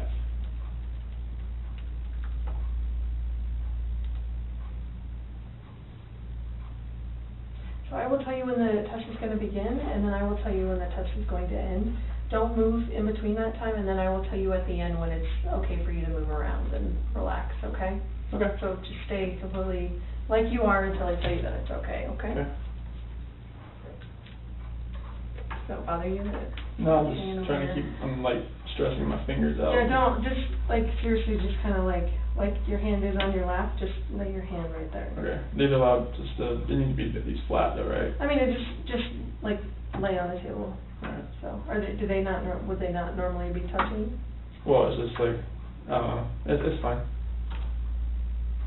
Okay. And again, you're going to be looking straight ahead. And just make sure you don't move, okay? Okay.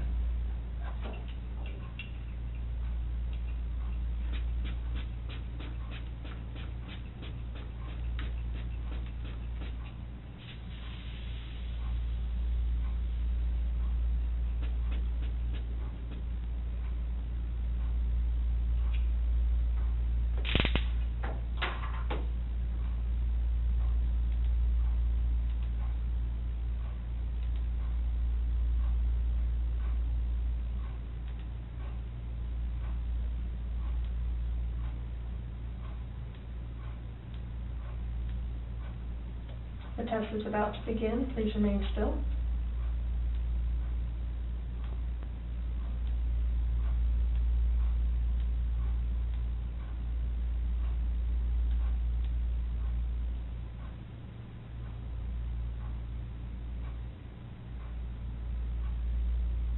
Regarding what number you wrote on the piece of paper, did you write the number 1?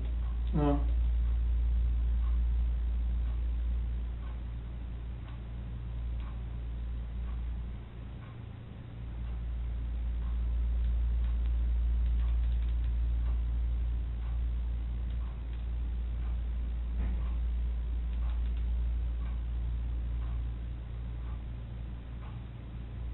Did you write the number 2? No.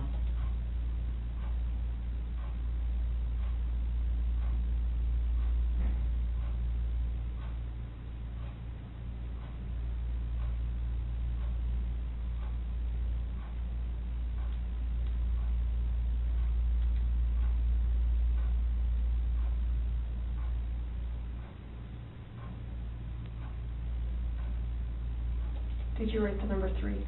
No.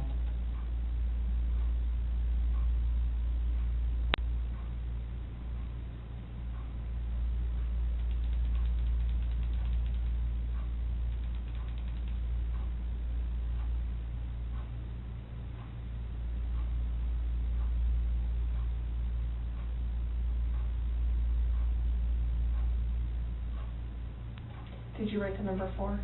No.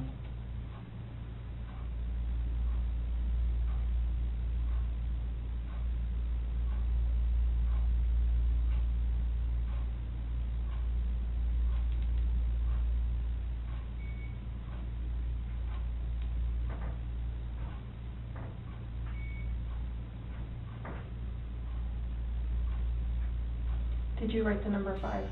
No.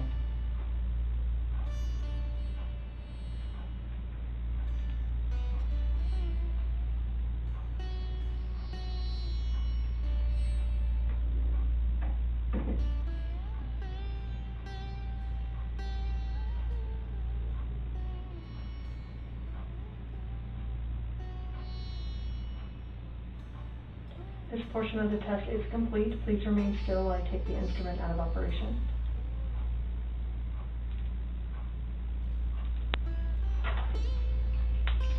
Okay, you can relax. How'd you feel? You did great. That was, You remembered to lie and everything. That was awesome. that was, So, Yeah. you obviously are a really bad liar. Have people told you that before? Like, the second you tell a lie, like, they can tell, like, on your face that, because the second you lied to the number 3, like, I don't know if you heard me clicking, but I had to, like, turn down the sensitivity because you were starting to go off the page. So, that is what I need to see as a polygrapher, because that tells me that you know it's wrong to tell a lie. and you're actually having a significant reaction when you lie, so that is awesome. So thank you for being a horrible Okay, liar. I didn't No, feel that's a like good that. thing. That's a good thing. We don't want to be good liars, so thank you for being a horrible liar. And that just shows me that, you know, obviously on the test when we're asking, you know, significant stuff about your wife, if you're lying to that, it's going to be even 10 times more amplified. So I appreciate that. I appreciate that very much, more than you know. So that was awesome. So let me get the questions to the test up. If you want to take a drink of your water, just to kind of... You're fine. You're good? Yeah. Okay. So do you have any other questions about the questions of the test? Okay. So we're going to ask these sets of questions. We have to ask them at least 3 times, so we call them charts. So we have to do at least 3 charts. We can do up to 5 charts depending on, you know, if you're not giving me good data for some reason, or you're moving or something like that, we could do up to 5 charts, okay? So hopefully we'll get them done in 3. That's what my hope is. And I imagine we will get them done in 3, so, okay.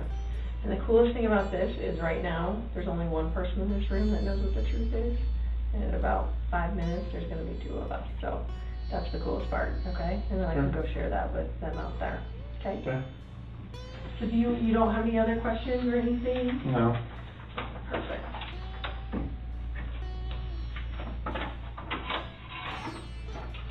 So you don't want to take a sip before we start? Oh well.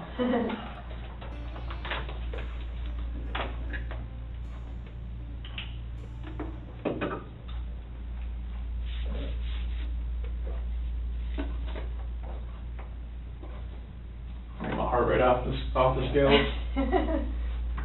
That's all right. I told you you're creating your own baseline, so you're good. Okay. No problem. Okay, so you let me know when you're ready to begin. During this part of the test, I want you to focus on the back of the chair, okay? Not looking up, down, Okay. side to side, anything like that. I want you Was to was I doing that? Nope, you did Okay. great. But obviously the clipboard is gone now, so your area of focus is gonna be like in this area, okay? Okay. Don't like focus on something so intense that you end up, you know, kind of going cross-eyed. Like, just make sure you don't do that, okay? Just kind of look around, like right in that area, okay? Do you remember those questions that you have to lie to? And before 2018? Right. And you remember you're gonna tell a lie to those questions? Yes. You're gonna say no? I'm gonna You're say tell no a to lie? anything that says before 2018, as regards to before 2018. Right. And you're gonna think about the Okay, lies yeah. you're telling, right? Yeah, after you ask the full question, yes. Yep, perfect. All right, you ready? Let's do it. Okay, stay still.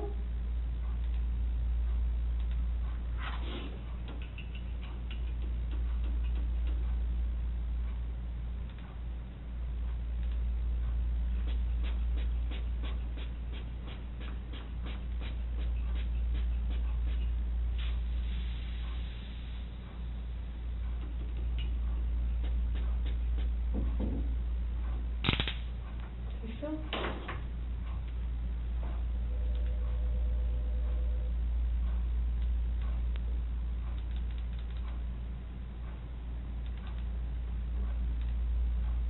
The test is about to begin. Please remain still.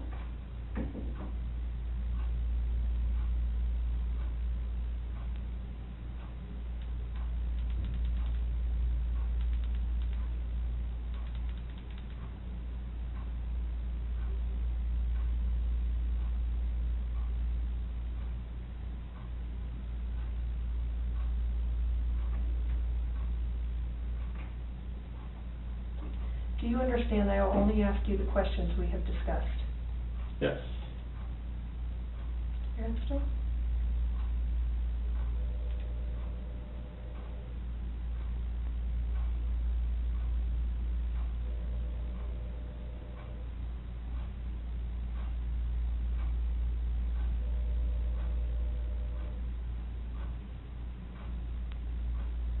Regarding Shannan's disappearance, do you intend to answer all of the questions truthfully? Yes.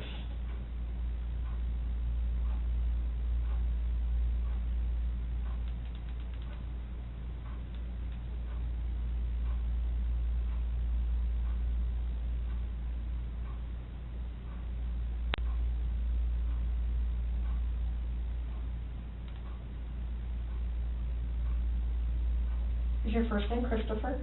Yes. Just breathe normal.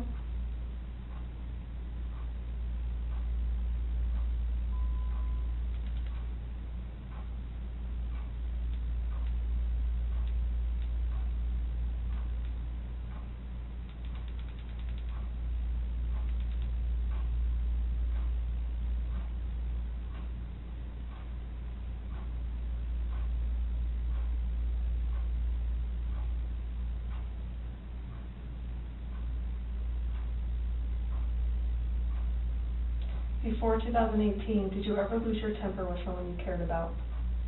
No.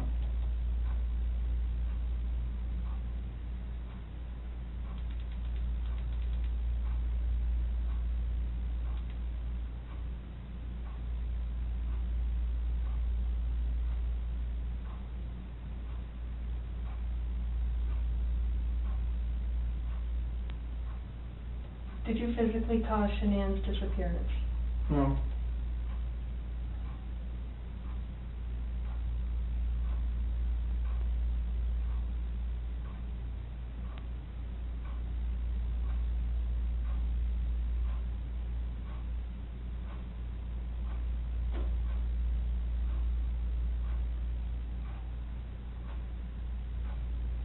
Were you born in 1985?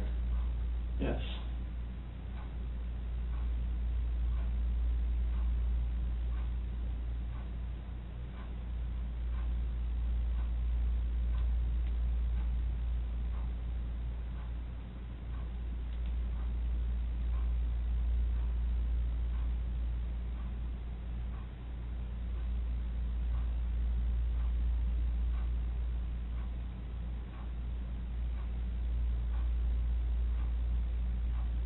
Before 2018, did you ever say anything out of anger to a loved one? No.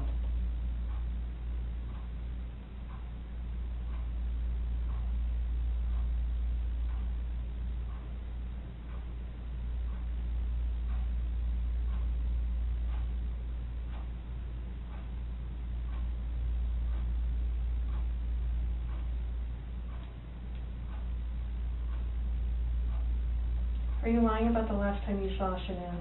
No.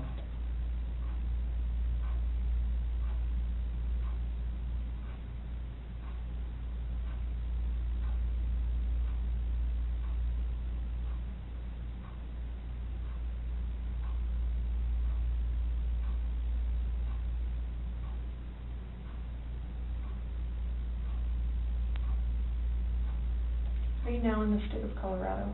Yes.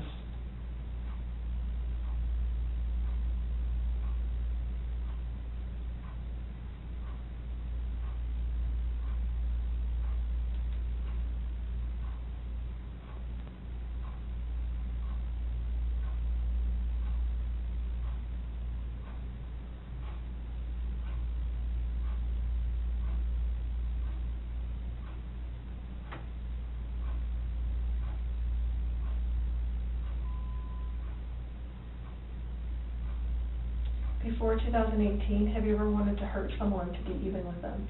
No.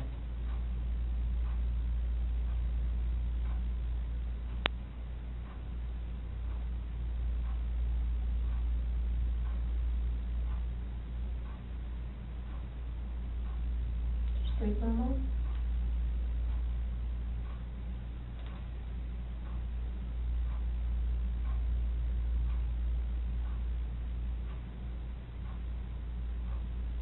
Do you know where Shannan is now?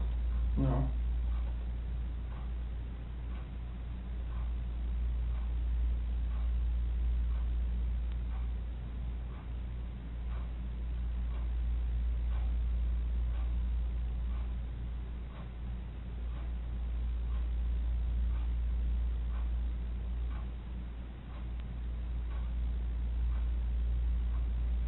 This portion of the test is complete. Please remain still while I take the instrument out of operation.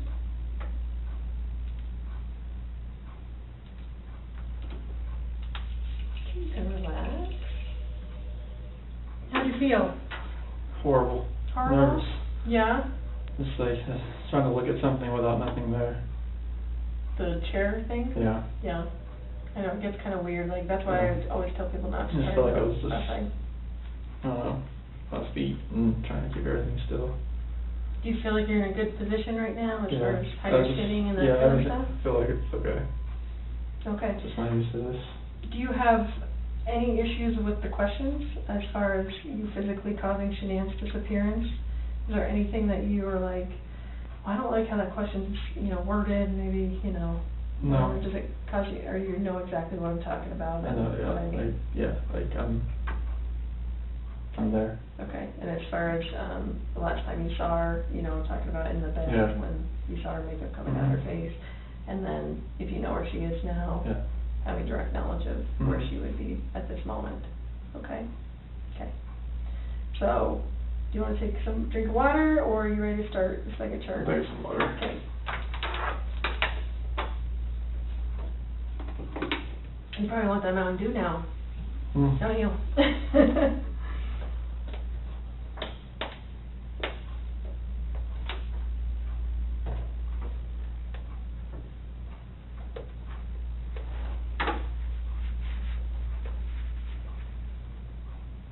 I made everything, like, stable. Yeah. You feel good like that? Yep, I'm pretty good. It's gonna be there, but. Ready? Yep. I'm gonna move this up just a tad. There we go. During this test, on the last test, you're breathing really funky, so please just try and do normal breaths, okay? We can't have deep breaths or, Oh, stuff no like deep that. breath? Okay, Mhm. sorry. So that's okay, just breathe as normal as possible, okay? Okay, During the I'll whole get some, test. okay. Yeah. All right, you ready? Yep. Okay. Is this bothering you? Touching No, your you're fine, nose? I just Okay. trying to get my hand to lay right. Okay. We're gonna get started, so stay still.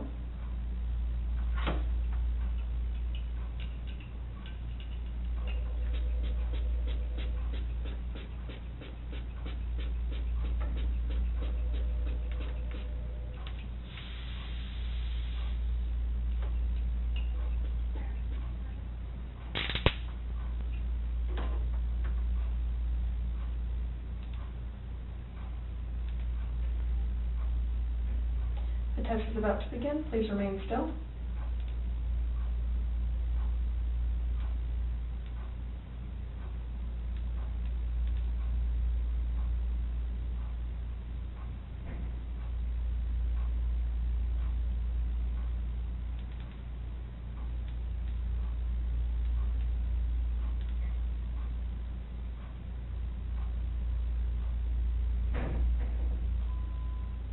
Do you understand that I will only ask you the questions we have discussed? Yes.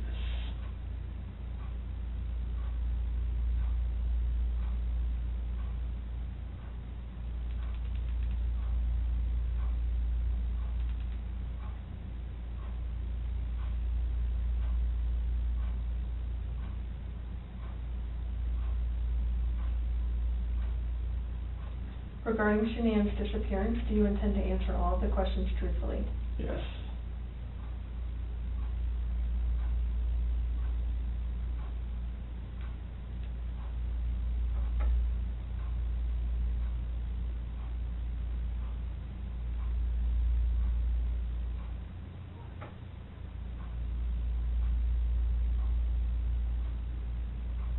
Are you now in the state of Colorado?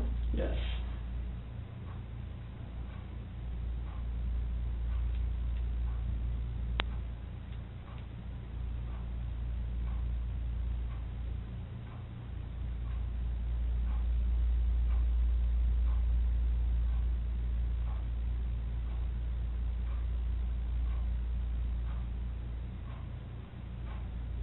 Before 2018, have you ever wanted to hurt someone to get even with them? No.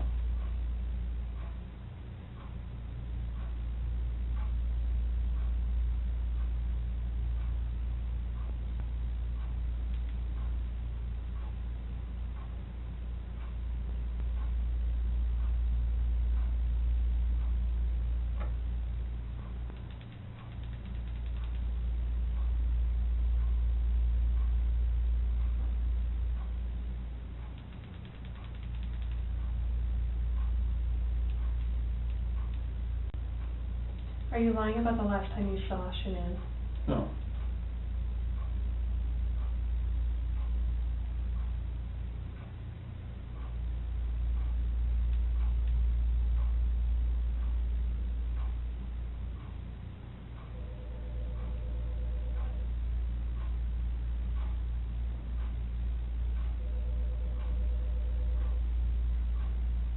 Is your first name Christopher? Yes.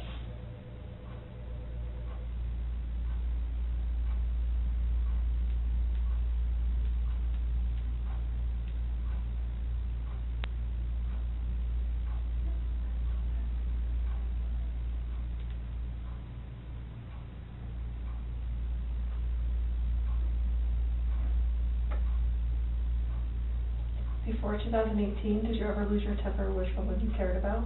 No.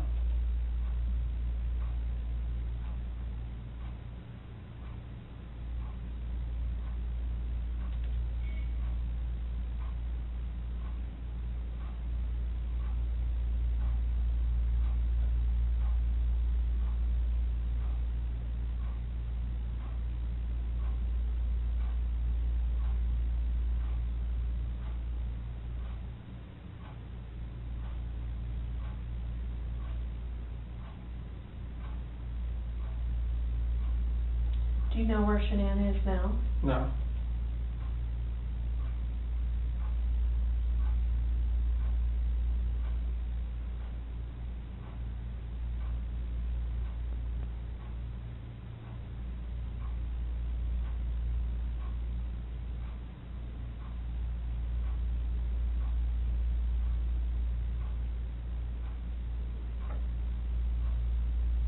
Were you born in 1985? Yes.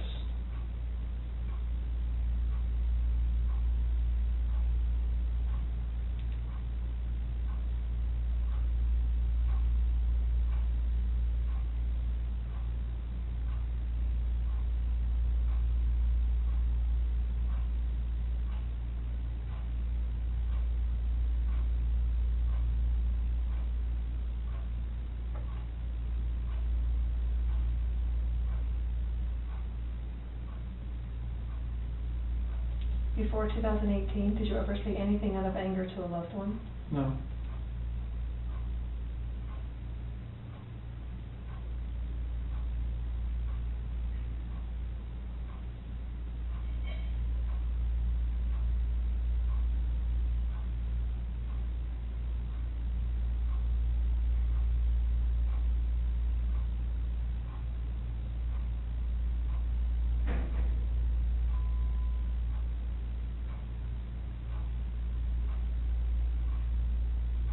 It's pretty normal.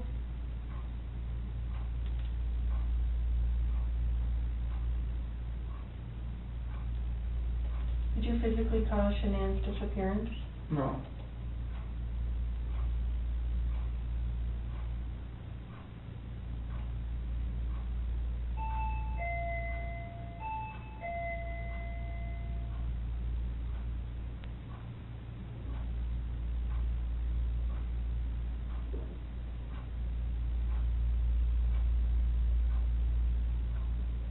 Portion of the test is complete. Please remain still while I take the instrument out of operation.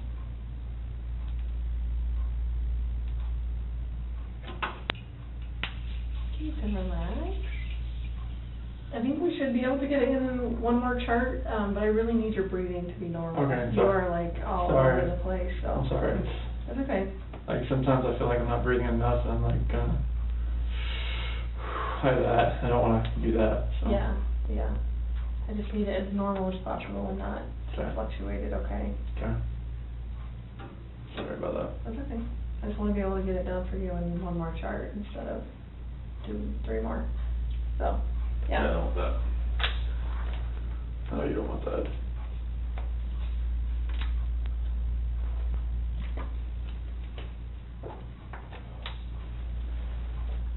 And tell me when you, okay, I know I sound like a broken record, but I have to ask you again. Any Okay. issues with those questions on the test?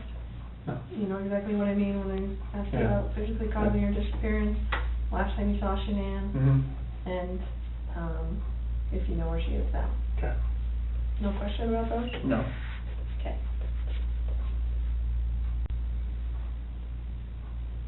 Still good? Yep,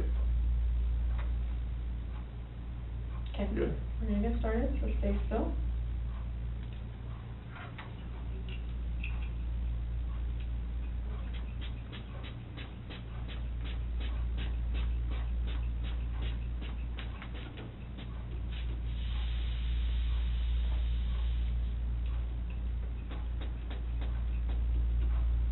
Do you think breathing through the nose or breathing through the mouth matters? It doesn't matter, just breathe normal.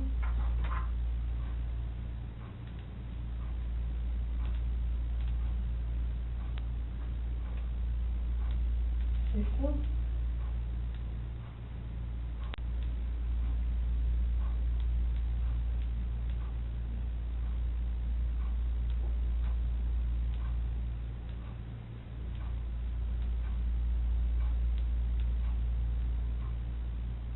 The test is about to begin, please remain still.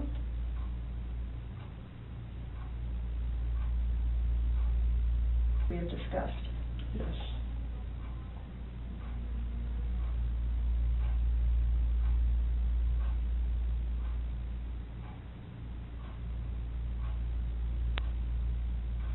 Breathe normal.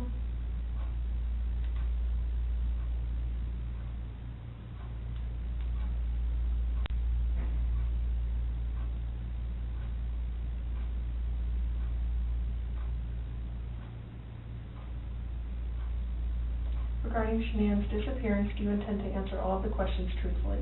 Yes.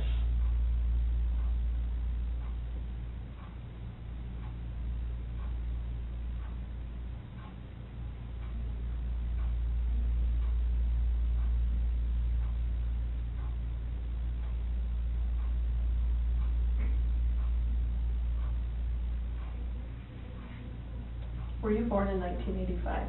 Yes.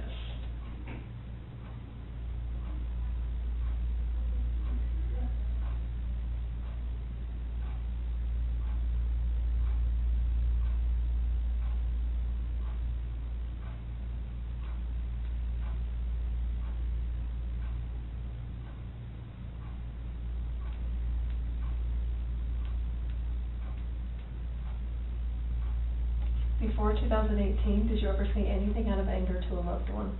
Yes. No.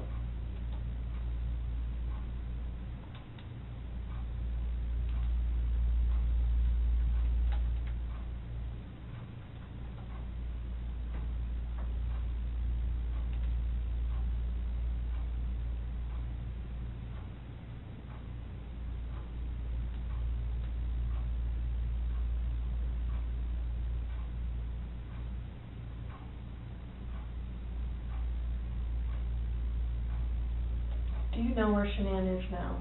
No.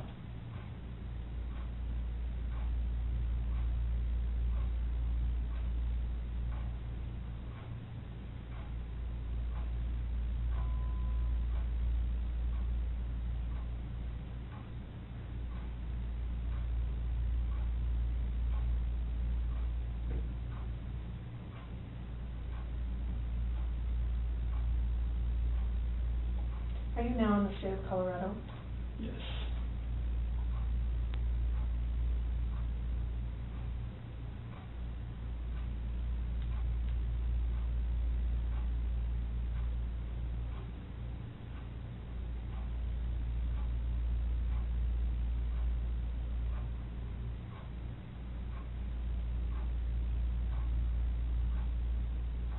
Before 2018, have you ever wanted to hurt someone to get even with them?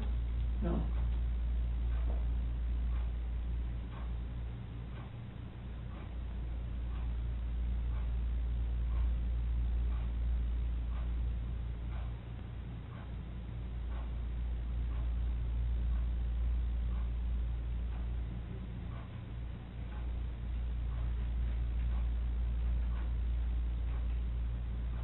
Did you physically cause Shannan's disappearance?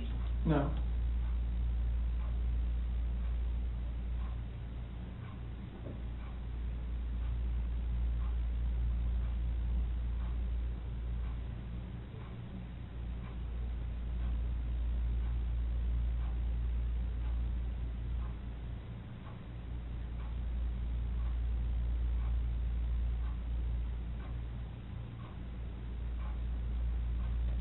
your first name Christopher? Yes.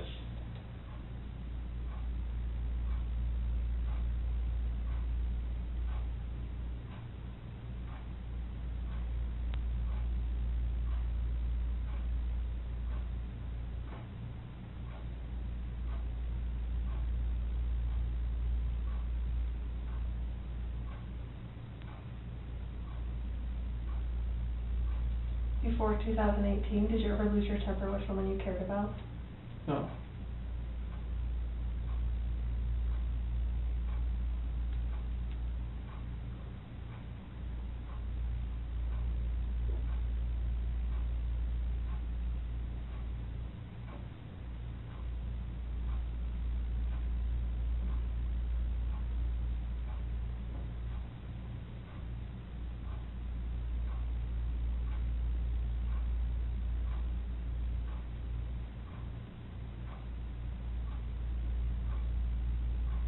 Are you lying about the last time you saw Shannan? No.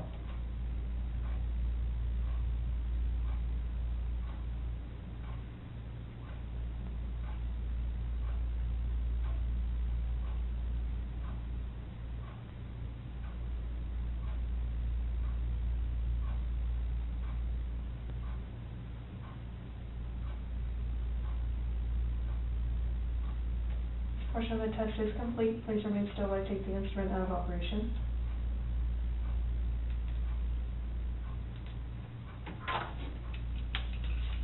Alright, how'd you feel? Same as all of it? I think it was the same through everything. For you. It's kind of hard to relax. I honestly. know, I get it. Kind of stick that leg straight up from me. I just feel like my feet like sweating through my. Right. You got flip-flops on. I don't know. I'm a hot person. Can you put your arms up like you had them before for me? Perfect.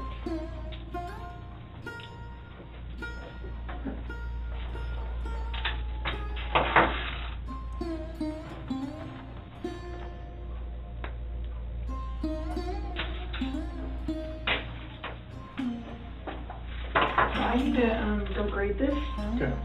So I will. Do you need to use the restroom or anything again? I'm good right now. Okay.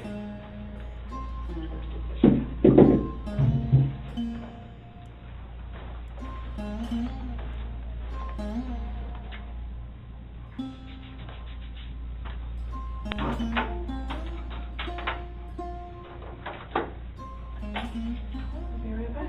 Okay. I'm gonna take my Mountain Dew with me. Okay. Are you good with your water? Or do you want another drink? I'll just. Got a Gatorade? Yeah. Can Perfect. we get that door? Here you go. Okay. I got it. Thank you. Yep.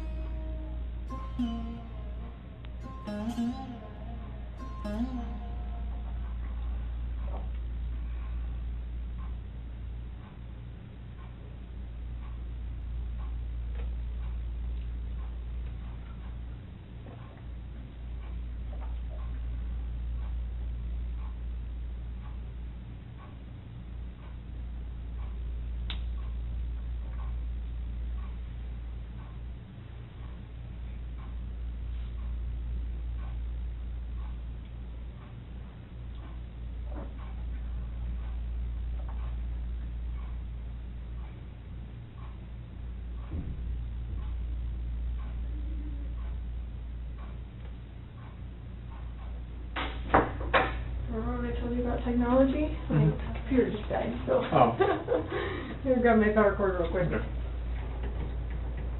Do you have any crackers or anything? No, I'm fine. Are you sure? Okay.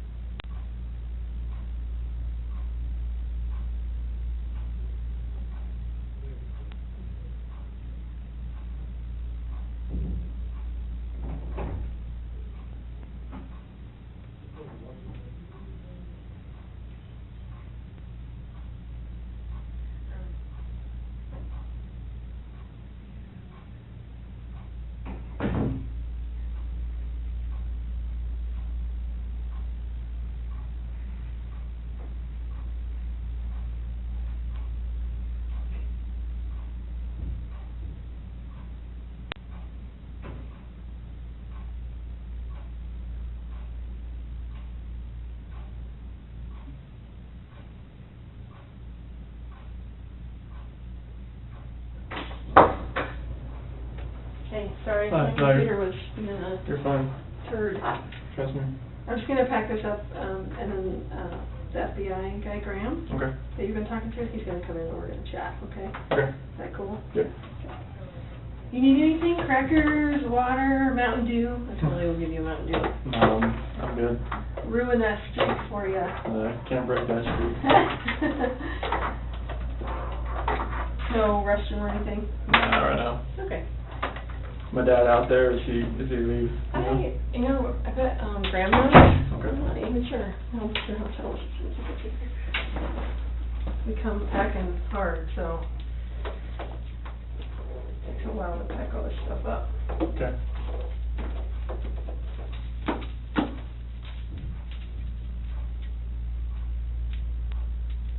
You want me to turn my phones on now or just leave them be?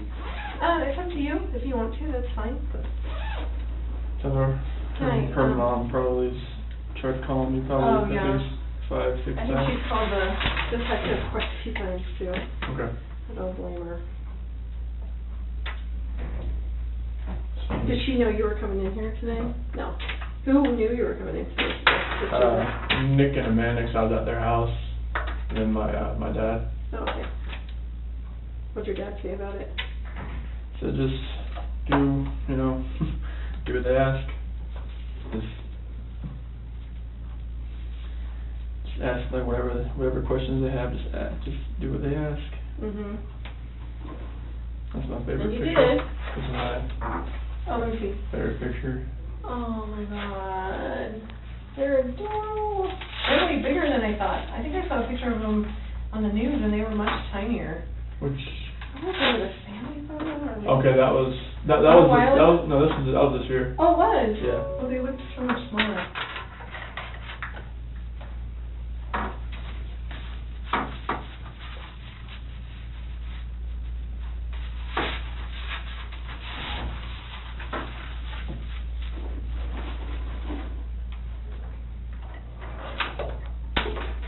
Oh, there's no trash can in here. Oh, that's okay, I'll take them out. Do you want another one? Oh, no, there's mine. Okay. I'm just gonna grab that pad that you're sitting on. Okay, sorry about that. Sorry. When I even tried to turn my phone on, there's like no service in here.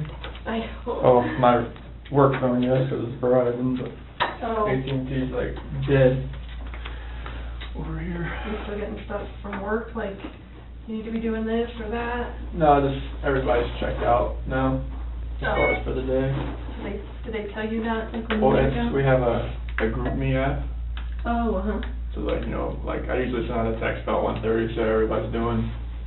And about 2:30, the domino starts to fall, people start to check out and everything. There's always Come out like, here. there's always that one person that's like, I do I check out now or wait, and I won't be the first one to leave and all that kind of stuff, so. Do they feel bad if they're the first ones to leave? One of the guys usually does, but there's always one guy that likes to stay and try to justify overtime too. Right. But they've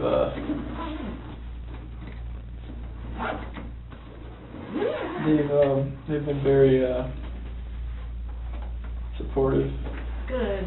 Like there was a Then that lets you know that that's the place you should be working. You know?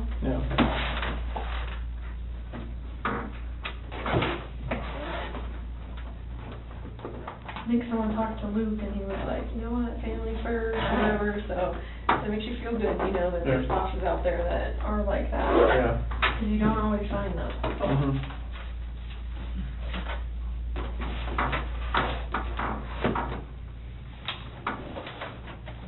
I'm gonna run this stuff out real quick. Okay. There's junk in there.